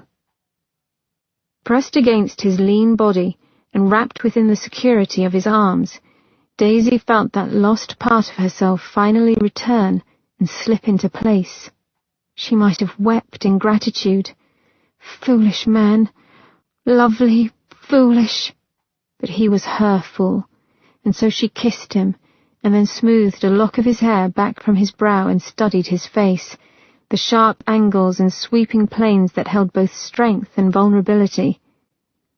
"I could love you, you know." A look of bemusement clouded his eyes, as if he wanted to believe her but couldn't, and Daisy's heart squeezed in response. She saw him reach for the careless expression he often wore, but he failed, and his voice came out rough when he spoke. "I could love you, too." Chapter 33. Sometime in the night, Ian awoke with a suddenness that had him lurching upward. Panting, as though he'd run miles, he stared unseeing in the darkness. His heart pounded painfully within his chest, and for a moment he couldn't place where he was. Beside him, a feminine form stirred, and a soft hand smoothed his bare thigh. Something in him eased. Daisy. Sweat rolled down his temple as he gazed down at her. Sweet, luscious Daisy. At the sight of her, need, longing, and tenderness rolled within his heart with such force that he wanted nothing more than to gather her up and squeeze her tight. The wolf inside him didn't brood. He lived in the now, and the wolf was clamouring for Ian to make Daisy his in all ways. But the man in him was lost in the past. "I will never be like you, forced to roam this world alone, a thing not of nature but of fearsome myth." Pain sliced through him at the remembered words. Christ, his stomach pitched. Ian swung his legs over the edge of the bed. He was going to be ill. Grabbing his dressing robe where it lay slung over a chair, he wrenched it on as he fled. His breath came in harder pants, his heart going like a metronome. Running blindly now, he found himself in the garden, the grass wet and cool beneath his feet. Moonlight warmed his skin. His kind felt the moon's rays as humans felt the sun's. Even with the warmth and the power of the moonlight, his insides were ice cold. He fell to his knees, but still he felt as though he were falling without a thing to cling to. Bloody hell, he was done in. His breath came out in a wheeze as his fingers dug into the moist, fragrant earth. He wanted to be happy. He wanted it with every fibre of his being. "You know as I do that my very existence is wrong. Every breath I take is an exercise in selfishness. I will not wait out my fate." Ian's arms buckled. Why? Why must he think of Macon now? But Ian knew, and he ground his teeth so he wouldn't shout. It didn't help. Black spots dotted before his eyes as he struggled for air. Footsteps sounded behind him, and he whirled around, landing on his ass. Christ! He hadn't even noticed her approaching. Daisy stopped short at his movement. Her unbound hair undulated and coiled down to her waist. Moonlight caught the golden strands and turned them silver. Her eyes, indigo in the night, were wide and troubled. Ian's fists curled tighter. He couldn't say a word, find a jest to hide behind. "You are hurting," she said. His chest heaved, the feeling of falling making him dizzy. Her bare feet sunk into the grass as she drew near. Closer, and he shook with the need to run. But she was upon him, her body emanating heat. He rose upon his knees as she stopped before him. Without a word, she wrapped her arms about him and drew him close. He shuddered and clutched the skirts of her dressing gown. "Ian," she murmured, "hold on to me." The acceptance in her voice choked him. His claws snagged on the satin as he clung tighter. I had a son. The confession broke from him without thought. Acid burned in his throat. Macon. Her fingers sifted through his hair. He was perfect, a good lad. The weight on his chest crushed into him, and the words came out hard. Brooding at times, but a smart lad. Ian's throat worked. I was so proud. Tell me, love, she whispered. Una. She was human. We met before I had reached maturity. She told me that our differences wouldn't matter. Daisy continued to hold him and keep him steady while his heart raced and his chest ached. Then I became Lycan. I did not age, and she did. He closed his eyes and pressed his face into the safety of Daisy's bosom. Her heart beat strong and true. It did not matter to me. I loved her still, but Una could not stand it, nor could she stand the wolf within me. And Macon, she made him her confidant, told him that his life would be an endless misery, that he would become an animal. Stupid, bloody Una. A growl of rage rumbled in his chest. He hated Una in the end. Macon was 30, so close to the change. There are signs when the time approaches. He tried to enjoy life, women, but he began to withdraw. And then he... Shit. Ian could not breathe. He fucking killed himself. Christ. His voice was too high, too thin. Daisy's arms held him tight, so tight he could not fall through the black hole that opened up beneath him when he thought of Macon. Macon, who had flung himself off the high tower of their ancestral keep in Scotland. Macon's head crushed on the pavers, blood pooling around him, Macon's body twisted and broken. Ian. Oh, Ian. She rocked him gently. He left a note, said he would not turn into me, wouldn't become a thing destined to be alone, trapped in a body that would not die. And everything in Ian's world had stopped. He would no longer be a Lycan. He would ignore that side of himself. Until now. Una faded away after that, and cursed him with each dying breath she took. He hadn't found it in himself to grieve her loss until years afterward. A broken heart, Daisy whispered, and then kissed the top of his head. Ian, love. God, I am a hypocrite, he said. I tell you to let go of the past when I cannot release mine.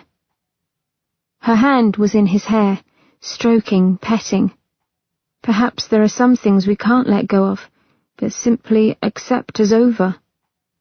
He would. If she was his future, he would accept the past for her. She held him until he could breathe properly, and the black thing that threatened to take him slipped back into the shadows. Ian's grip upon her skirts eased, and his hands slid to her hips. He did not want to become like me. He didn't want to be a monster. When he looked up at her, she touched his cheek tenderly. You are not a monster, but a man. Her fingers spread, bracketing his jaw. The best man I've ever known. Ah, but she killed him. She had cut out his heart and taken it for her own. I want to marry you. He winced, cursing himself for letting the words spill out. Daisy's hand fell away. What? He wouldn't let her go. It's happening again, and I can't seem to fight it.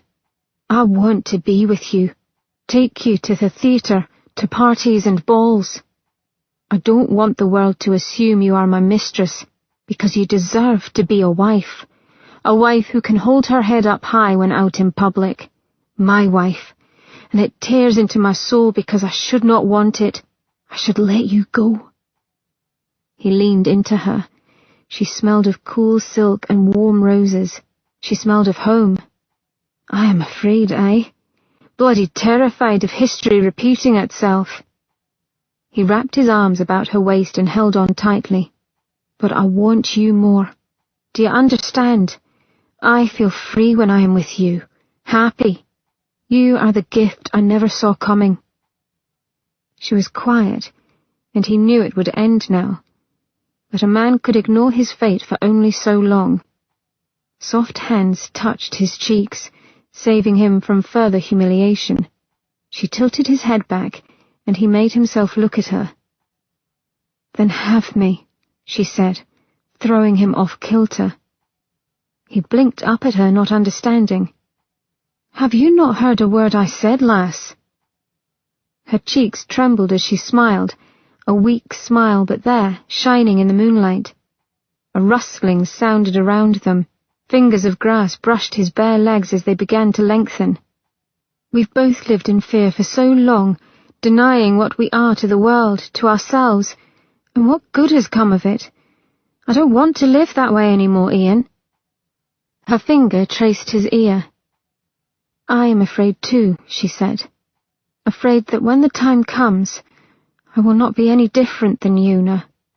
You are already different than Una. You are... you. Brave, proud, his other half." Fragrance bloomed as the grass grew lush, and wild flowers burst free beneath the moon's bright glow. It was magic, perhaps, or all in his mind. He did not care. Not in this moment when his hope had finally returned. His only care was for her. Daisy's thumb traced his bottom lip, and he caught it up as she let go of a sigh. "But I'll have you," she whispered. Joy surged through his chest like wildfire. "Because I too want you more than I am afraid." He pulled her down into his lap, and she laughed a bit as he peppered her face with kisses. "Daisy." He tumbled them down onto the dewy grass, now thick with flowers, and rolled on his back to protect her even as his hands slipped into her gown. She made an appreciative noise. Greedy thing that she was, she ripped his robe open and ran her hands over his chest. His beast preened right along with him. A sigh escaped her when he pulled her close, laying them skin to skin. She raked her fingers through his hair. "This is madness, Ian, you know that, don't you?" But her gaze was without fear. He brought her closer until there was not space between them. "And yet it is the only thing that has ever felt completely right." His mouth found hers, and he drank her in. His Daisy Meg. She would be his wife. In the comfort of Ian's bed, Daisy smiled. "I want to marry you." She'd awoke in his arms, her fingers threaded through the strands of his hair that shone with glints of copper and bronze in the morning sun. Barbaric and untamed his hair may be, but Daisy rather liked it long. She'd stroked the glossy mane, enjoying the feel of it running through her fingers, until he opened his eyes with a smile and a sigh. He'd canted his head into her touch, and closed his eyes with a grunt of satisfaction. "So it's true," she'd said. "Wolves do like to be petted. Men too." With a contented grumble, he'd moved his warm, hard body over her, and then into her, making them both sigh as he sank deep. He made lazy love to her in the morning sun, whispering wicked things in her ear, kissing her mouth until she fell into a haze of lust and need. He made her laugh and dive under the covers when he rang for a bowl of melted butter, and she'd made him cry out and beg when she followed through on her promise. She ought to be afraid at the depth of her happiness, yet she was not. When she thought of marrying Ian and of sharing mornings just like this with him, she felt not shame or worry, but a fluttery warmth that made her lay a hand upon her belly to calm herself. And yet she was calm. Surprisingly so. He would not hurt her. He'd seen her worst and not turned away. In the comfort of their bed, Daisy smiled too. Now she could relax, and perhaps the throbbing headaches that plagued her of late, the sore throats and the constant tightness in her muscles would fade. In fact, she would celebrate now by soaking in a hot bath. Sun dappled the room with brilliant strips of gold as she padded naked over to the bathing room. Waiting for the tub to fill, Daisy brushed out her hair. A glimpse in Ian's full-length mirror stopped her short. Just below her hairline was a red bump. It might have been the odd pimple or a bug bite, but the sight of the sore sent a violent chill through her, for it lay in the exact spot where the werewolf had bitten her. With trembling hands she inspected it. Hard and red, just touching it made her heart flip. Dread clamoured like warning bells. Daisy swallowed with difficulty and prepared to dress instead. Chapter 34. Ian had woken up surrounded by the soft warmth of Daisy. If there was a better way to greet the day, he could not think of it. They had continued their play, and his happiness had swelled. But when he'd finally left her to dress for the day, dark thoughts began to creep in. She would marry him. Despite everything he'd confessed, she had agreed.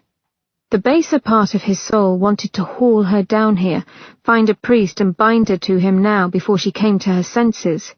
But he knew full well that marriage vows were not a guarantee, nor a promise of everlasting happiness. A feeling much like guilt writhed in his guts. He should have left things as they were and not pressed her into this rash action. Guilt and fear. Fear was gaining. Every time he stopped moving, it crept along his spine with insidious hands. What if she came to regret him? What if he couldn't stand seeing her age and die? Dressing, without the aid of a missing and most likely surly talent, Ian spent the time waiting for Daisy to finish her much longer dressing ritual by going for a walk in his garden. Prowling his garden would be more accurate. He longed to run, but he had no intention of leaving Daisy alone. When he thought of what she'd endured, his blood boiled. If the bastard Craigmore weren't already dead, Ian would surely tear his cods off and feed them to him. No closer to feeling content, he ended up in the corner of his terrace, taking solace under the shade of a potted peach tree as the sun started to rise higher in the sky and the heat of the day took hold. Through the twitter of birdsong, he heard the light swish of skirts as a woman approached the terrace doors, and then her scent as she opened them to step out into the sun. Unfortunately, it was the wrong scent. A wash of ambergris and figs touched his nose. Her golden-brown hair gleamed in the light and then darkened as she walked beneath the shade of the peach tree. "Ranulph," Mary Chase said with a nod of her head. He'd ignore her cheek for addressing him by his brother's title for now. "Miss Chase, you have news for me?" "Yes, sire." Spending much of her time in her spectral form lent her physical body an effortless grace as she glided closer. "I believe I found your werewolf." Ian tensed. "You've been following Connell." He knew this, thus he knew what was coming. In his heart he was almost glad to have a reason to overthrow his brother that did not involve the machinations of others. Despite what sort of leader Connell was, or what he had done, he was still Ian's brother. Regret and soul-deep sorrow was the constant mix of emotion when Ian thought of Connell. Mary Chase's luminous eyes took in his struggle, and she lowered her lids as if in sympathy. "I believe so." Her rosebud mouth opened to continue, but she suddenly stiffened. Ian turned to watch Talent walk onto the terrace. He'd been aware of Talent drawing near, but hadn't thought that Mary Chase would realize it so quickly as well. Gims did not possess the Lycan's superior sense of smell. His curiosity grew as Talent skidded to a stop upon seeing her. His valet's face twisted in an ill-disguised sneer of disgust. "You!" Mary Chase's expression remained serene. "Yes, me. How observant you are, Mr. Talent." Dark clouds gathered over Talent's countenance. Any moment now the lad would go off. Ian didn't understand the animosity between them. As far as he knew, they'd met only twice before, and on both occasions hadn't exchanged more than 2 words. But Ian needed to hear information, not play nanny to bickering children. "Your news, if you please, Miss Chase." Mary inclined her head in that floating manner of hers. "Last night, Lyle and Connell talked about the werewolf and Ian Ranulph. I could not get too close, but I heard them say they were going to address the problem tonight." "How?" Talent asked. She flicked him an irritated glance, but looked to Ian when she answered. "I don't know what they plan to do, but they are going to Buckingham Palace." Ian straightened. "The little bugger." The palace was abandoned, and so large and isolated by its massive grounds that the howls of a werewolf might go unnoticed. "They are set to go at midnight," Mary said. "Then we will go there before they can move him." "You can't be thinking about trusting her." Talent's scowl twisted. "She's an unholy body thief." Mary Chase bristled. "And you?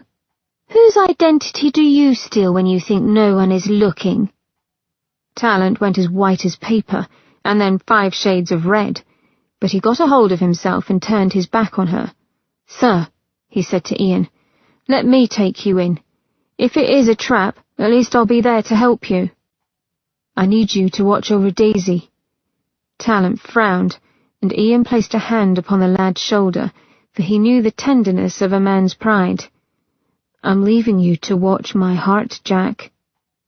The lad appeared a bit mollified, but Mary Chase's expression made it clear what she thought of Talent's assignment, and the colour was soon rising once more up Talent's neck. Ian stepped between them before any more squabbles broke out. "The Were dies tonight." A surge of adrenaline lit over him at the idea. "When we are done there, I'm going for Connell." "As you wish, Ranulph." Mary Chase left the terrace in a delicate swirl of skirts and flowing hair. "I don't trust her," Talent muttered as he watched her go. But Ian's mind was on other things, such as how the hell he was going to take down the Were, and what he was going to do with Daisy. Back in his cage, the wolf cowered in the corner of it, as far away as he could get from the stink of his waste that spilled across the floor. They didn't clean the cage anymore, didn't give him drugs to numb the pain. Pain, pain, pain, a chant that went through his head as he slammed his aching skull against the walls. "Stop!"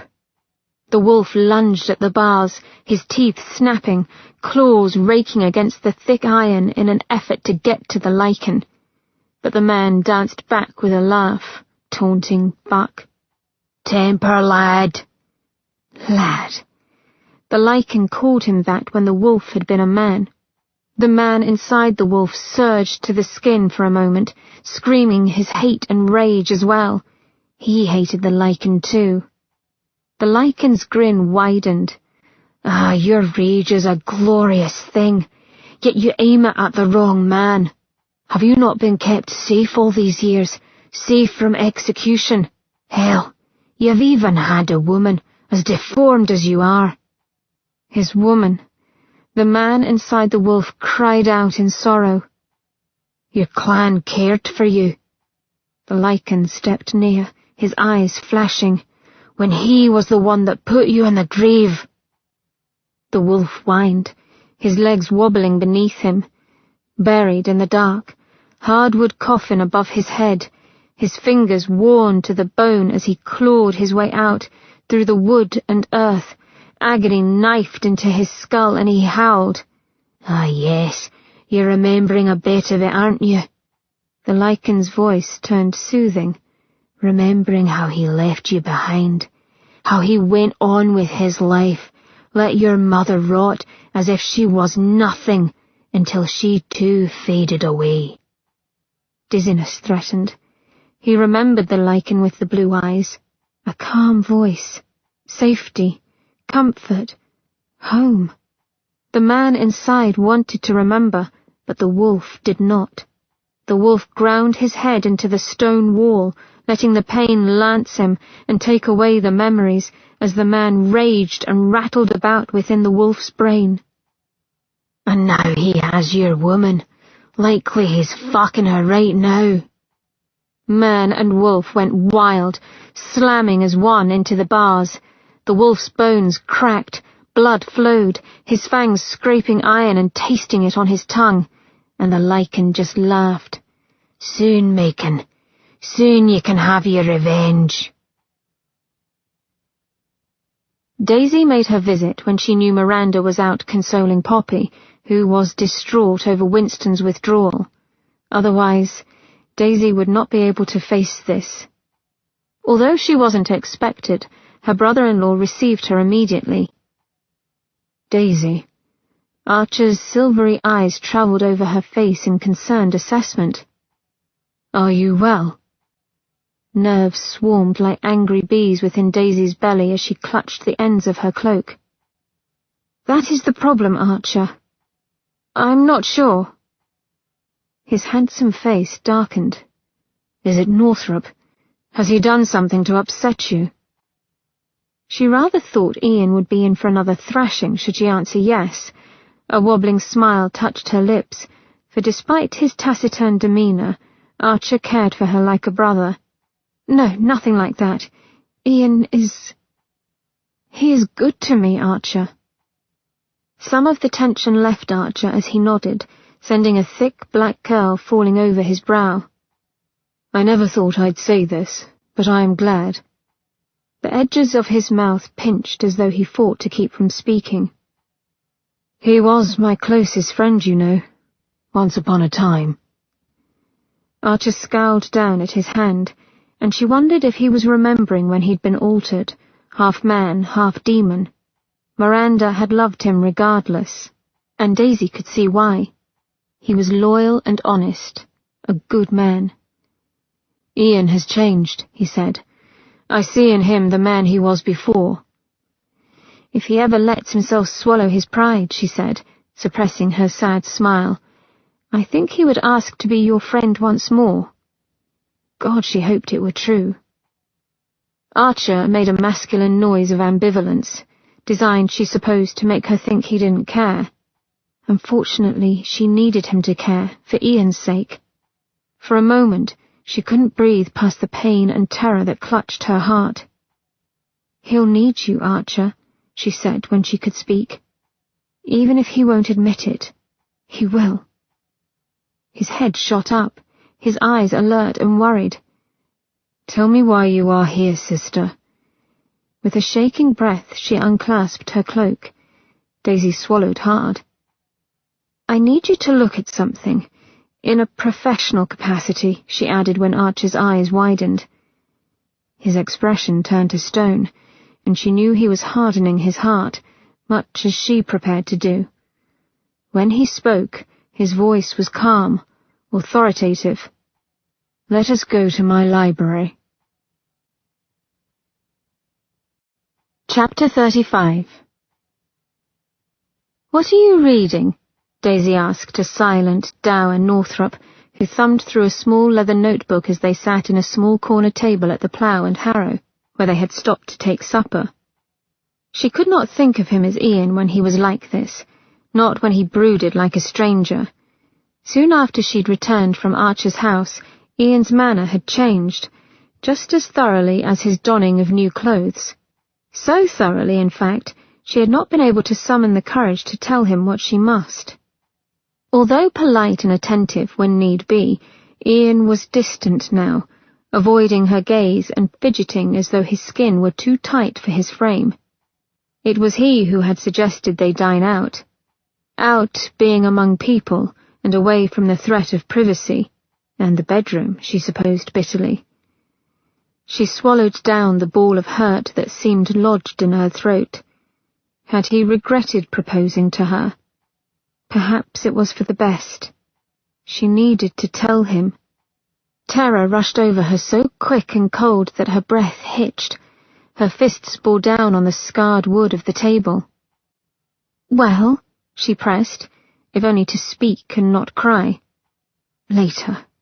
She would think about the future later. "Are you going to respond? What do you have there?" Northrop's wide shoulders hunched as far as his perfectly cut coat would let them. "Winston Lane's notebook." "Ian! You can't steal Winston's notebook." His brows furrowed as he read. "It appears that I can and did, love." His fingers tapped an idle beat as the scowl on his face grew. "It's amoral to steal from an invalid." He made a noise but did not look up. "It's amoral to let a man's attacker go free, too. I should think the ends justify the means here." "Bosh." Daisy sat back, her chair scraping a bit on the wood floor from the force. Around her was the happy laughter of men drinking at the bar and the warm scent of good food. Usually, the familiar pub was a balm when her nerves were frayed. Tonight it served only to exacerbate her upset. She pointed to the battered notebook. "What is in there that has caught your undivided attention? May we start with that?" Daisy did not believe for one moment whatever it was had him in this mood. It was her. A war of emotions played over his face as they stared at each other from across the divide of the table. Fear, yearning, and frustration flickered in his gaze. His knuckles stood out bone-white against the worn wood, and as much as she longed to cover his hand with hers, she did not when she knew in her belly that she was the cause of his current torment. Finally, he blinked and let go of a breath with a long sigh. Lane was attacked at the perfumer's shack. They found Lane's assistant, John Sheridan, at the scene. According to these notes, Lane discovered that the perfumer was a Mr. Ned Montgomery, who, incidentally, was secretly engaged to Miss Mary Fenn, the first known victim of the werewolf. "Ah, so the perfumer is our killer." "No, the perfumer is most likely the chap we found in the shack." Daisy repressed a huff of annoyance. "You're not making very much sense, you know." "If you'd let me explain, I might." Northrop ignored her glare, but she saw the wry humour in his expression as he thumbed the edge of the notebook. "The perfumer had a sister, Miss Lucy Montgomery." Northrop's eyes gleamed with a dangerous light. "Aside from being Ned's sister, Miss Lucy was also employed as a nursemaid at Ranulph House. It isn't a far stretch to assume that she had been nursing a lichen plagued with syphilis." The gleam grew deadly. "My bastard brother has been lying to me." "It might be a coincidence. Perhaps Connell isn't involved at all." Daisy knew that no matter what Ian said, the notion of killing his brother ate at his heart. And what of the stick-pin? Northrop countered. Perhaps someone nicked that stick-pin from him. "Nicked?" Northrop repeated with a repressed smile. For a breath-stealing moment, his blue eyes warmed and her insides fluttered, but he shook his head as if to clear it, and the connection was broken. "A nice thought," he said, with his silk and gravel voice. "Well, could it be yours? Maybe someone nicked it from you?" He didn't laugh at her tease. "No, lass, my stick-pin is long gone." A shadow of grief fell across his face. "I buried it with my son." She touched him then, because she couldn't bear not to any longer. His hand was warm beneath her palm. "Maybe it isn't that stick-pin at all, but one that resembles it. Victoria was crowned 46 years ago," she added when he shook his head. "It was so long ago, you can't expect your memory to hold so well." His smile was wide and wolfish. "So you blame my faulty old man memory, do you? You are not old." An amused snort filled the air between them. "I am going on 131. "That is different," she said tartly. "Oh?" His brows slanted upward, his smile shrewd. "How so?" "You have the vigour and appearance of a man in his prime, as you well know, you arrogant bastard." She tried to sound annoyed, but for the first time in the day, he was acting himself. She hadn't realised how much she needed his teasing, his joy, him. Northrop's white teeth flashed. "Yes, vigour is quite important, is it not?" "Do be serious, Northrop. Ian." "Ian," she corrected, something inside of her squeezing tight. His expression softened at the name, and she leaned closer, noting the way his nostrils flared and how the look in his eyes grew heated. She swallowed, her mouth dry. But the moment died when he spoke again. "Stickpin or not, have you an explanation for Miss Montgomery's both working at Ranulph House and being intimately associated with not only a victim, but the perfumer?" Daisy did not. "We must warn her then. Is this what you plan to do tonight?" Slowly, his thumb stroked her knuckles. "No, sweet, I believe Miss Montgomery is long past help.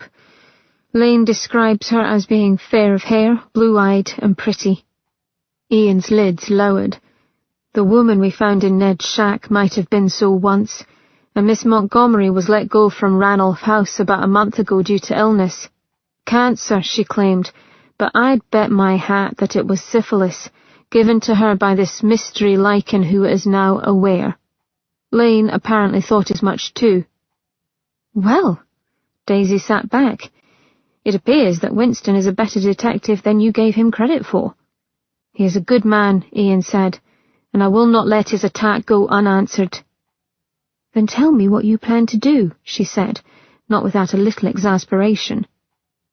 He hesitated for a fraction of a second. "Well, that's the thing, love. It appears that Connell has been hiding something in Buckingham Palace." "Buckingham Palace?" She did not want to hear this. She did not. The one and only. It stunned her how well she could read him now, and she did not like what she saw. "Do not tell me you plan to break into Buckingham Palace." He did not so much as blink. "Fine, I won't." "Wily bastard, you are mad!" Ian grinned in acknowledgement, but he remained undeterred. "It's not as cracked as you assume. Only a few guards remain to watch the palace, which is most likely why Connell has been using it. The little shite probably loves to thumb his nose at Victoria by hiding the werewolf there." "Only a few guards?" The table creaked as she leaned over it. "And if you get caught, you can be charged with high treason." "I will not be caught." Daisy had to take a breath to keep from shouting. "Just how do you intend to get in?" Ian blinked then. "I'm taking Mary Chase with me." "Oh, no!" Daisy's hand curled into a fist upon the table. "Not that Moll."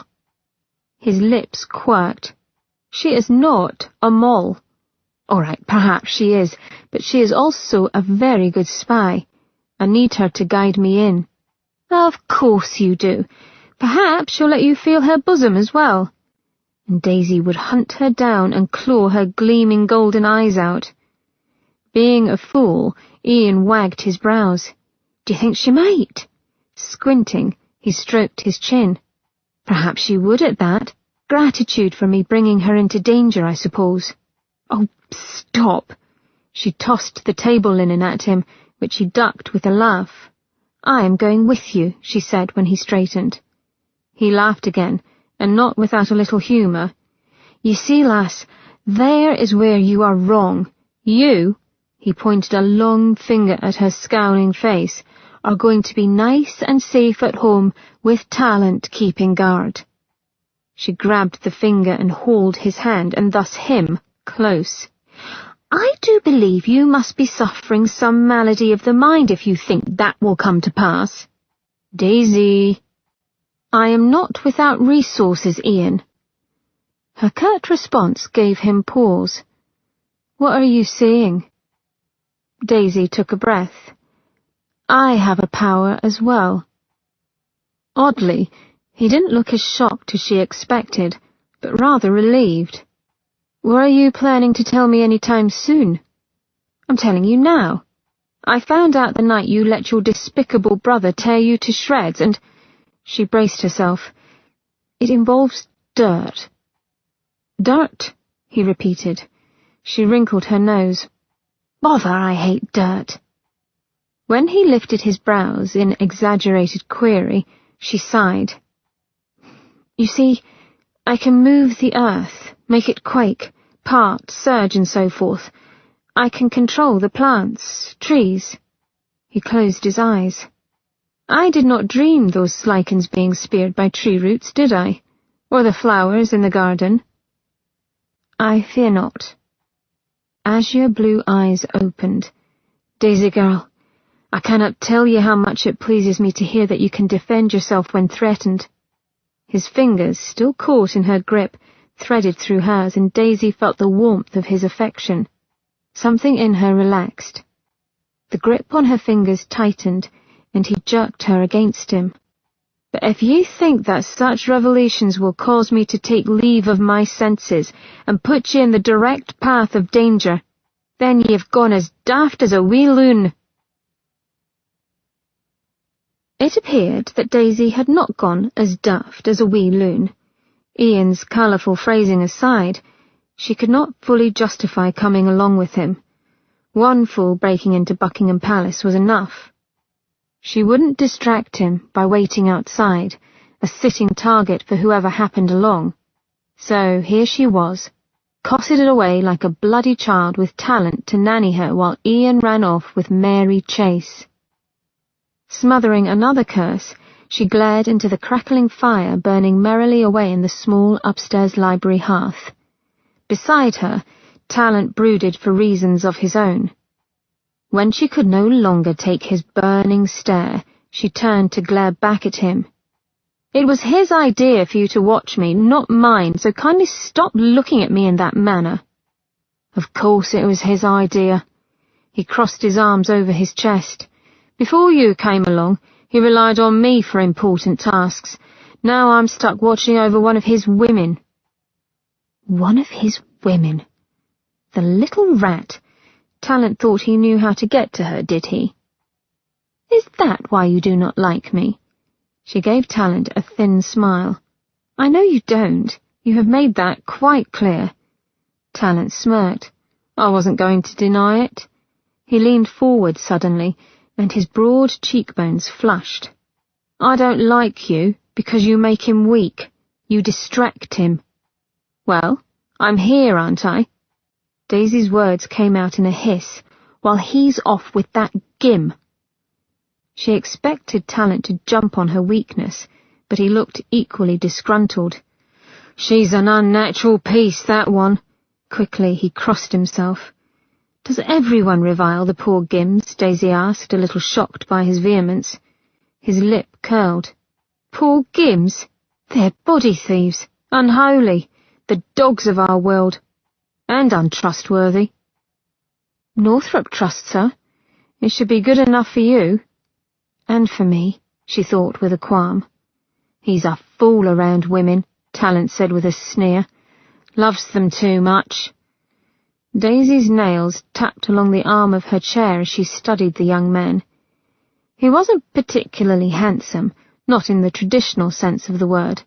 Though hard, his features were even and well-formed. She suspected that when he smiled, he would be devastating in his own way. And he was not a boy, no matter how often Ian treated him as such. Talent continued to frown into the fire. Are you in love with Northrop? She asked. He jumped within his seat, his mouth hanging open. You are balmy. She offered a smile. Stranger things have happened, and you do go on rather like a jealous lover. Good God, he snarled, before leaping up to pace. In love with him? Talent spun on his heel and glared down at her. He's like a father to me. Do you understand? I've been with him for years. Years I've witnessed his loneliness, and now you come along and he's out of his head. Daisy's fists clenched. Yet you begrudge his happiness with me. Because he will not survive it when you leave, Talent shouted. He was better off closed up, better off not feeling. She did not know what happened to the man to make him have such a dim view of life, but she understood his fear. Feeling too much was a dangerous endeavour. It was on the tip of her tongue to shout at him that she would never leave Ian. Doing so would be like ripping out her own heart, but that would make her a liar. Try as she might to forget what she knew, the truth could not be ignored, It burrowed into her heart and made her feel ill, and so very frightened that she wanted to curl up and hide. Daisy sighed and sank back deeper into her seat. "You're right." Whatever cutting retort Talent had been about to utter died a quick death in the face of her confession. "What are you going on about now?" Daisy's bottom lip trembled and she ducked her head, cursing herself for crying now, and in front of him of all people. "I shouldn't have let it go so far," she whispered. "I am not for him." She might have laughed at the way Talent's head cocked to the side, his expression utterly confounded, but she couldn't, not when her heart was breaking. Damn it, but Ian had been right. Distraction worked for only so long. "You?"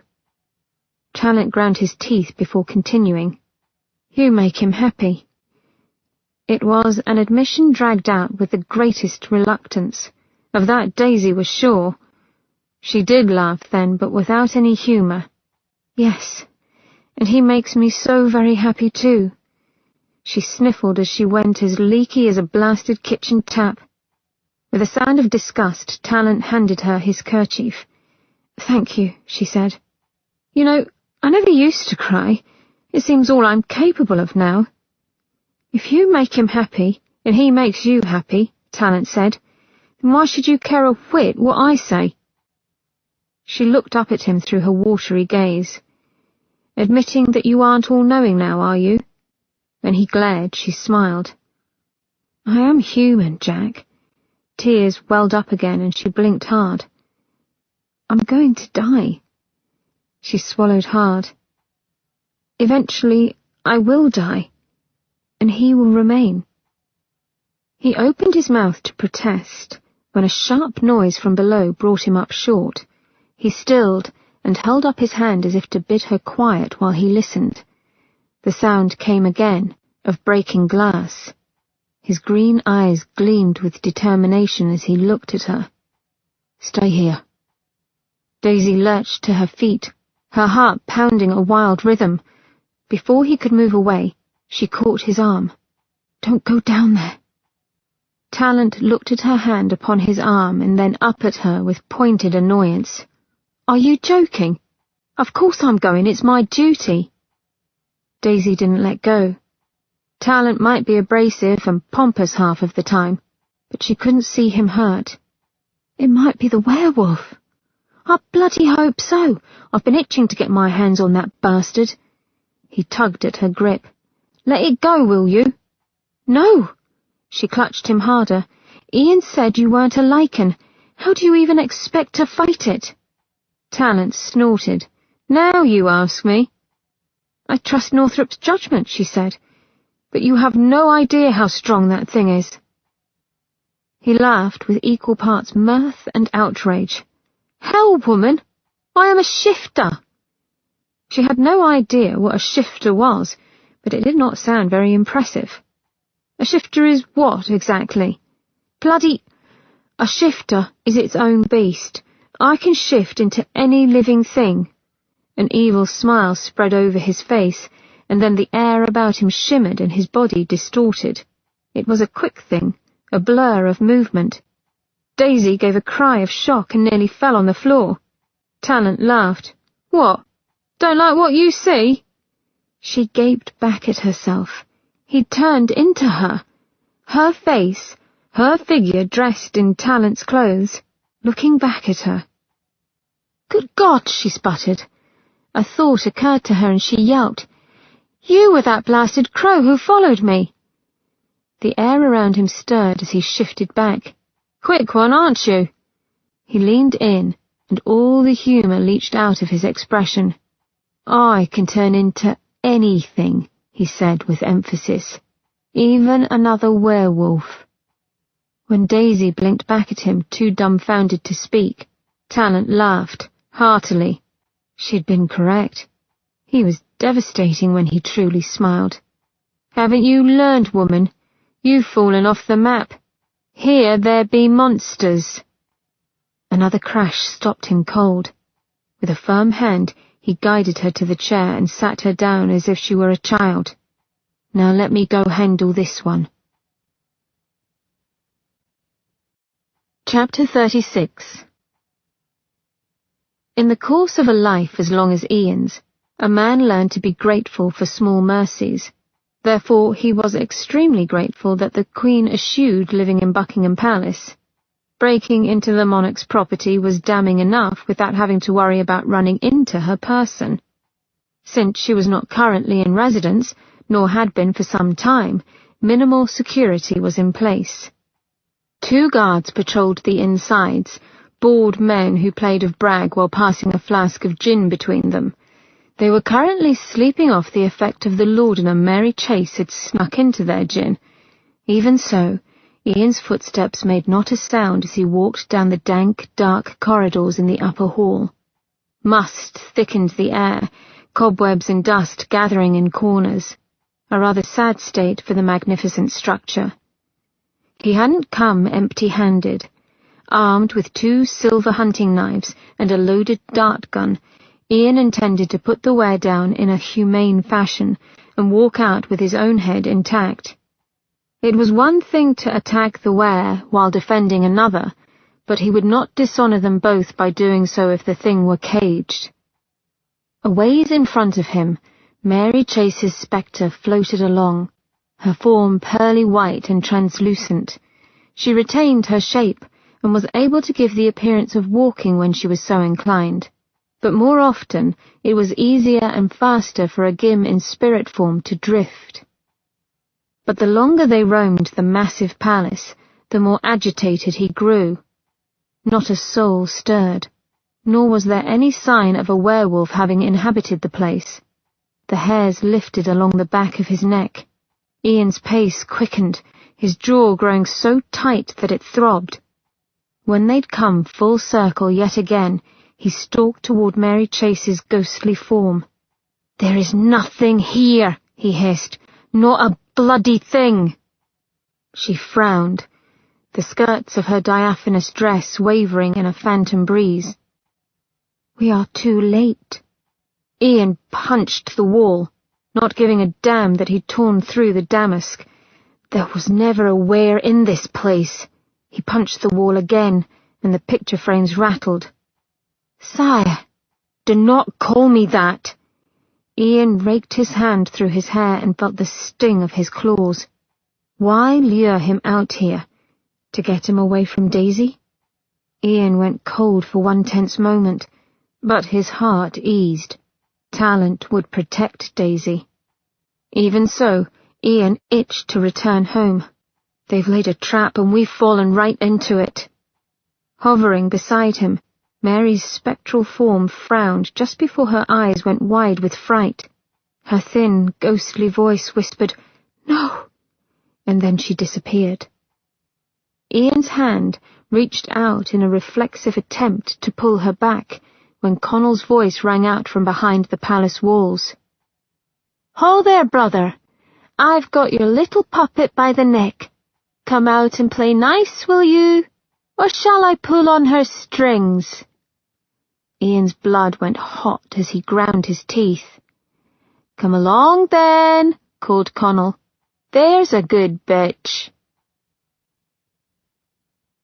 Connell, Lyle, and 6 of their guards stood in a semicircle on the Queen's back lawn. Pale moonbeams highlighted his brother's face and made it appear narrower. Otherwise, it was like looking in a bloody mirror. Ian knew then that part of him would die along with Connell this night. Mary Chase stood placid and unmoving, as though Connell's large hand was not curled around her neck and squeezing tightly. "Let her go." Ian set down his weapons. "She's got nothing to do with what's between us." "You're a little spy?" Connell shook Mary hard. Her hair tumbled over her face, but she did not move. "Making bargains with the devil's minions now, are we?" Sneering, he tossed her away from him, and she fell to the ground with a thud. "Go," he said to Mary, "before I change my mind and rip your clockwork heart out." She sprinted away without a word. "So then, brother," Connell said, Will you be challenging me now? Or were you planning to slink about all night? He came out of the shadows, and Ian noticed that he was kitted out in formal attire, the clan Ranulph kilt wrapped about him in a bright swathe of crimson and blue, a lacy jabot frothing at his throat. He'd been expecting Ian's challenge then, as it was the custom for the King of Ranulph to wear court dress when confronting a bid for his throne. It made it a bugger to fight, but then an alpha didn't fear such trivial things. "Now will be fine with me." Ian pulled off his coat and tossed it. The bones in his neck cracked as he rolled his shoulders. The lichens around them circled close, watching now to see who would be alpha. Lyle stepped forward. "Is it to be a formal challenge then, Ian Ranulph? I'll need to hear the words." Ian hesitated for a mere second, for there was a light in Lyle's eyes that made Ian think the lichen was pleased.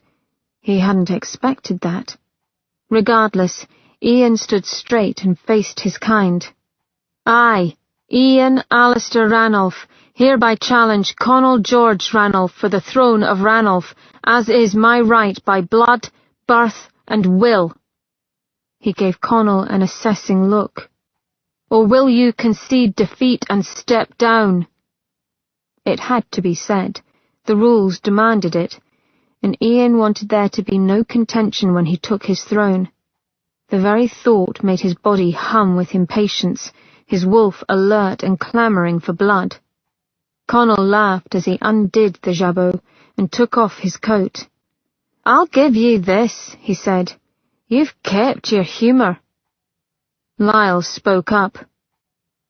"Challenge has been issued." He bowed his head toward Conall.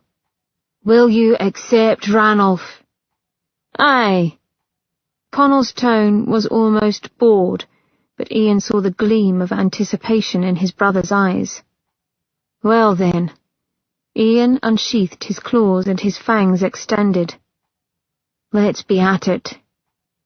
They came together in a fury of fist and claws. Snapping fangs missed Ian's neck by a hair. Ian swept a leg under Connell's feet and took him down with a thud. His claws sank into Connell's wrists, pinning him. "Is that the best you got, brother?" Conall spit at him. Ian didn't flinch. "You are the one on the ground. Yield, Conall, and end this madness." Conall bared his teeth. "Death first." Death. Ian knew it would come to this, and yet seeing his brother beneath him, his heart recoiled and his soul screamed in protest. Da wouldn't have wanted us to come to this. Da was a mad dog who deserved to be put down, and you were nothing more than his bitch. Conall lurched forward, his teeth snapping. "You want my throne, then try to take it like a true alpha." Ian squeezed Connell's wrists until he felt the bones bend. "True alpha," he spit out. "You rule by fear, no respect." A red haze blinded his world for a second. He snarled, his teeth aching to rip into Connell's neck. His brother merely laughed, not bothering to get free. "Respect? You've let the Gims and the SOS goad you into trying to take my throne, you bloody fucking puppet." "Little shite!" Ian smashed his forehead into Connell's nose and felt the satisfying crush of bone. "You know nothing of my motives." Blood seeped over Connell's lips, colouring his fangs red. "Nor you mine. You're barely a lichen now, told what to do and how to do it by a society that would destroy our kind if they knew. Which is why we keep the knowledge from them," Ian ground out. "Or have you forgotten?" "I forget nothing." Conall bared his teeth. "And if you thought I'd just roll over and let you take what's rightfully mine, then you're a bloody fool too." With a burst of strength, Conall lunged and threw Ian off balance.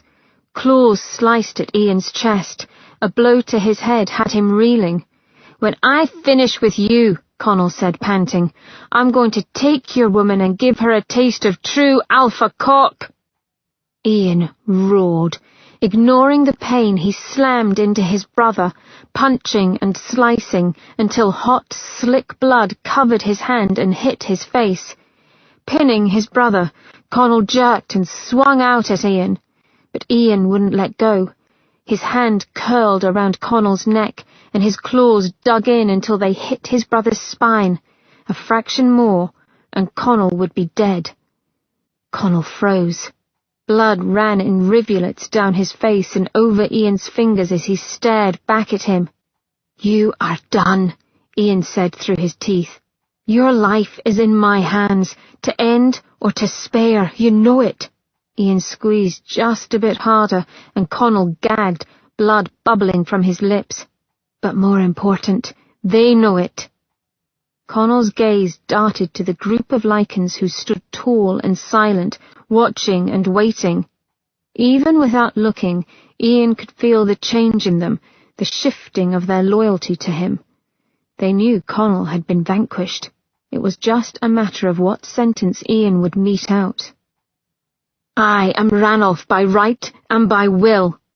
The rightness of it rushed like the tide through Ian, and his wolf howled within him. Beneath Ian's hand, Connell's throat moved on a swallow, but his eyes flashed defiant. "Finish it, then." The sight cut into Ian. Christ, this was his brother. He knew Connell's scent as well as his own. He'd held him when their mother had passed on. His wolf did not need more blood, nor did Ian. With a sneer, he lifted his brother high and then tossed him. Connell landed on the grass with a thud. "No," Ian said, looming over him. "I'll not make it so easy for you." He leaned over and hauled Connell up. "You get to live, knowing that I bested you, that I gave you mercy." Ian stood tall and looked at his clan. "Connell Ranulph is hereby banished from Clan Ranulph." "Bastard!" Connell's arm hung at an odd angle as he staggered to his feet. "Aye, that and more, brother." Ian advanced on him. "Now tell me where the werewolf is before I chain you and have your balls cut off." Ian didn't want to kill him, but he could make him hurt. "For the last time," Connell shouted in a ravaged voice, "there is nowhere." Ian took another step, but the fight was draining out of him. Instead, he felt a sharp tug of dread. Facing his brother, he ripped the stick pin from his pocket and tossed it at Connell. "Explain this, then." With his good hand, Connell caught it. He glanced down at the pin, and his brows furrowed. "Where did you get it?" Ian held his gaze. Pinned to the bodice of a dead woman in Bethnal Green, a woman who wore the same perfume as every damn woman who has been killed by the were. Connell studied him for a long moment in which not a soul stirred. Then, with rough movements, he limped over to the bundle of clothes lying on the ground and ripped something free from his jabot. The bit of gold sailed through the night before Ian plucked it from the air. Even as his hand closed around the metal, Ian could feel the blood rushing from his face and his heart stuttering within his chest. "That's my pin," Connell said. A buzzing sound filled Ian's ears as he looked back at his brother. "You truly thought I'd made up the werewolf as an excuse to take your throne?" "Aye." Connell took a hobbled step closer. "It's not my pin, Ian," he said, watching him with wary intent, because Connell knew, just as Ian did, where the other pin had ended up. "It's Macon's." A block of ice formed in Ian's stomach, and his blood congealed. "No!" He couldn't say anything more. Sweat trickled down his back. "No!" Pity filled Connell's eyes. "Lyle told me there wasn't a were." Ian heard the hiss of the sword a second before it sliced through Connell's neck. Connell's mouth hung open in surprise, even as his head hit the ground with a heavy clunk. It wobbled there, as his body fell beside it. Lyle stood on the other side, sword in hand, and his own mouth open in shock. Chapter 37. Ian could not move or speak as he stared at the beta who had just killed his brother. For a thick moment they said nothing, and then Lyle looked at the sword in his hand as if he couldn't understand how it got there. "I told Connell that you crafted the tale of the weir to make him look incompetent." "You?" Ian's voice failed him, for his body was still numb and his brain still trying to make him believe that his brother was dead. "Aye." Lyle let the sword fall, "and the fool believed me, just as you believed that Connell was controlling the weir." His gaze went to Connell's body for a second before shooting up to Ian. "The clan needed a true leader. The clan needed you." Acid rose in Ian's throat and he swallowed. This was all to get me to be ruler. "Got you out of that bloody pathetic state of self-pity, did it not?" Lyle's face went red. "You should have taken the throne when it was offered. Instead, you let your brother nearly run us into ruin." Low in Ian's gut, a tremble started, working its way up his back. "Where did you get this pin, Lyle?" "Macon gave the pin to that girl. The weir is Macon." "Lies." It was all Ian could say. Not Macon. His son was dead. He had buried him. Grieved over his grave for a full night and day. Grieved in his heart every day thereafter. He'd already made the change. You buried him, damaged but alive. Poor lad clawed his way out and ran straight to Ranulph Hall. Only you were gone, and I was there. It wasn't true. Every cell in Ian's body screamed in denial. His head was split open. His neck broken. He was dead. Slowly, Lyle shook his head, and Ian saw the truth in his eyes. He just needed time to heal. Why would he? Ian's breath hitched. The weir was sick with syphilis. Lyle nodded, as if seeing the understanding come over Ian's face. He had the pox. Said he didn't want you or Una to see him that way. Hell, it's why he tried to kill himself. Blood thundered in Ian's ears as he finally looked at the man who had turned his life upside down. Have you no sense? No notion of what was in store for him? Lyle's chin lifted. Gave him a nurse, didn't I? Made him as comfortable as I could. Didn't expect him to turn when the nurse died, but when he did, I saw the opportunity for what it was. It was all Ian could do not to be ill. Bile surged up strong and burning. Sweet Jesus! Ian wanted to sob, beat Lyle's face to a pulp, only he was frozen. Rage pulsed through his temples and set his teeth grinding. Why? He bit back a growl, his limbs quivering with rage, held in tight rein. Why did you keep him from me? Ian's body came to vivid life. Why, you twisted, mad fuck, he asked. Lyle took a shuddering breath. Jesus, he begged. I could not deny him. I loved him like a son. He was my son, not yours. The belligerent look in Lyle's eyes flashed to fury. He should have been mine. Ian's heart lurched. You never even looked at Una.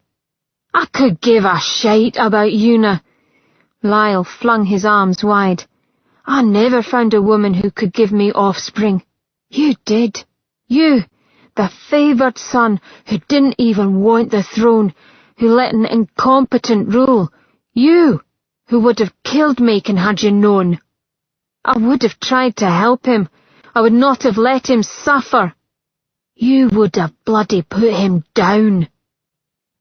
"Where is he?" Ian roared. Lyle palmed the sword as though it could keep him safe. "You were supposed to think Connell was to blame for everything. After you killed him, that's what you would think, aye?" He shook his head. "After all, I couldn't have you distracted by another human, so I'll let Macon out to play." Daisy. In one leap, Ian tackled Lyle. They rolled, grass and sky a dark blur. Lyle might have spent his life as a beta, but he was strong and a born fighter. Lyle's body shifted and grew, his wolf rising so close to the fore that he barely appeared human. Sharp teeth sank into Ian's arm, hitting the bone. On a shout, Ian punched Lyle hard in the temple, once, then twice. The side of Lyle's head dented in as his skull cracked and his hold on Ian failed. "No!" shouted Lyle. "I'll not die because of another fucking Ranulph!" Before Ian's eyes, Lyle turned to full-out werewolf. Fur tickled his nose, the wild scent of beast clogging his throat, and then Ian was tossed back, flying into the air by the superior strength of the wolf. Bloody hell, the man had turned with the ease of breathing. He'd set his wolf free. Ian's mind reeled at the possibility, while his wolf howled to be free as well. "Let me. Just let me." Claws gouged the flesh on Ian's shoulder as Ian rolled at the last moment. Another swipe of Lyle's claws nearly eviscerated Ian.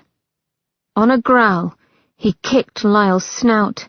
The were barely staggered. He was too strong in this form. Putting his back into it, Ian lunged, tackling the wolf and crushing its ribs. Lyle twisted, his hind legs finding Ian's exposed belly and sinking in. Pain burst in brilliant colour behind Ian's lids. Blood pooled in his mouth. He caught sight of the glowing moon, and he thought of death and Daisy. Everything slowed, his breath, the beat of his heart. "You failed her too, MacRanulph. She'll know it when she dies." Lyle's thoughts were in his head, ringing as clear as a death knell. Daisy. Lyle was stronger, but an alpha's will was greater than strength. This conniving bastard would not take another thing from Ian. Conviction rushed like wildfire through his flesh. Without another thought, he burst forward, urgency and need burning his blood. Strength and power as he'd never experienced surged through him with such force that he barely felt the pain lancing his body. On the next breath, he was on 4 legs, and Lyle was scrambling back. Free. Free. His wolf was a shout in his mind. Not his mind anymore, but the wolf's, and he lay trapped, unable to control his limbs. Panic rose like acid. Calm. Oddly, the wolf soothed him. The wolf knew what to do. Daisy. Save her. Kill Lyle. These things were simple in its mind. The wolf would take care of him. He would protect his mate. On a snarl, he flew up and clamped down on Lyle's neck. His teeth sank past thick fur into the other ware's tender throat and slicing through the jugular. He shook the dying wolf like a rag, severing his spine, ending his life. Blood coated his tongue as he let the were drop. The wolf felt a keen surge of victory, but deep in the corners of his mind the man cried for all that he'd lost. The lichen men around him kneeled, but the wolf didn't acknowledge them. He was already running across the lawn, his paws sinking into the grass, his heart threatening to burst, for he knew he would be too late. It was too quiet. Daisy sat in the chair with her knees drawn up and her arms locked around them. It was a childish pose, but she did not particularly care at the moment. Talent had been gone for too long. There had been no sounds of fighting, no call for her to come out. It was as if he'd up and disappeared. Cursing, She got to her feet and paced the floor. All was silent, still. Too still. She could not stay here, waiting for whatever it was to come up and claim her. Going to the French windows that opened up onto a small balcony, she looked out into the dark night. The only light came from the gibbous moon overhead. The marble terrace gleamed icy blue, punctuated here and there by the dark shadows of potted trees. Just beyond lay a wide lawn that stretched down to the glittering river, winking through a row of stately trees. Ordinarily, she would think it madness to leave a house for the outdoors. Only right now, she felt the moonlight on her face and saw the sway of the tree limbs and felt the call of nature. Out there was her strength. She felt it now, just like a rush of warm light through her veins. Out there is where she would be safe. Gathering her skirts with resolve, she went out to the balcony and then hefted herself over the edge. Her footing was sure as she climbed down the trellis. She'd climbed up and down her father's trellis many times before, the naughty daughter who snuck out at night to carouse in taverns because she craved laughter and life so very much she'd rather take the risk and live it. How she missed being that girl. Emotion clogged her throat as she jumped lightly from the last rung and landed with sure feet.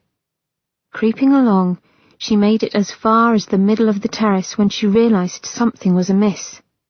The coppery tang of blood touched her nose. Walking on heavy feet, she followed the smell to the stairs that led to the garden. Her heels slid a ways as she came sharply to a halt before a black pool of blood on the white marble. Breath caught in her throat as she slowly turned toward the spill. A scream rose and died on her lips. Talent lay in a heap at the foot of the stairwell. His right arm was a stump, his body ravaged. She thought him dead, but he moved as if hearing her. One green eye, bloodied and raw, opened. His lips worked for a moment. Run. She couldn't move, couldn't leave him to this. He snarled, "Run!" As if giving her wings, his command made her fly down the stairs and toward the garden. Her sweaty fingers slipped on her skirts as she lifted them high. A rose garden flanked the sides of the terrace where, in June, the thick, sweet scent of their blooms would surely perfume the air. Now, however, they were merely hard, twisted roots, cut short for the winter. A low, distinct growl stopped her cold on the path. Everything in her went still. Past the thundering of her heart and the panting of her breath came the click of claws upon the marble and the wild, noxious sweet scent of wolf and sickness. He was behind her. Convulsively she swallowed. On trembling legs she turned. Up close, she finally got a good look at him. His head was deformed, massive tumours pulling his eyes far apart, sending his jaw askew. Amber eyes held such pain that Daisy felt not solely terror, but pity as well. Pity that died when the were snarled and headed for her. A surge lit through Daisy in answer, the strange feeling of power and pressure that throbbed in her belly and down to her fingertips. The ground rumbled for a moment, and then the sharp crackle of rosebushes growing rent the air. Daisy's insides quaked. Faster! More! The hard, thorny branches grew up and out, creating a wall around her. The were attacked, running so fast that Daisy's breath caught. The impact cracked the branches. Knife-sharp claws slashed at the wood, splintering it. Fear surged through her limbs and her power slipped. The roots faltered. More! Stronger! Focus! Thorns and branches wrapped tight around werewolf limbs, holding the beast off but not stopping him. One foreleg broke free, and then another. The wolf's eyes were on her, a promise gleaming in them. Daisy edged back, her heart pounding, her breath caught in a ball of terror in her throat. Desperately she drew on the feeling within her, and the rose branches snaked out, tangling around the were again and again, but it was not enough. With a bone-shaking howl, the beast writhed and the branches shattered like glass. Daisy stumbled back, her strength sputtering like an empty lamp. The werewolf stopped and cocked his head as though confused. Daisy's jaw clenched tight enough to ache before she forced herself to ease, trying to ignore the blood that caked the were's coat. Talent's blood. She froze upon the ground, too terrified to do anything more but wait. It limped forward, one foreleg shorter than the other due to his humped back. Light from the house windows hit his molted coat, highlighting the open sores that plagued him and the wounds from the thorns. Quite suddenly she wanted to cry. This was her future too, this suffering and deformity. "You hurt, don't you?" Halting, the were whined and shifted his weight from one leg to another. A world of agony lay in its eyes. "I'm sorry," she whispered, her voice too thin. His head lowered, yet a growl rumbled in his chest. In a flash, he snapped his teeth at her, snarling and growling. Her fingers clenched on air. Ian! She wanted Ian. Please let him be on his way. "Let me help you. I want to help you." He whined again, his massive head swaying as he cowered. "Pain. I feel pain." Daisy's heart skipped a beat, for she distinctly heard the words within her head. Licking her dry lips, she tried again. "Let me talk to the man." He shuddered violently, keening. "The man," she said. "Let him come and I can help you both." The wolf sighed, and his head sank down. The snap and pop of his bones filled the night as he shifted, and Daisy was left staring at a man.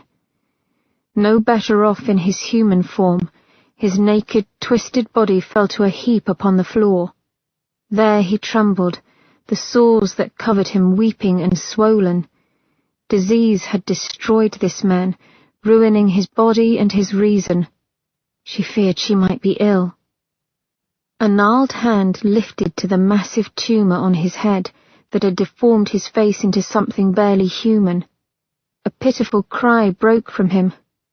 "Kill me," he rasped. Bleary eyes lifted to hers. "I cannot live as this." Daisy's heart threatened to pound out of her chest. "I cannot," he snarled, smashing his fist into his skull. "Kill me!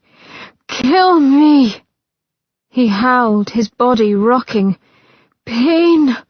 Too much!" Would someone take pity on her were it she who suffered? Did he not deserve compassion? A sob tore from her. "Let me get someone to help you." His voice grew thready, his displaced eyes desperate as he looked at her. "You, I want it to be you, please." He curled in on himself with a groan. "Please, Lucy, I tried to find you." Lucy. He thought she was his love. All this time he'd been looking for his love. She blinked back her tears.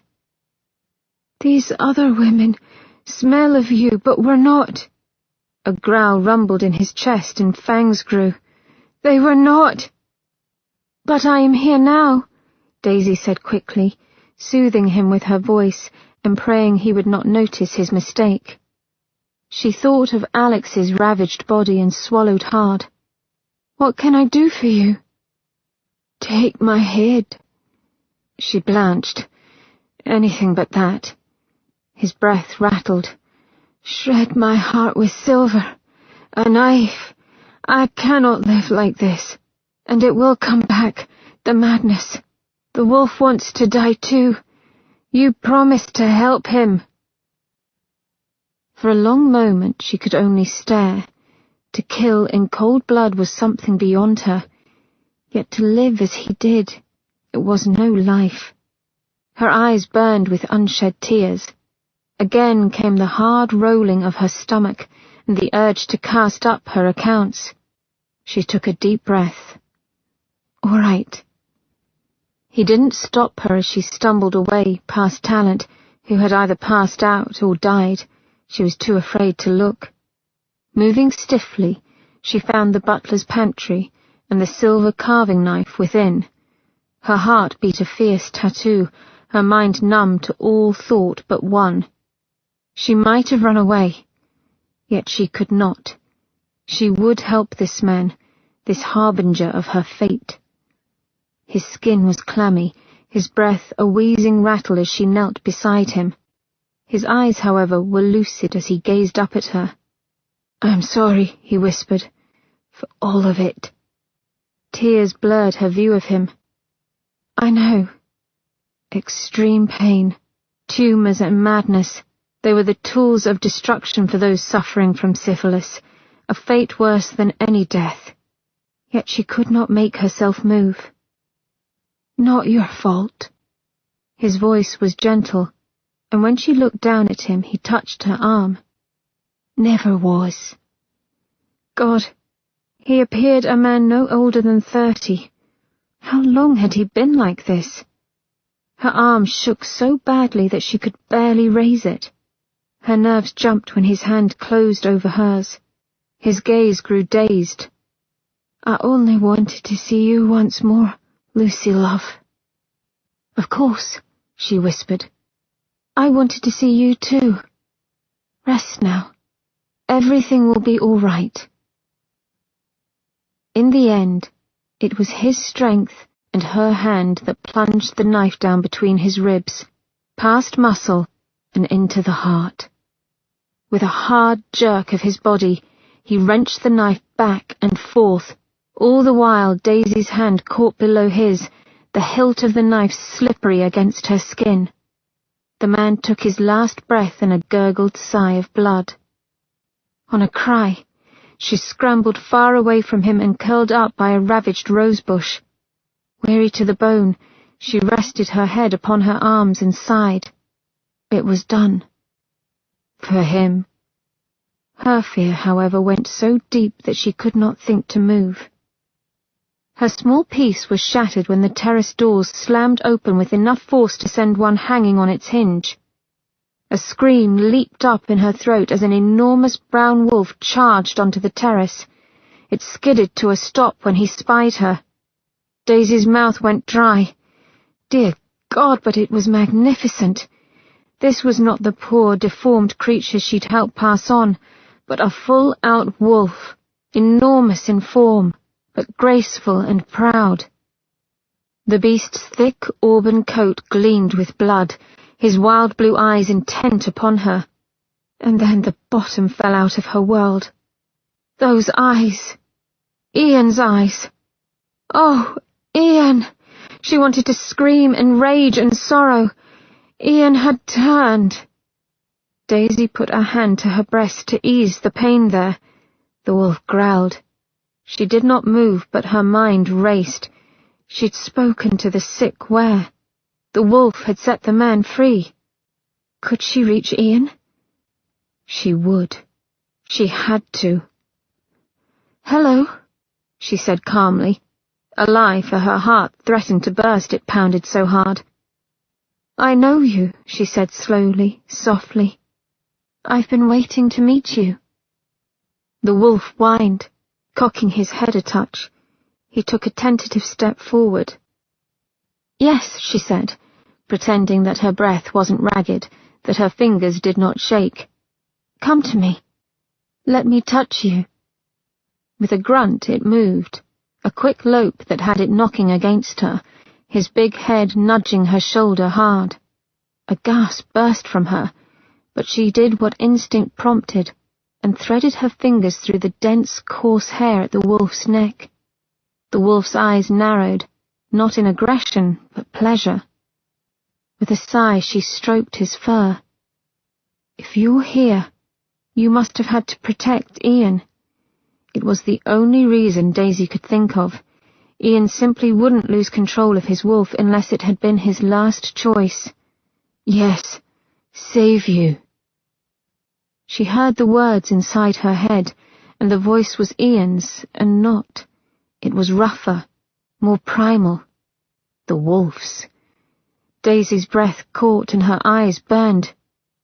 You've done well, so well. Save you from the were. Its blue gaze moved past her to rest on the dead man. A keening noise sounded low in the wolf's throat, and it turned away from the sight as if it pained him. I am so proud, she murmured as the wolf bunted his snout under her chin. The hit rattled her teeth. Before she could move, gentle fangs took hold of her lower jaw, but the wolf did nothing more than hold her still. A claim. With a smile she pushed him back. No more of that. She was insane, but could only hope the wolf understood. It seemed to, for it simply panted and nudged her once more. Daisy wrapped her arms around his neck. Let him come back, she whispered. I cannot lose him. The wolf whined, and she stroked his fur. He knows how to set you free again. He will, but I need him now. The wolf stilled and her heart thundered. Ian, she pled, come back to me. Come back. Dread pulled at her insides for a cold moment, and then the wolf stirred. Bones cracked and popped, the body around her arms shrinking. In the next breath, she felt smooth, hot skin, and Ian was in her arms, as weak as a pup as he fell to his knees. His chest heaved as he glanced up at her with reddened eyes. I think, he said, I'm going to be ill. He clung to her, his body damp with sweat and shaking. Daisy held him close, but she felt him stiffen as he caught sight of the twisted body on the ground. All colour leached from his face, and he wilted. Macon. Such pain in that utterance. Daisy's blood stilled. Macon. She glanced at the poor body of the man and back to Ian, who tore himself from her grasp and stumbled forward. Devastation marked every line of his countenance. I had a son. Macon. He was perfect, a good lad. Her head went light. Oh, God! Ian's child! A sharp pain lanced her chest. Ian! What did I do? Ian's breath rattled as he sank to the ground next to the body. But he died, she said in a panic. You said he died. Ian did not look at her. He'd already turned. His throat worked. I did not know. Lightly, as if he feared the body would break, Ian gathered his son against himself. Macon's head lolled back, his eyes sightless and staring. Daisy gripped herself so tightly her knuckles cracked. No, no, no, not this. I killed him. Such a stupid thing to say. What had she done? Yes. Ian did not take his eyes from his son. Ian! Her voice cracked. I did not know. He didn't seem to hear her. Lyle had him. All this time, watching my son go mad. A grand joke. Lyle? She thought of the crafty lichen who'd been Connell's right hand. He'd been the one to capture them at the cemetery. He'd been everywhere. Lyle kept him when he turned. All this time he was playing Connell and me against each other. He used Macon so I would challenge Connell. And it worked. Ian's shoulders lifted on a breath. My brother is dead. And my son. Oh, Ian. Were Lyle here, Daisy would kill him. Yet she knew in her bones that he was already dead. Ian would not have let him live after such a betrayal. Are you hurt? Still, Ian would not look her way. Suddenly she was glad for it. She could not bear to see his eyes and the accusation there. She deserved it, but she could not bear it. No, he... Daisy couldn't bring herself to say that Macon had begged for death. It sounded like an excuse. She wouldn't excuse herself for it. Ian's head fell forward, his hair swinging down to hide his face. Shame choked Daisy as she watched him. She wanted to say she was sorry, but knew it wouldn't matter. When he finally spoke, his voice was a broken thing that made her heart ache. I need to bury him. She licked her dry lips. I'll help you. No. He took another breath. Just go into the house. She went, because it was the only thing she could do for him. Chapter 38. It was not Ian who sought her out hours later, but Talent. Daisy stirred from her cold spot in the settee as he limped into her bedroom, his battered body bandaged up like a mummy. You should be in bed, she said. Her throat ached and her eyes burned, but the man before her looked like hell. He slumped onto the seat beside her and closed his eyes. Doesn't matter where I am, he said. I'll hurt like a bitch regardless. Your arm. It was missing below his elbow. Guilt flooded her at the sight. He had been defending her. We'll grow back, eventually. He did not sound very concerned, merely annoyed. Jesus, it's cold in here. Haven't you any notion of how to start a fire? He cracked one eye open. Or are we feeling sorry for ourselves?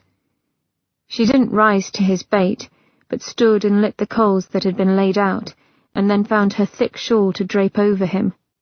Talent grunted in acknowledgement and kept his eyes closed. He didn't try to speak any more, for which Daisy was truly grateful, but simply sat with her for a long while as they stared into the fire. Every bone in her body hurt. She ought to go home. Only that place didn't feel like her home. Ian was her home, and she'd destroyed it. Eventually, she knew he'd seek her out and tell her to go. Until then, she would remain hiding away in cowardly fashion and aching to hold him. You had no choice. She sucked in a breath at the sound of Talent's voice. It took her a moment to find her own voice. It doesn't matter. It should. Macon was insane and hurting. He turned his head to look at her. I heard him beg you. Daisy winced, but he kept on. You did him a kindness. Ian will understand. Hell, you called him back after the wolf claimed him. He ought to be thanking you. Her laugh was weak and pained. It was his will and the wolf's trust that brought him back, not I. And as for his son, I fear logic and emotion never go hand in hand. No, Ian said from the door. They don't. Daisy and Talent stood up as one. Ian stepped into the room, his expression implacable. He'd cleaned himself up and dressed, yet he looked so defeated that she wanted to run to him and beg him to let her hold him. But she did not move. They stared at each other from across the room, the tension between them pulled as tight as a bowstring. Daisy could not think of a word to say to make things right. Talent frowned and then stirred. Utter one word, Jack, came Ian's fierce growl, and I'll rip your sharp tongue from your mouth. Well. Talent's mouth snapped shut. With a terse nod, he left them. Ian slammed the door shut behind them and stalked across the room. All protest died on her lips as he hauled her against his chest in a bone-squeezing embrace, and he buried his face in her hair. He stood shaking, holding her as if she might be snatched away. Nothing had ever felt better than his embrace. She clung to him and wished that it would never end. Don't, he pled when she started to speak. His grip tightened. Just don't. Not yet. Whatever she felt at that moment receded in the face of his disquiet. He eased only a little when she slid her hands up and cupped his cheeks. firelight turned his features into a patchwork of gold and amber angles and reflected in the haunted sheen of his eyes. "Ian," she whispered, because she knew he liked his name upon her lips. Then she kissed him. He made a sound close to a whimper, and then fell into the kiss, a man gripped by need. She pulled back and touched his face. "Ian, you don't need to." "I do need." A cracked, raw sound left him as he rested his forehead against hers. "I need more than you know." He unsheathed one claw and reduced her gown into tatters with stunning adeptness. Cold air shivered over her skin as he tumbled her onto the bed.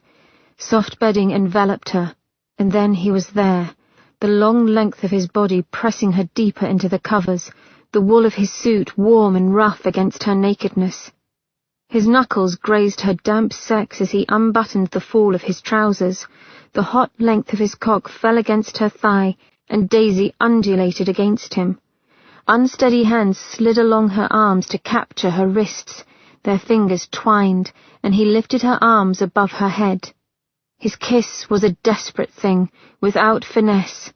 "I don't know any other way," he said against her mouth. "I don't know how else to show you." His eyes were wild and frightened as he gazed down at her, pausing as if to see if she understood. She was pinned to the bed, his thighs holding hers so wide apart that she felt the exposure acutely, and with it the need to be filled. Her heart knocked against her ribcage, for suddenly she did understand. She blinked back the mist blurring her vision and tightened her grip upon his fingers. "Then show me your way," she whispered. A deep shudder racked his frame. She expected him to act, to take her with quick brutality, but he did not.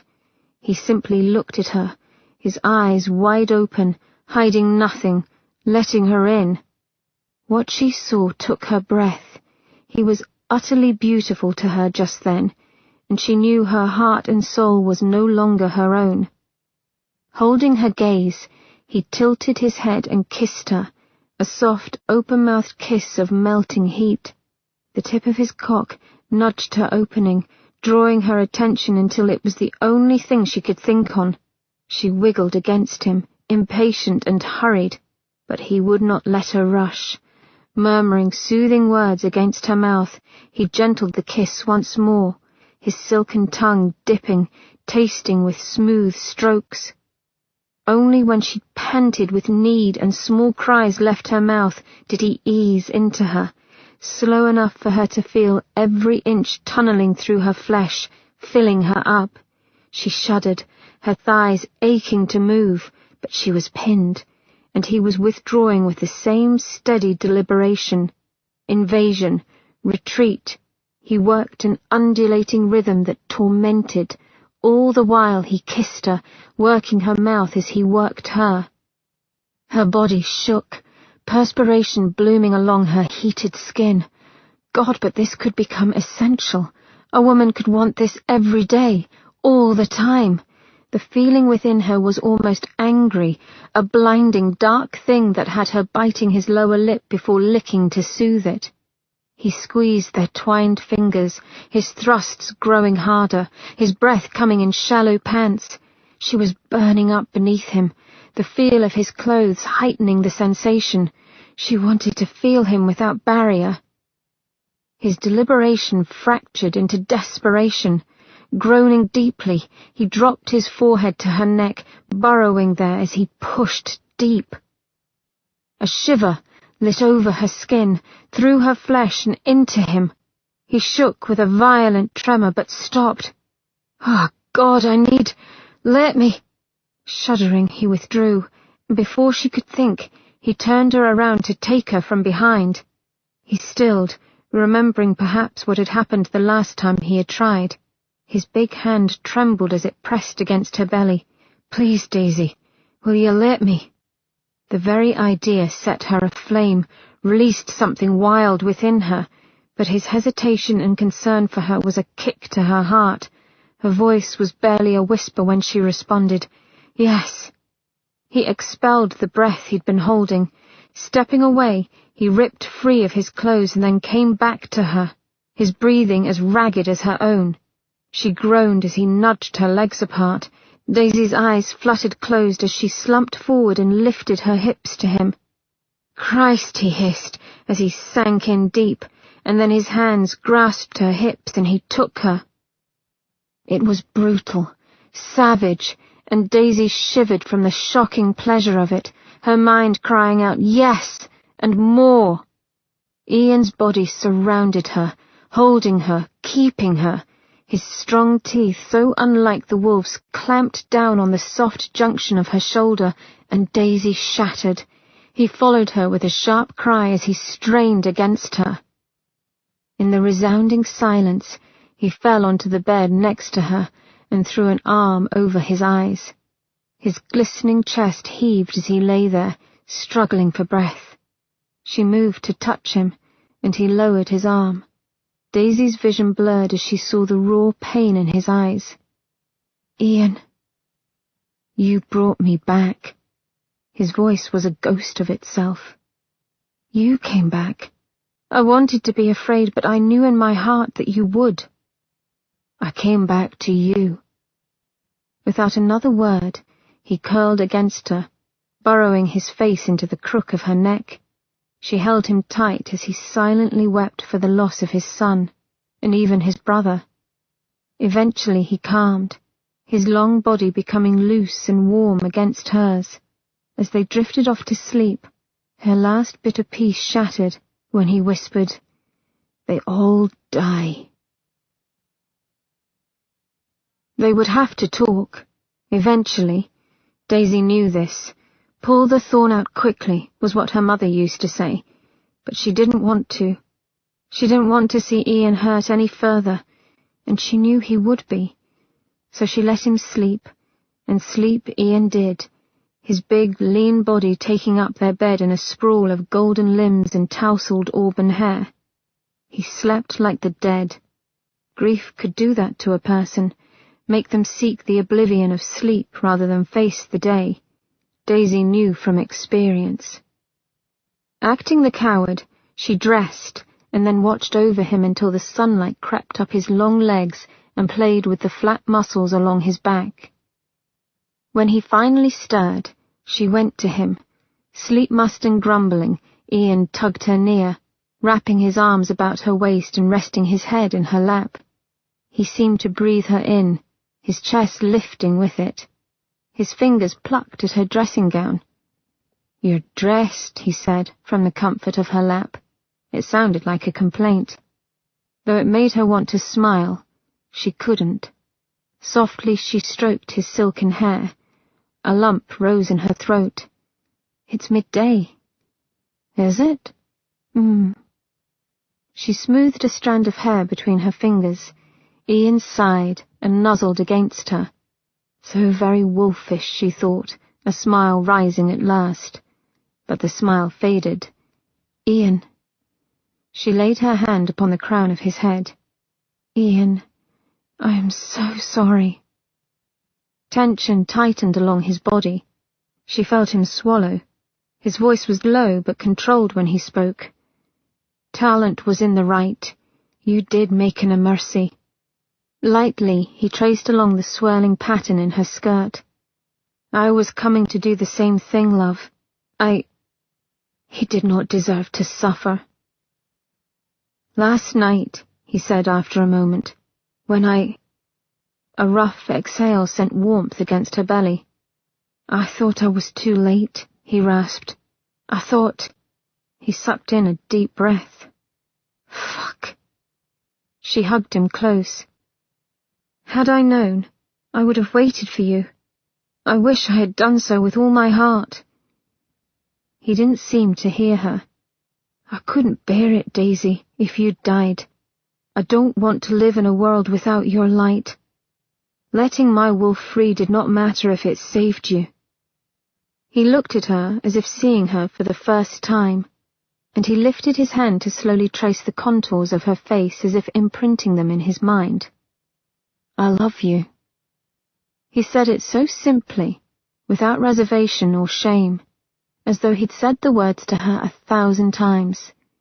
It took her breath and shattered her heart. The corner of his lips quirked in a repentant smile. I should have told you before, but I haven't. I haven't said the words in a long time. Quickly, she pressed a hand to his jaw, running her thumb across his bottom lip. Hush. Her insides were tearing apart, and it hurt. It hurt so badly, she thought she might wail. But she forced herself to say what she must. Hush, Ian. She bent over and gave him a soft, quick kiss and almost sobbed. You needn't. Her mouth wobbled, threatening to betray her, and she took another breath. You needn't feel obliged to say those things. He went utterly stiff against her, his expression recoiling as though he'd been struck. Daisy forged on, making herself speak quickly, see the deed done. I know you care, Ian. Care? His voice was flat, his eyes narrowing. Care. Obliged. He sat up full, and she drew away, sensing the inevitable explosion. But he wouldn't let her go far. Strong hands whipped out to clasp her upper arms in an unbreakable grip. Her heart cracked at the pain swimming in his blue gaze. I tell you I love you. Words I vowed never to say to another again. His fingers bit into her soft flesh. And you think them spoken out of obligation. His voice turned sharp, cutting, out of some warped need to coddle you. Ian, she whispered, for her voice wouldn't obey her any more than her heart would. You're hurting me. His eyes widened, and he let her go as if burned. With a curse he jumped up, oblivious to his nakedness. Aye, and you are hurting me, he snapped. Or are my feelings so unworthy as to not merit discussion? Daisy got to her feet. Don't be ridiculous, of course they matter. Oh? His brows slashed upward. I tell you I love you, and in turn you spout utter rot. Do I mean nothing to you? Yes. Oh, but the walls were closing in on her, his questions making her too hot, too agitated. I care for you as you care for me. Care, he snarled, tossing up a hand. His eyes flashed blue fire. I'm beginning to hate that word care. Fuck care. He paced toward her, gathering her in his arms again, his eyes wild but his touch careful now. No more deflections, Daisy Meg. It's just you and me here. Tell me why you cannot accept that I love you. Doubt flickered in his troubled gaze. Why you cannot say that you love me. She wrenched herself out of his embrace and stumbled back when he moved toward her. Because you cannot love me. You should not, Daisy shouted. I am not for you, Ian Ranulph. I am mortal, if you remember. I will die. He flinched then. Aye, some days that's all I think of, and it cuts me to the soul. She gasped, pressing a hand to her throbbing head. And you ask me why I resist? I know why you resist, he retorted. Why I resisted for as long as I did. He took another step closer. And I told you before. I'm willing to risk the pain to be with you, Daisy mine. Ian's expression darkened as he bore down on her. Yesterday, you were willing to try. Yesterday, you agreed to become my wife. Yesterday her life was filled with hope. She wrenched herself out of his embrace and stumbled back. Yesterday, I didn't fully appreciate the reality of what we would be to each other. She paced away from him, and the look of betrayal and pain she'd put in his eyes. I don't want to do this while you're hurting. I don't want to say these things now. Then don't say them. Someone has to. I know how much it devastated you to lose Macon. Her stomach pitched as he winced. And if we continue on this way, it will happen to you again. She tried to touch him, but he flinched away. Her hand curled into a fist as she let it drop. I can be unselfish for once. I can do that much for you." The whites of his eyes were red and glassy as he glared at her. "You're running away. Again." "Yes," she said, backing away. "I will not be another regret, Ian. I cannot be the one to cause you pain when I die and leave you behind." Pain lanced through the center of her skull and she ground her teeth. Love should not be the destruction of another. Talent was in the right. I make you weak, Ian. I cannot bear the thought of making you weak. Not you, the strongest man I've ever known. He stared at her for a long moment, his head cocked as if he were confused. But the clouds cleared, and he appeared almost angry. Christ! He strode forward. His mouth took hers in an open, heady kiss that spoke of frustration and desperation. She gave as good as she got, sinking into him because this was the last time she could. On a groan, his kiss gentled, exploring, coaxing, and when they finally parted, he gazed down at her. "You never made me weak," he said, giving her a little shake. "You make me strong." His big hands smoothed up her arms. "Just knowing you're in this world makes me want to live in it, makes me want to fight." A small sob broke from her lips, and his gaze grew tender as he brushed a kiss along her temple. "No, my Daisy Meg," he said against her hair. "Never weak, but infinitely strong." Sunlight gilded the swells of his shoulders and turned the ends of his hair into bronze. When he spoke, his voice was clear and firm. "I would be a god with the power of your love, if I knew that I had it." He touched her cheek. "But I cannot do it alone. I cannot bow and scrape for each scrap, hoping you'll see what I see in us. I won't have you by default." A small smile lifted his mouth. "Ah, but if you gave it to me freely, I swear on my soul I wouldn't let it go to waste. With everything I am, I'd give it back to you in return. I'd keep you, love you, to my last breath, lass." Softly he kissed her. A promise. It was all she ever wanted. He was home, peace and happiness, and it split her in two. A hole lay in her chest where her heart had been, and she felt as though it bled straight through her skin and onto her clothes. Everything in her turned cold, then hot. Why did he have to make it so hard? Why did he have to fight her? She wanted to kick and bite him for her pain, for his, so she turned from him. Ian simply followed her with his head. "Tell me that you don't love me, Daisy." His chest heaved. "If that be the case, tell me, and I'll let you go." Tears leaked from her eyes, scalding her skin as they ran free. "I cannot." He exhaled with a deep shudder, his grip easing. "Then why?" "I'm dying, Ian." The statement snapped like a whip, making his head rear back and his body tense.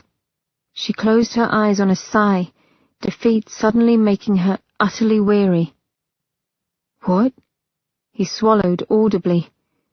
"Macon," she croaked. "He bit me on the night he first attacked." Quickly she licked her dry lips. "I've had headaches, sore throats, dizzy spells. I found the sore yesterday morning. Archer confirmed it. I have syphilis." His frozen stance shattered with a burst of agitated movements. "Where?" His hands were already fumbling with her gown. "What does it matter? Where?" He'd gone as white as chalk, his eyes awash with pain and denial, and it wrenched her heart anew. Too tired to resist, she lifted up the thick fall of her hair to reveal the small, round sore. His fingers hovered just above it, shaking. He bit his bottom lip hard and gave one sharp shake of his head. "No." She forced herself to look him in the eyes. "I'm done for." "No." He took a shallow breath. "There are treatments." At this she allowed a small smile. You know better than anyone how effective those treatments are, Ian. They're almost worse than the disease. I'll care for you. You won't be alone. We will find a cure, I swear it. Ian, you know what lies in store. Pain, fevers, sores, deformity, madness. You said yourself that you would have helped Macon go. Because he was already more than half gone. Ian gave her a little shake. I will not do that to you, so don't you fucking ask that of me, Daisy. Do not dare. She let him see the resolve in her eyes. That existence is not life. I won't do it, Ian. Do not ask me to become that. No. His expression crumpled. No, Daisy, no. A sob tore from him, and he buried his head in her hair. I won't let you. I can't. She cradled him, cooing under her breath as he cried. His arms wrapped around her, a vise that wouldn't let go as his lean frame shook. Do not do this, please. I can't lose you too. No, love, she managed. Not now. There's time yet. She let him undress her and helped him with his clothes, their kisses soft, silent, his hand shaking as he touched her everywhere, mapping the topography of her body and she his gloriously strong body that would never age, never grow ill. He was the miracle that she could never be as a human. Slowly they relearned each other. There, in the sanctuary of their bed, with him, his touch, his taste, she was timeless, eternal. She was whole.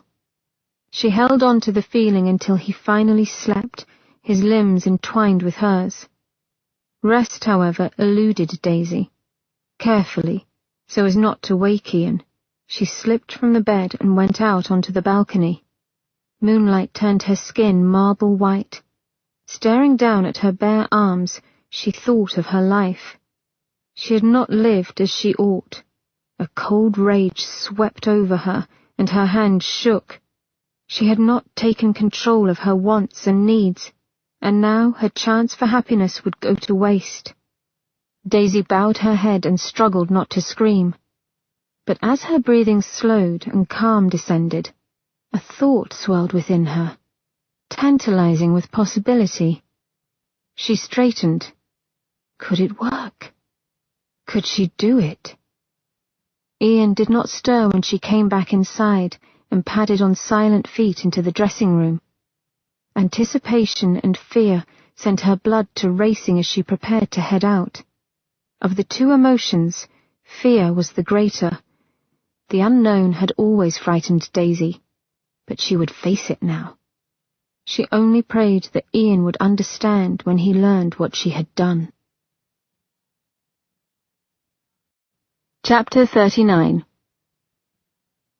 Ian's fist nearly broke through the front door of Archer House. He pummeled it with all the terror and pain that gripped his soul. "Open up!" His shout ripped his throat raw. "Open, damn you!" Before he could howl and shred the door to bits with his claws, it whipped open. Miranda stood in shocked fury, her green eyes glinting. "Northrop, have you gone mad? You scared my butler into his closet." "Where is she?"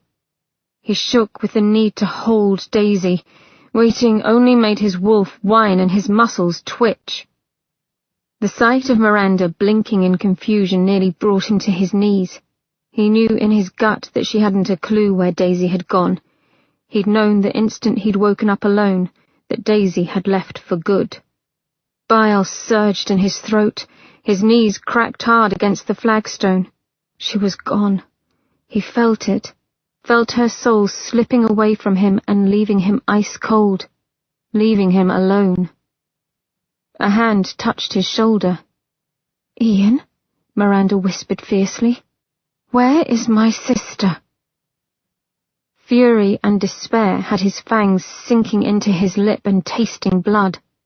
She'd given up, quit on him. A keening cry tore through the air. He realized it was his. Words felt like broken glass in his mouth. She's taken her own way out. Her footsteps echoed in the silence as Daisy walked slowly across the Waterloo Bridge. She was afraid, so very afraid and cold. It made her want to turn tail and run, back to Ian and his warmth. Wrapping her arms about her middle, she kept going. A thick fog had come up, shrouding the bridge in murky grey bunting, punctuated only by the ghostly glow of the gas lamps. She would not think about him, about her family, her life. Her steps stuttered. Think about Macon, what he'd become, deformed, grotesque, in agony. She shivered, her steps slowing. The mad beating of her heart overshadowed the mournful wail of a foghorn and the clang of a buoy.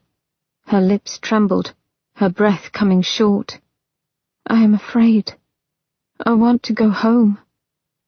Her fingers curled around the cold, slick wood of a piling as she stepped onto the pier. Just beyond, the barge floated at anchor, as if waiting for her to pay a call. What if he said no? What if she had to inhabit another body? Bile rose in her throat, threatening to let loose. Her muscles tensed as she moved to pull herself up. The water below her raced onward, making her dizzy. Ian. What would he think? Would he understand that she had no other choice? Would he find her repugnant? Shame burned in her belly. On a cry, she tore away from the piling. I cannot. You can, because you are no coward. Daisy jumped at the sound. A scream clogged in her throat as a figure emerged from the fog. The man stepped closer, his familiar features illuminated by the weak lamplight behind her. His voice was a low melody in the dusk. I've been waiting for you. You've been watching me. Yes. She ought to be furious, but he had promised Ian. Then you knew I would come to ask. Of course. He gave her a wry smile. We are, after all, the ears of London. Her insides trembled. He would make dying easy. She knew that now, and she didn't know if she appreciated the gesture. I am afraid. She blinked down at the hand he held out. Salvation is yours, he said. The question is, how much are you willing to sacrifice for love? There, glinting in the black bed of his gloved palm, it lay. A silver charm in the form of a goddess, with the wings of an angel. Chapter 40. It wasn't easy to find Ian. Aside from his home and Ranulph House, both of which were unnervingly empty, she hadn't a clue where to look. As a last resort, she went to Miranda's home. Her sister ran out into the hall to meet her. Daisy, where have you been? Daisy tried to smile, but she was too weak. Her body felt odd, heavy yet light, as if she might float away from it at any moment. The heart within her chest was like a ballast stone, an uncomfortable bulk that stretched against her breastbone, a sensation she was assured that would lessen with time. Later, Pet. I need to find Ian. Do you know where he is? Miranda's eyes pinched. He was beside himself. He thought... She clenched Daisy's arm. He was under the impression that you went off to kill yourself. Guilt speared her, and with it, a cold fear that he would find what she'd done even worse. Well, obviously I did not, she said briskly, and then winced at her own callousness. Panda, where is he? Oh, how glib you are acting. You scared the devil out of me, Daisy. Oh, Daisy. Archer told me about what's happened. She teared up. You must know that we will help you. Daisy stroked Miranda's cheek. I'm sorry to have worried you all. It was a misunderstanding. Everything will be all right now, dearest. That is supposed to be what I say to you. Miranda stopped short and studied her with a keen eye. You look odd. Lovely, but odd. Well, she felt odd. Daisy could no longer bite back her impatience. Panda! I need Ian, now! Indeed, if she didn't see him soon, she might scream. He's at the Plough and Harrow, said a male voice behind them. Talent limped forward on limbs still healing. He's gone out of his head. I came to see if Lady or Lord Archer could talk him down. Cold accusation burned into her. Because I thought you were gone. How did you get in? Miranda asked. Flew through an open window. Miranda blinked in surprise, but Daisy was already gathering her skirt. Daisy, wait! Miranda searched her face. I'm sorry I stood in your way. He loves you so. I know. And the knowledge gave Daisy the strength to run to him. Clemens was in a state when she arrived. The wave-faced barkeep paced in front of his tavern, wringing his hands and muttering about crazed noblemen. He threw everybody out, Clemens told her. Had his man give me a sack of coins and said he'd buy the use of the place for the night. Daisy moved to go in when he blocked her path.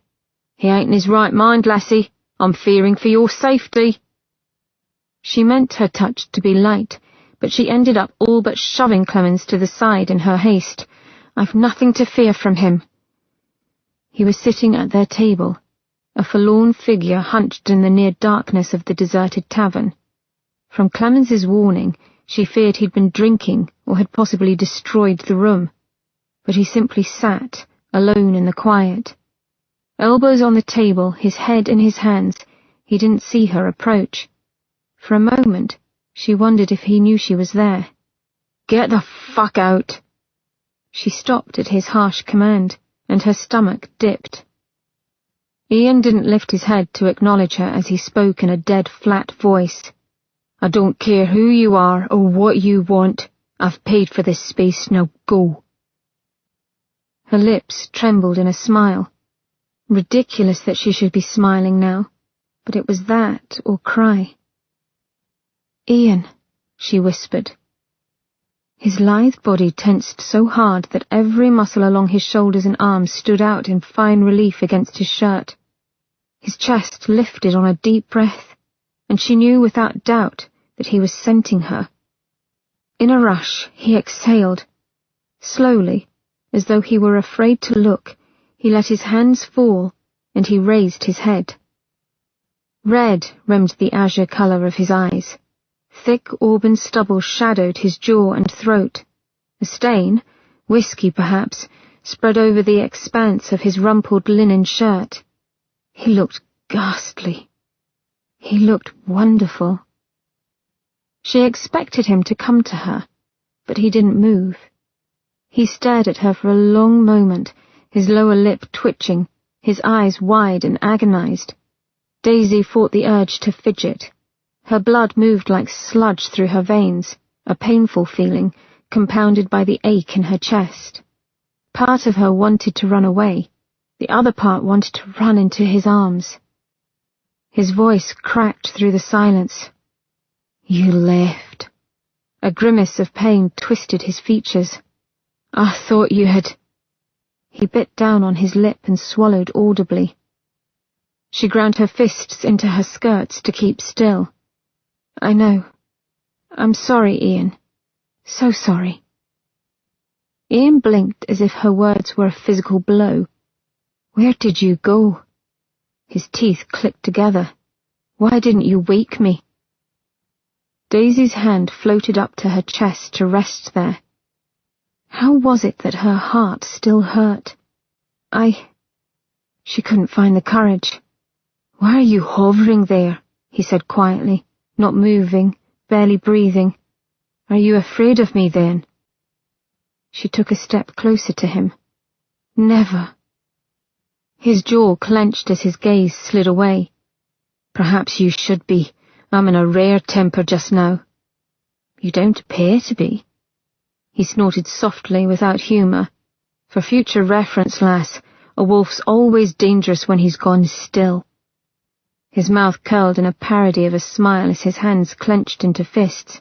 and I am of a mind to stroop your backside, as you so kindly put it once." The hurt surrounding him made her eyes water. She would make it up to him. With everything she had, she would make him feel loved and cherished. "You still don't scare me, Ian Ranulph." His eyes fluttered closed for one pained moment. When they opened, they shone brilliant blue. "Then come here," he exhaled with a ragged growl. "Come here. Let me touch you, if you're real."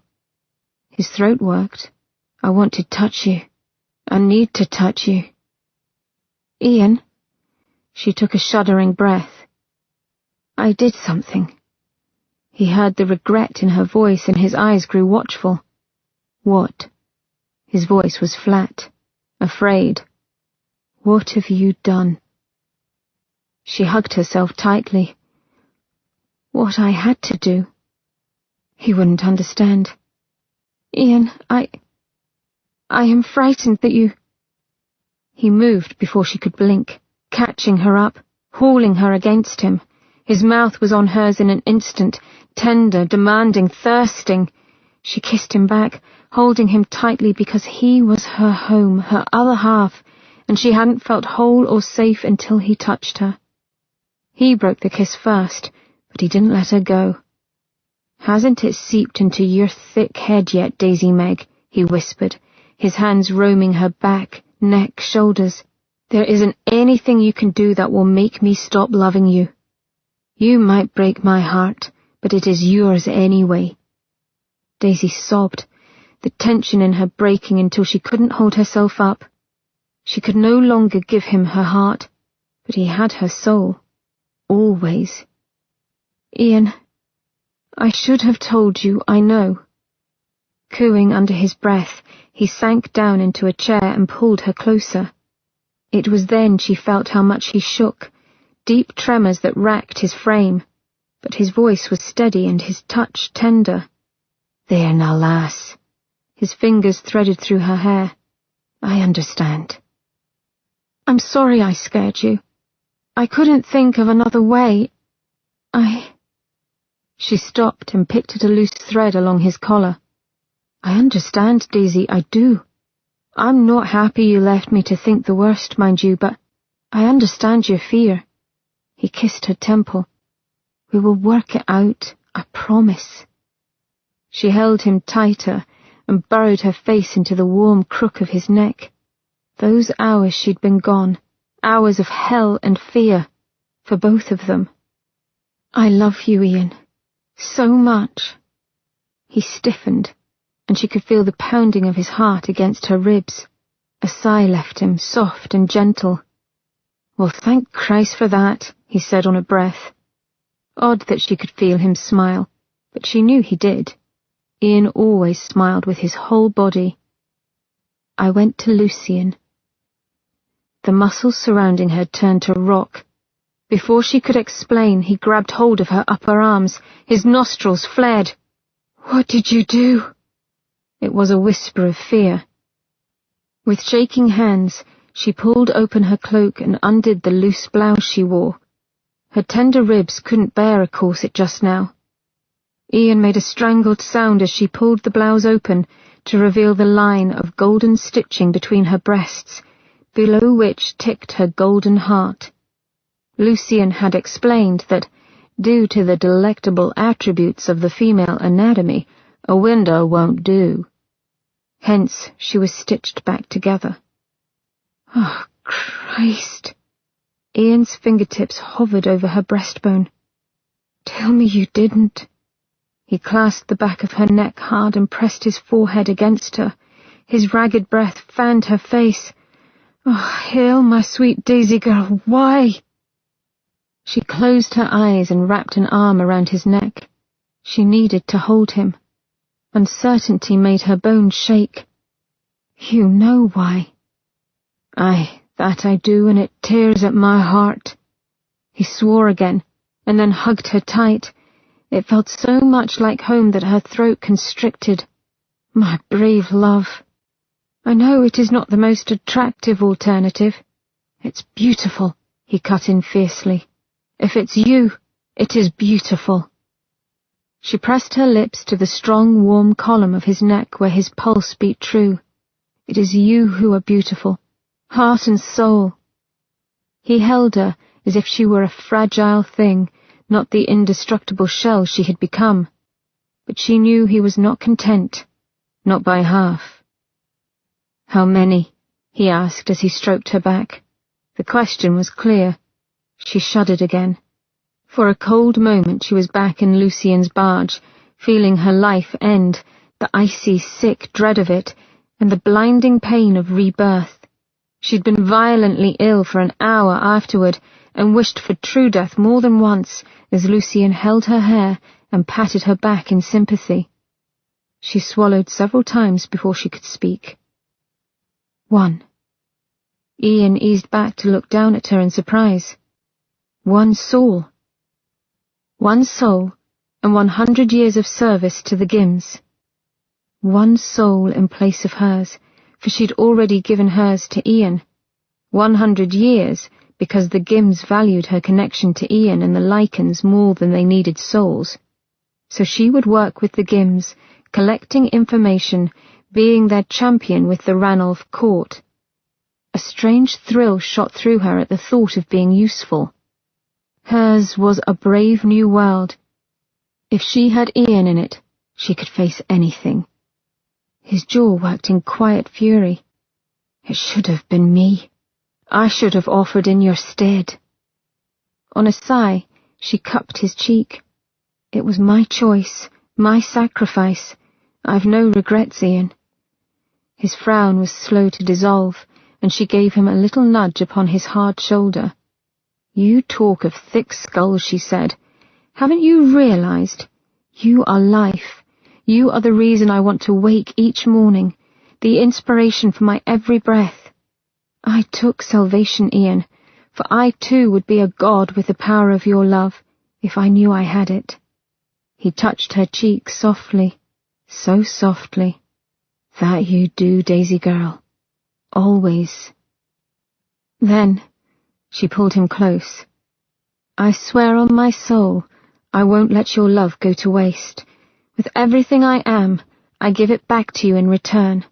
I shall keep you and love you till my last breath." She saw the realization break over him, that she was like him now, immortal. No longer would he have to see her age as he stayed the same. For as long as they had each other, they would never be alone again. His smile was the brilliance of the moon as he leaned down to kiss her. "Till my last breath." Epilogue. Ian and Daisy's wedding was a rousing affair, filled with drinking, dancing, and the occasional Scot bursting into song, never mind the antics of the Lycans. Indeed, the bride and groom were quite shameless in their open displays of affection, so much so that come time to depart, the groom simply tossed his bride over his shoulder and carried his woman off. The bride laughed the whole way out. "Show off," muttered his best man, Archer, though no one was fooled, least of all his own wife, who gave him a secretive smile and tugged him home shortly thereafter. As for Poppy, she returned to an empty house. For 3 months she had endured this painful solo homecoming. 3 months, and it did not get any easier. She went through the motions of removing